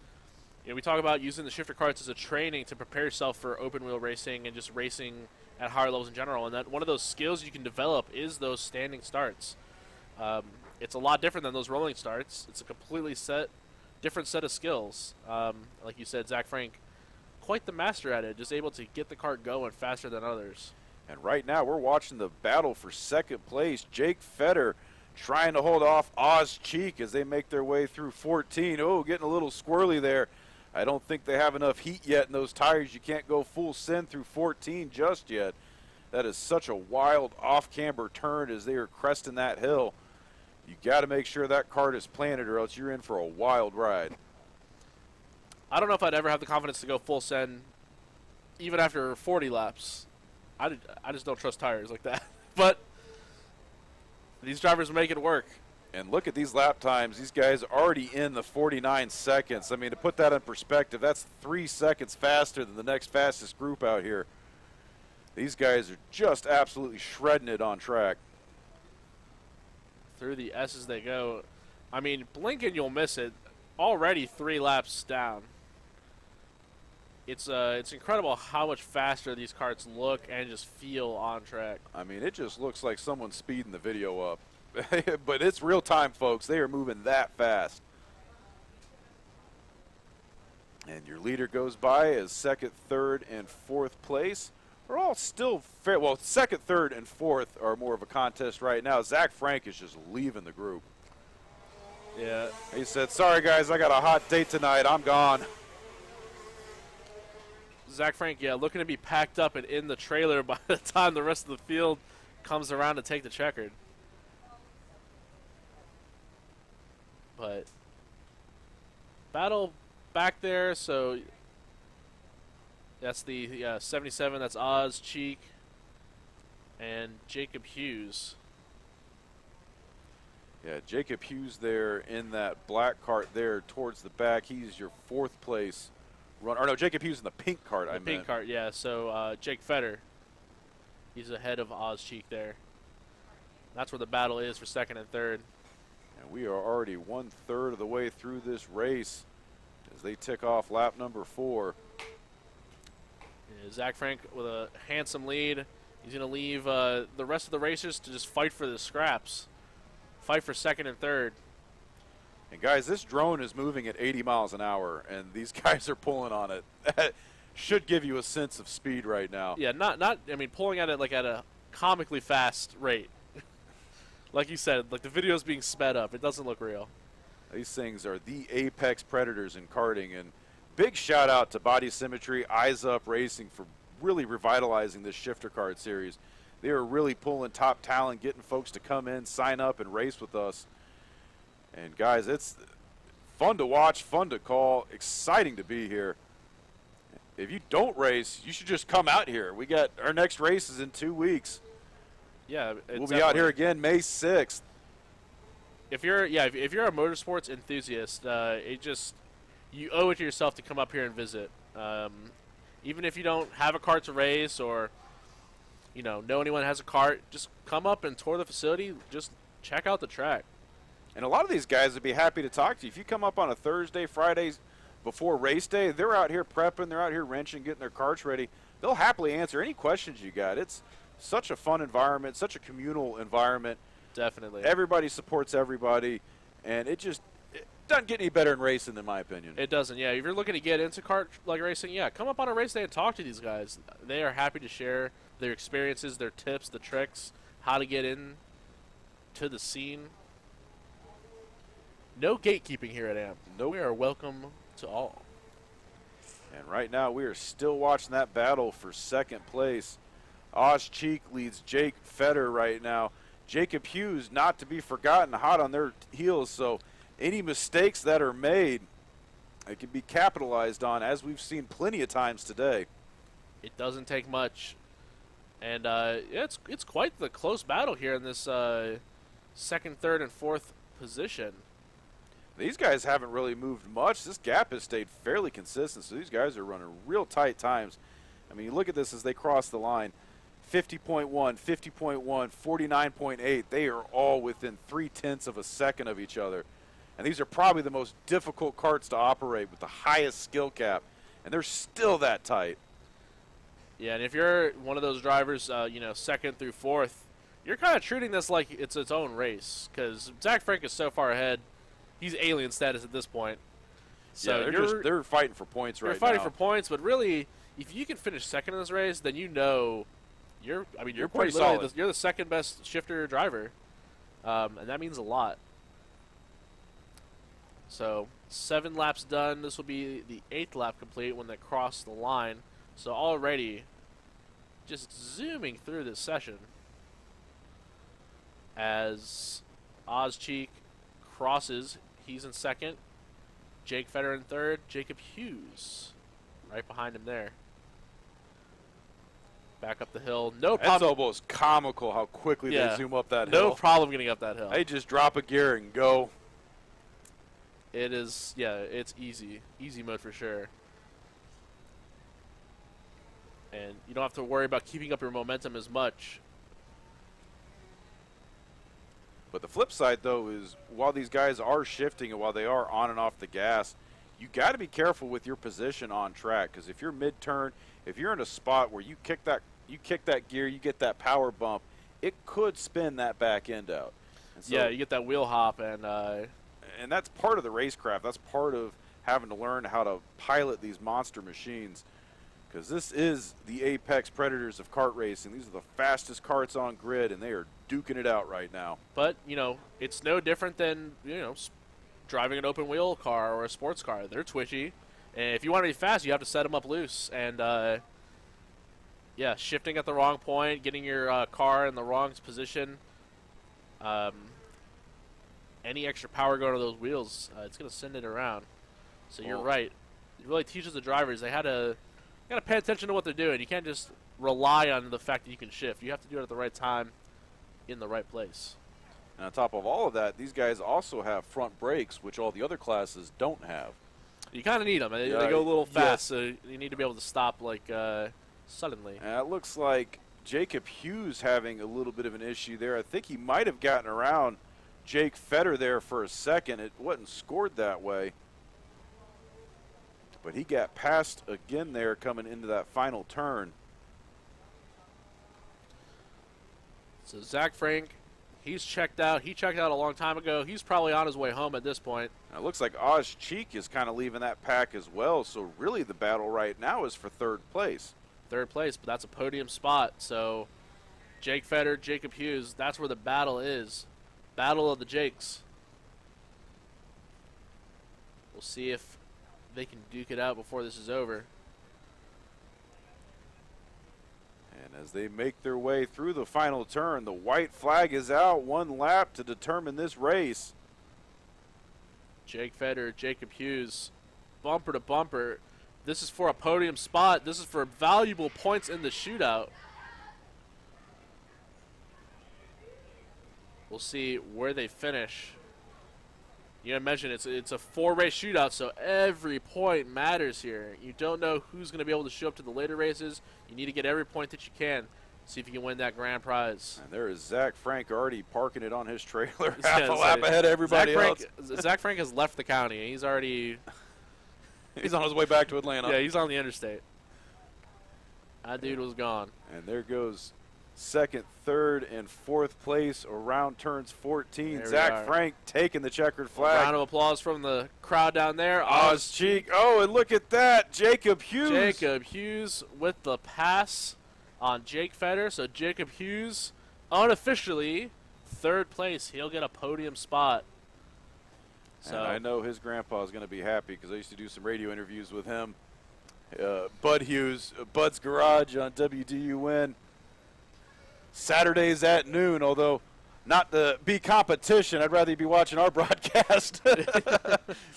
But another famous voice in the area if you like listening to WDUN on the weekends. So I'm sure he is very proud right now. You can have a radio broadcast on the background and then have our video you could listen to Bud's Garage and watch the race. It's just from 12 to 1. Although with how our broadcast got started today, you probably Yeah, you were probably okay missing 12 to 1. 12 to 1 was rough. But you definitely didn't want to miss the finish. We had so many good races here today.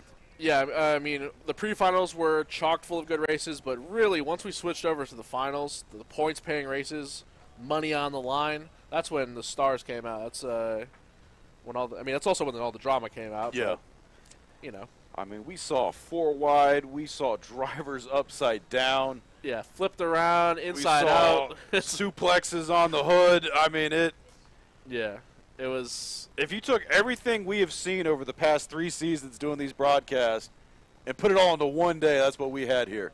Yeah, I feel like we have aged a couple years just sitting here and watching this. Yes, I think I have gray in my beard. But, man, that was such a race. So much fun to watch. And we're going to see if we can get one final interview here with Zach Frank before we close this out. We will stay on air for podiums, but we are going to close the broadcast portion of it out once we get through this final interview. So we are going to wait and see if we can catch a word with your race winner, Zach Frank.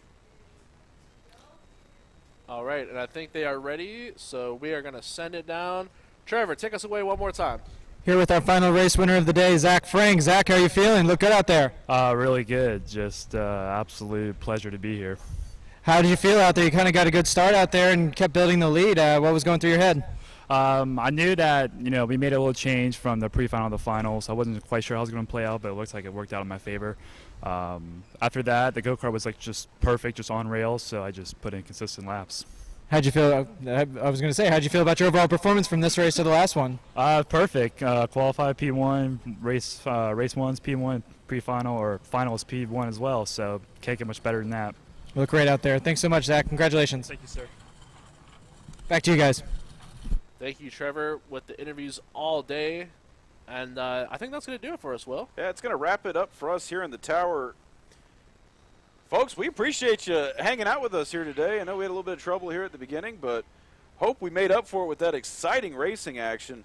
I know it was exciting for me. I know it was exciting for you, Mikey. It's a pleasure to be back in the booth. Pleasure to be with you. I feel like we always have a good time calling races together. When can everyone tune back in for more racing action on the broadcast? So we will be back at it next week, and we're actually going 4 weekends in a row. We've got this weekend. We've got next weekend at Main Track. That's going to be April 29th. We've got that followed by a special broadcast because we've got the Amped Up Car event coming up right after the racing next week. If you want to just tune in for kart racing, we'll be back here in 2 weeks on May 6th.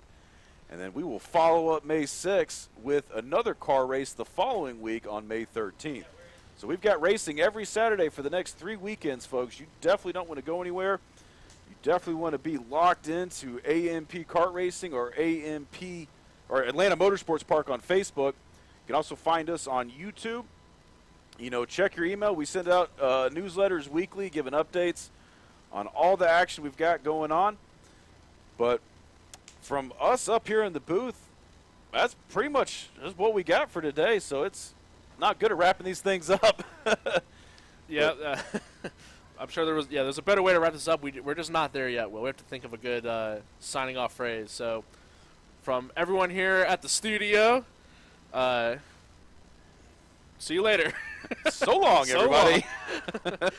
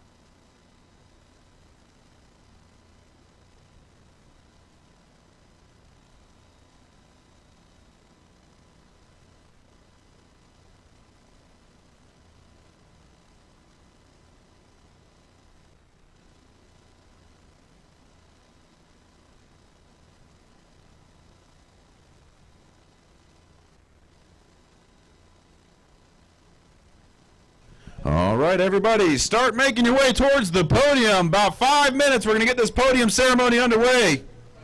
All drivers, start making your way towards the podium.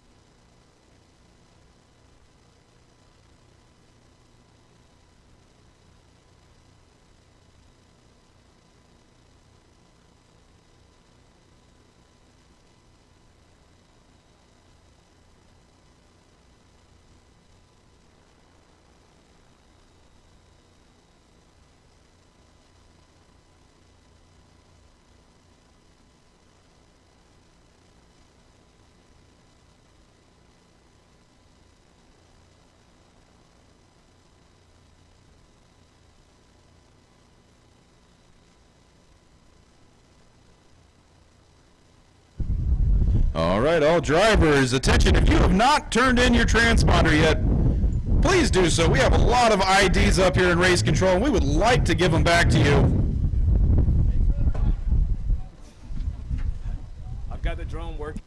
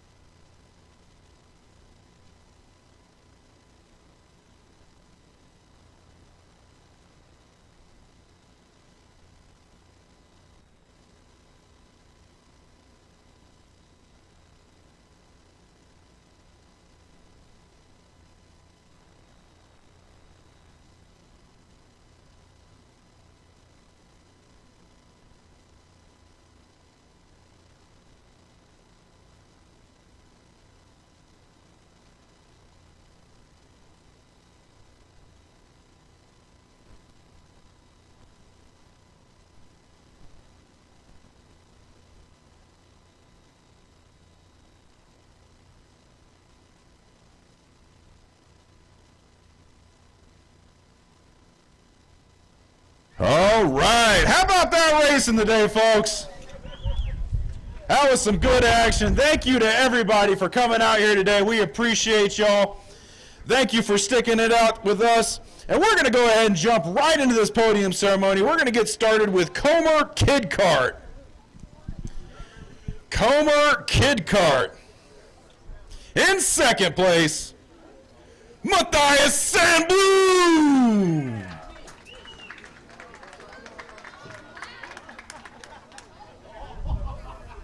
Yeah. We got the special effects budget.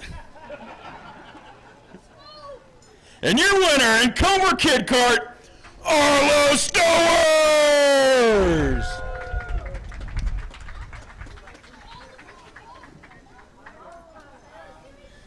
Yeah. All right, let it fly. Good job.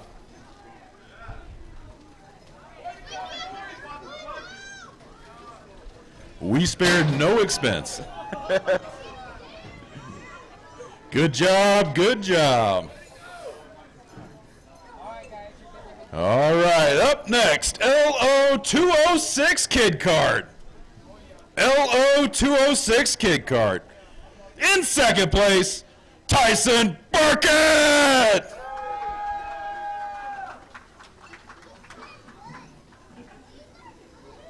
And your winner in Lo206 Kid Kart, Luca Vino Figueroa.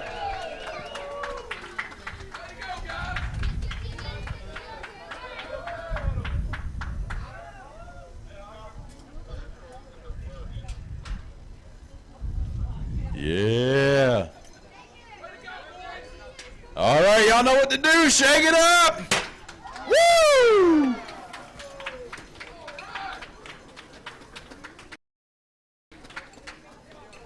Yeah, good job, guys. Good job. Up next, Lo206 Cadet. Lo206 Cadet. In third place, Ryan Hall.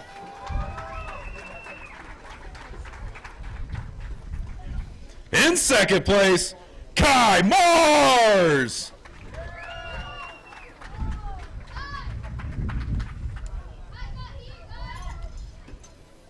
And your winner in Lo206 Cadet, Lincoln Massey.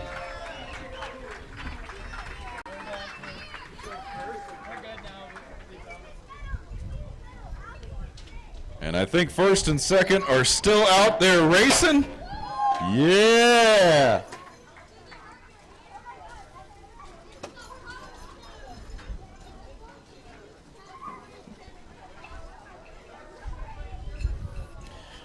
Up next, Lo206 Junior. Lo206 Junior. In third place, Seth Tozer.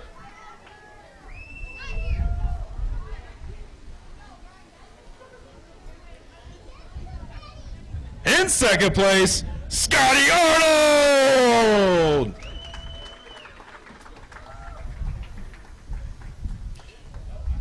And your winner in Lo206 Junior, Alyssa Vasquez.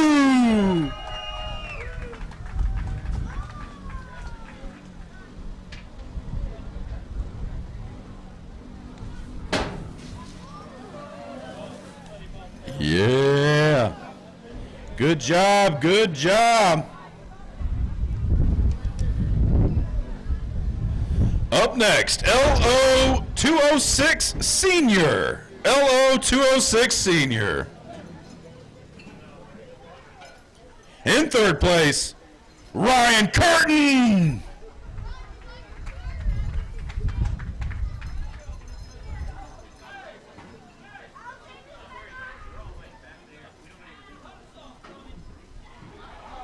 In second place, Wesley Bacon.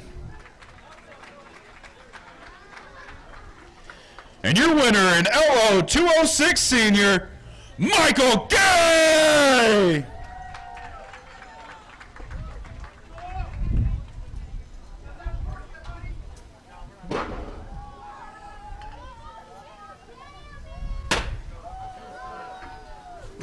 Yeah.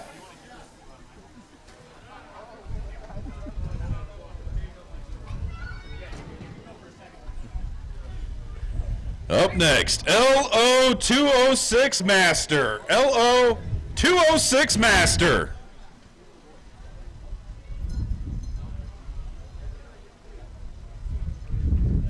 In third place, Austin Gorgeous.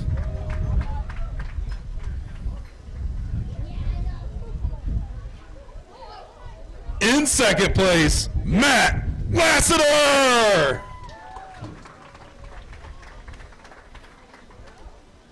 And your winner, Lo206 Master, Danny May.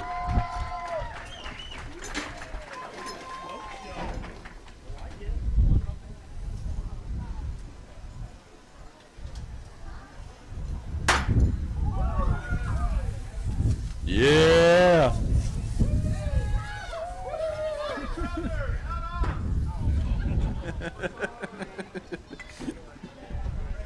Good job, good job. Some exciting, clean racing. Up next, KA100 Junior. KA100 Junior. In third place, Adam Wine.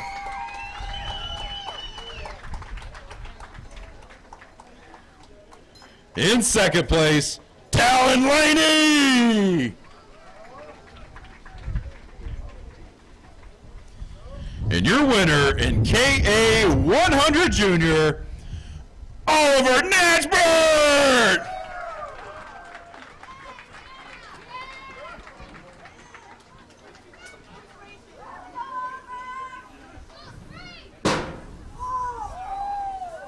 Yeah.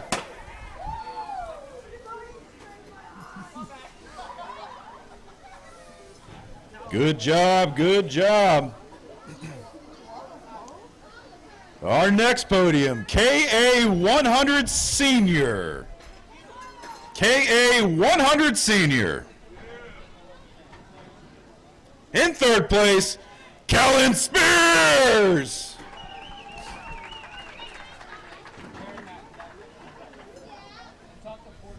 In second place, Spencer Mast. And your winner in KA100 Senior, Mateo Rubio Luengo.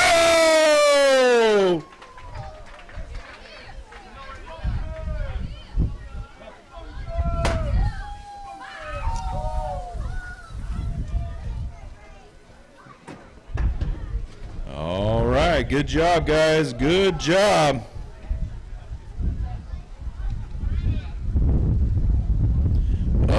next, Tag Senior. I get blasted. Yes. Bring your sailboats. All right, Tag Senior. In third place, Leonardo Pratis.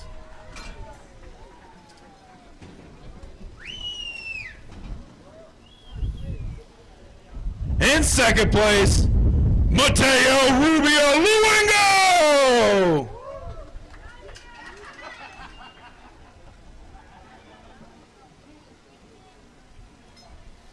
And your winner in Tag Senior, Leo Oliveira.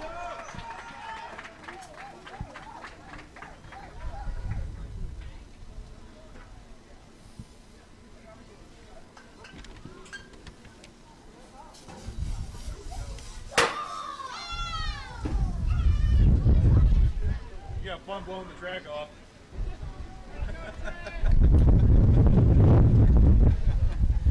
All right, up next, Tag Master. Tag Master.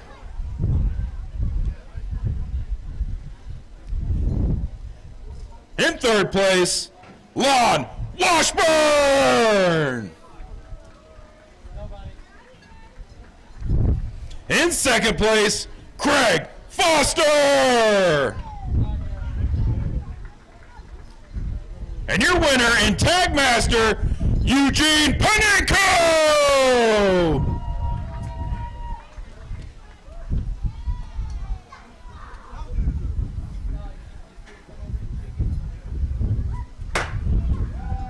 Yeah.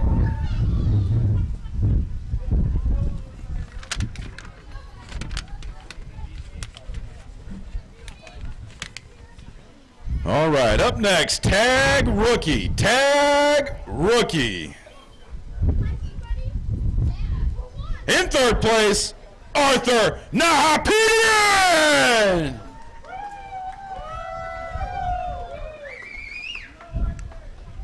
In second place, Isaac Carvalho.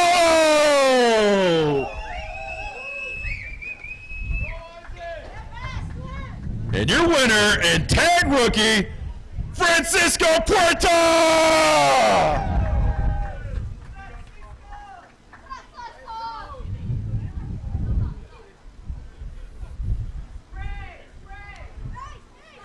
Yeah.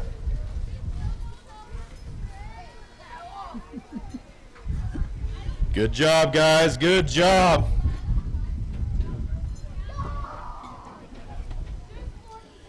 Up next, Tag Cadet. Tag Cadet.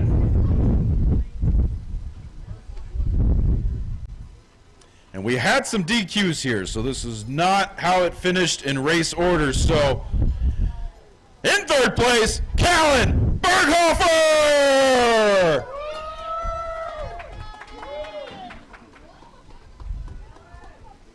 In second place, Ryan Perez.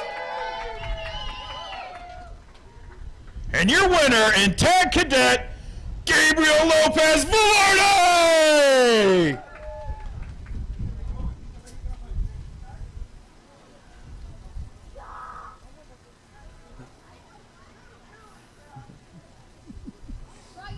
All right, let it rip. Yeah. Good job, good job. All right, our final podium of the day, shifter kart.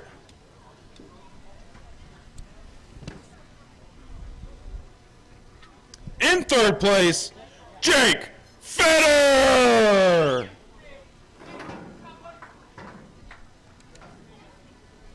In second place, Oz Cheek.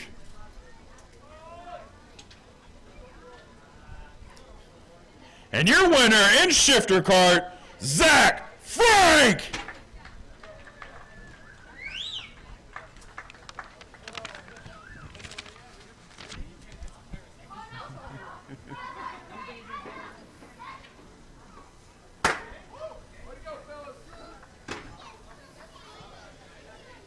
All right, good job, good job.